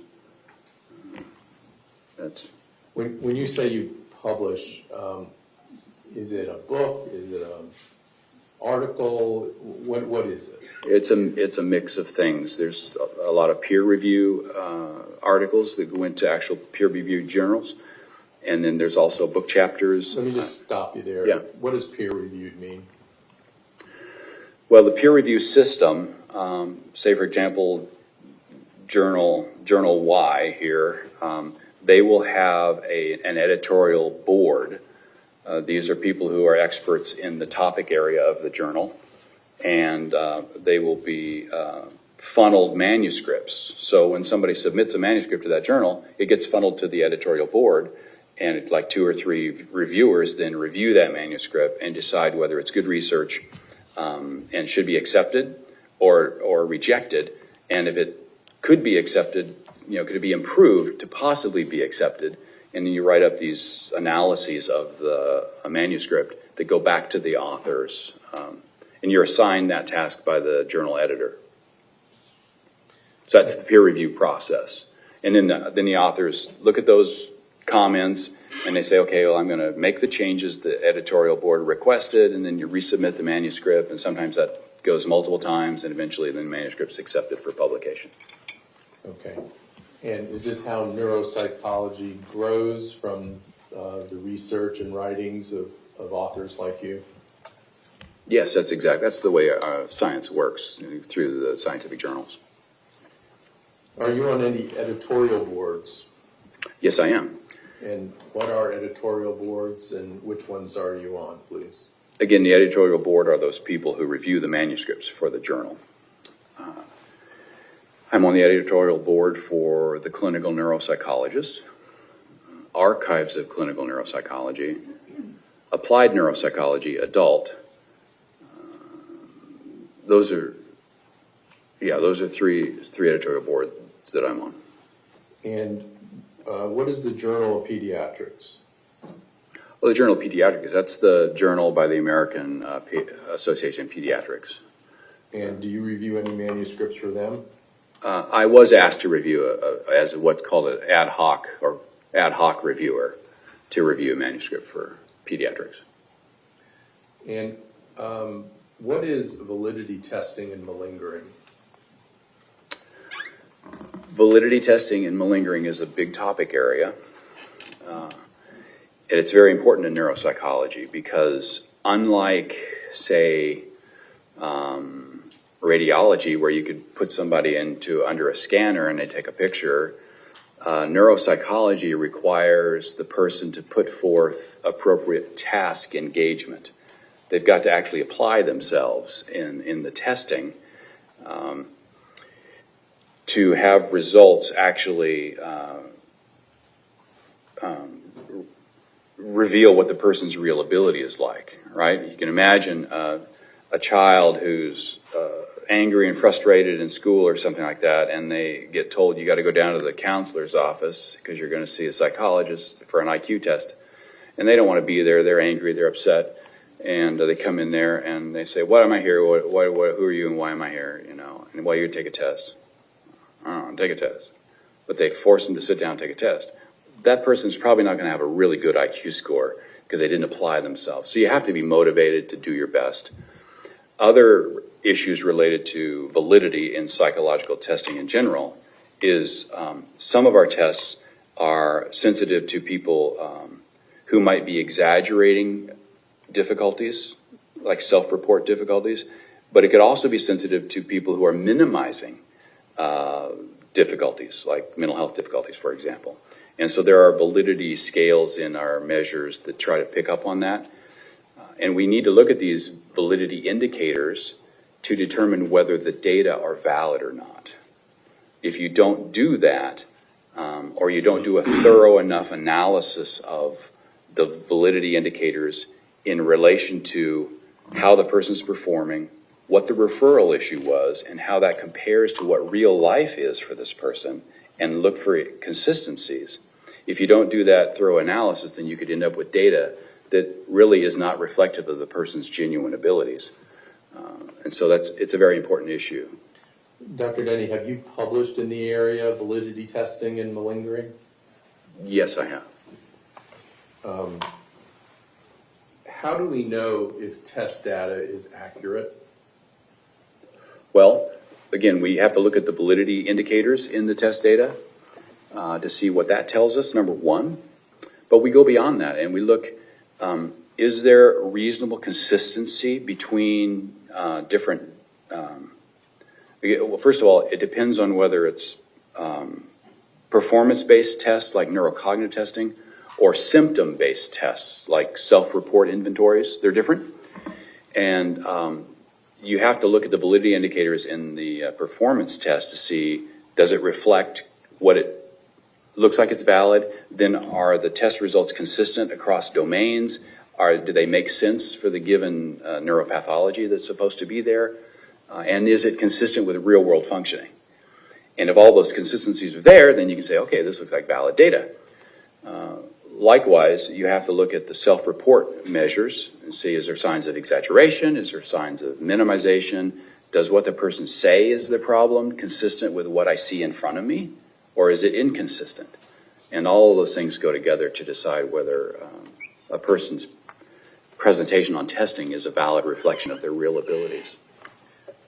Okay, so talking about validity testing, correct? Is there two types? Yes, I'm sorry. Yeah, there's performance validity testing, where you're measuring the validity of somebody's performance. You know, are they demonstrating appropriate task engagement? Are they engaged to the task, and with the intention of doing their best? And then there's. Let me stop you. Yes. There. So you use an example about making somebody take an IQ test that they don't want to take, right? Right. So if that person is given the test and they Christmas tree the IQ test, they give no effort. Is that an example of performance validity testing? Well, yeah. There's in the performance validity testing there are two different types of validity measures we use. Some are freestanding, so you add an extra test to the test battery that is designed to detect people who are not trying to do their best on testing, or maybe attempting to look bad on testing. That happens sometimes. And then there are also what are called embedded indices. You look in the normal tests that are given and that have been validated to measure certain abilities, but you look at certain key indicators in there that we have learned through lots of experience and literature that don't actually reflect pathology, but they reflect lack of effort. Okay? And usually these validity tests are measures that look difficult, but in fact are very easy even for people who have significant cognitive problems. So you mentioned you've gone through performance validity tests, and then you said there's symptom validity tests as well? Yes, symptom validity test is designed to work with self-report measures where people are reporting their difficulties. And they help us understand, number one, whether the person understood the items. Maybe a reading, for example. Could they read the items? Did they understand what the item content said? And did they answer in a consistent manner? Then beyond that, you look at, were they exaggerating their problems? Or opposite that, were they minimizing the problems and denying having problems? I mean, you can imagine personnel type test, a hiring test. Somebody's denying problems, right? Or a child custody case, they're going to deny all these problems because I don't have any mental health problems. So that can happen. But there's also instances where people can grossly over-exaggerate their problems in self-report measures as well. In the forensic, meaning court, that you've been involved with when you're dealing with criminal defendants, is validity testing and malingering issues that are important to you to look for? Yes, they are. They're very important. And actually, forensic neuropsychological evaluation that did not do that would be considered not thorough and less than acceptable work if they did not do that. Why is that? Why is that important in criminal cases? But just in the practice guidelines are so very clear that, and not just criminal cases, but any forensic case, could be a civil case, a personal injury case. It's just as important to verify that the data are valid. If you don't verify the data are valid, then, I mean, you're just assuming they're valid, and that's not good. Are you, do you pay attention to their behaviors during the examination and across several tests? Right. Good question. Because there are the validity tests, you know, the freestanding tests, the embedded indices, but there's the tests themselves and the consistency across domains and the consistency of the person's performance with the way they're presenting during the behavioral observations, right? During the examination. Does that make sense? And then you have to take it one step further and say, okay, well, with these scores, could the person would be impaired at this level. Does their real world functioning match that? And if it doesn't, then that tells you the data are not valid. And so you have to do a full analysis of all these things to determine whether the data are a valid reflections of the person's genuine cognitive abilities. Well, what do you mean real life functioning or real world functioning, and that the data is consistent with that? Well, for example, if I create, and maybe this might communicate better, let's assume hypothetically that I created this really fantastic back pain measure. It's really, really fantastic. And I give it to somebody and they score out as having terrible back pain. It's so bad that they can hardly walk or do anything. And yet I find out that they actually live in the neighborhood next door, and I see him climbing a ladder and re-roofing his house. Okay? That real world functioning tells me that the test data are bogus, right? And there's this phrase that I always taught my students is that real world functioning always trumps psychological test results. Because if your test says one thing, but real life says something different, you got to go with the real life. Okay, now if you can describe how do neuropsychological tests work? That's great. Neuropsychological tests, first of all, it's a procedure, like having somebody do something, whether it's putting together puzzles or doing some motor task really fast, or drawing, or answering questions. It could be all of those things.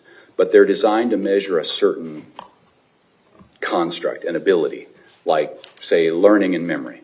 Okay, well, this test is designed to measure learning, how well somebody can learn something. Then it's validated on to actually be shown to truly measure that. And then you take the person's raw scores. When you give them the test, you take their raw score, and you compare it to norms. Okay, so you've got a large normative database of people who've been given this test, and so you know what is normal, right? And when it's somebody who's performing better than normal or worse than normal, and then that gives you a standardized scores. And then with the standardized scores, you can say, okay, well, this individual on this task either has really strong abilities in this area or very, very weak abilities in this area. And then with multiple tests, you get kind of a profile of what the overall cognitive ability looks like. You were using the word domain before. Could you explain what that means? Sure. In a neuropsychological test battery, we try to measure the basic functions, maybe that's not a good word, common functions of the brain.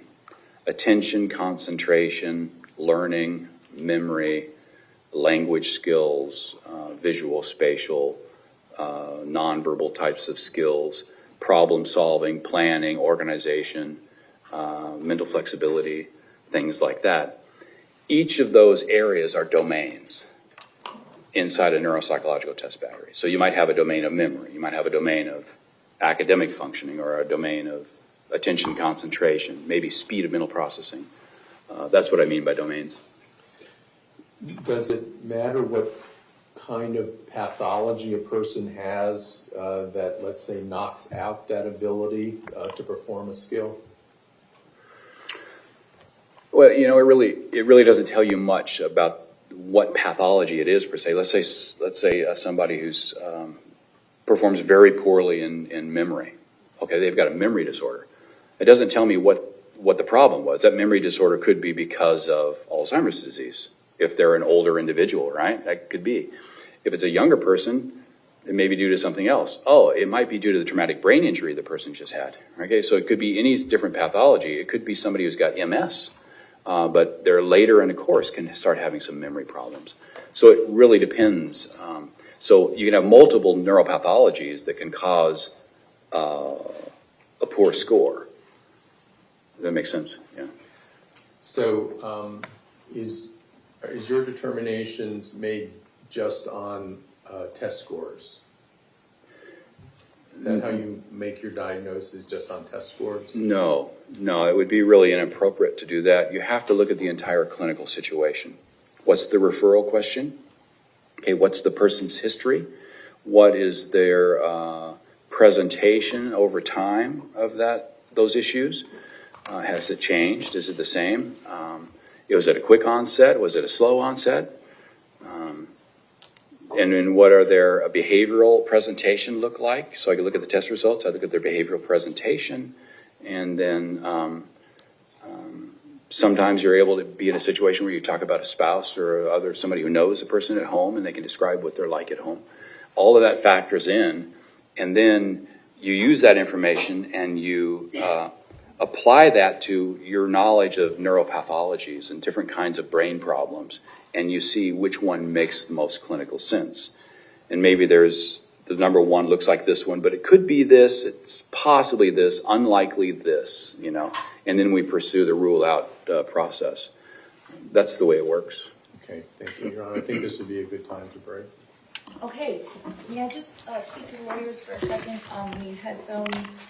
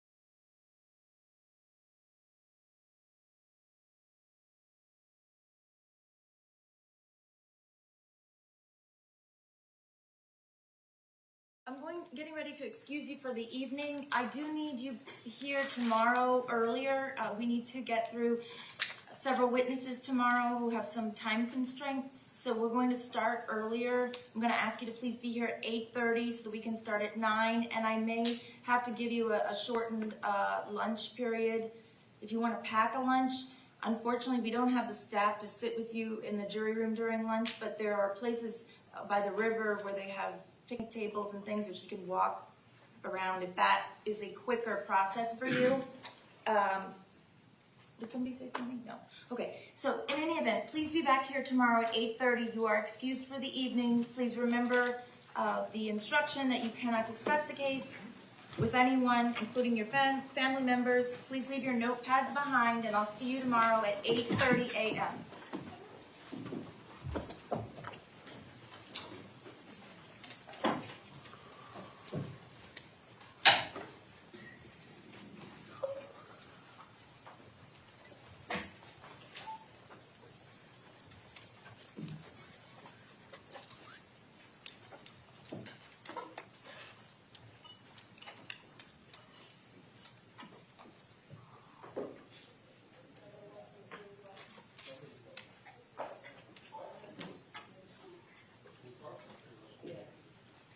Okay, the jurors have been excused. Doctor, you're also excused. Please feel free to talk about whatever you want, but do not talk about except for your testimony. Please don't discuss your testimony with anyone, including the lawyers, while we're on recess, okay? I understand. All right, thank you so much. Are we going to do it now? Because he may be necessary to answer some questions from...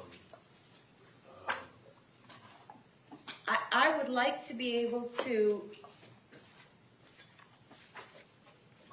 go through what you all have given me, even though it's not much. Don't forget, you're much more familiar with these things than I am. There's a lot there on the PowerPoint, and it's very tough to digest for all of us, even after all the time we spent on it. If you all would be so kind, if you can tab the slides that are at issue, that would make it easier for me. And then, if we can reconvene tomorrow promptly at 8:30, then we'll have from 8:30 to 9 while they're getting the jurors settled to go over these issues. Will that be enough time for you, State, to make any amendments? Yeah. If needed. Dr. Denny would probably be the one to do it. Can you make amendments on the PowerPoint? It would just be if there was a slide or two. I need to change a title or something. 5 that maybe there's a certain word, or with the defense there were sometimes.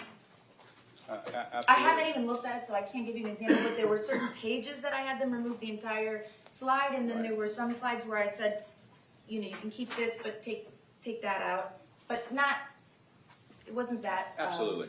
That's no problem. Okay. Approach judge not tab. Thank you.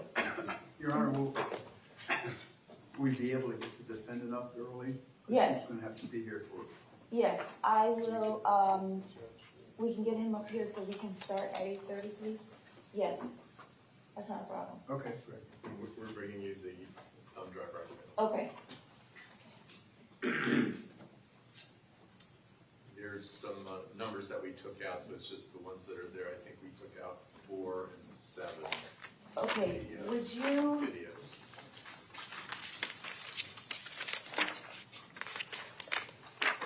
Ms. McNeil, you're the author of this pleading, I believe. Would you cross out the ones that the state is withdrawing? Would you please, for me? You can just put a line through them so that I know I don't have to read those particular slides. And everyone else can either be seated or is excused. I'm just standing to stretch.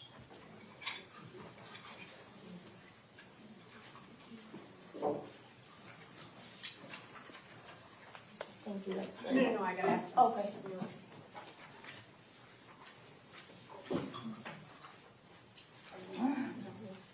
Jeff, which one did you decide to do? Which one did you decide on? 4 and 7. D4? And 7? D7.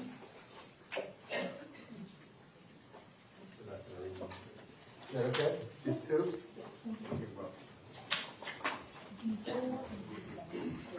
May I approach? Sure. You just crossed them out. Okay.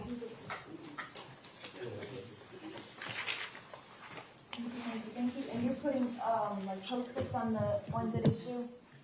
Yes, ma'am. There was, without seeing it, it was a little bit hard to follow your information. I know. It wasn't your fault. It just. Okay, other than that, we're in recess. Can Mr. Cruz be excused? Yes, ma'am. Okay, we're in recess till tomorrow. We'll start at 8:30.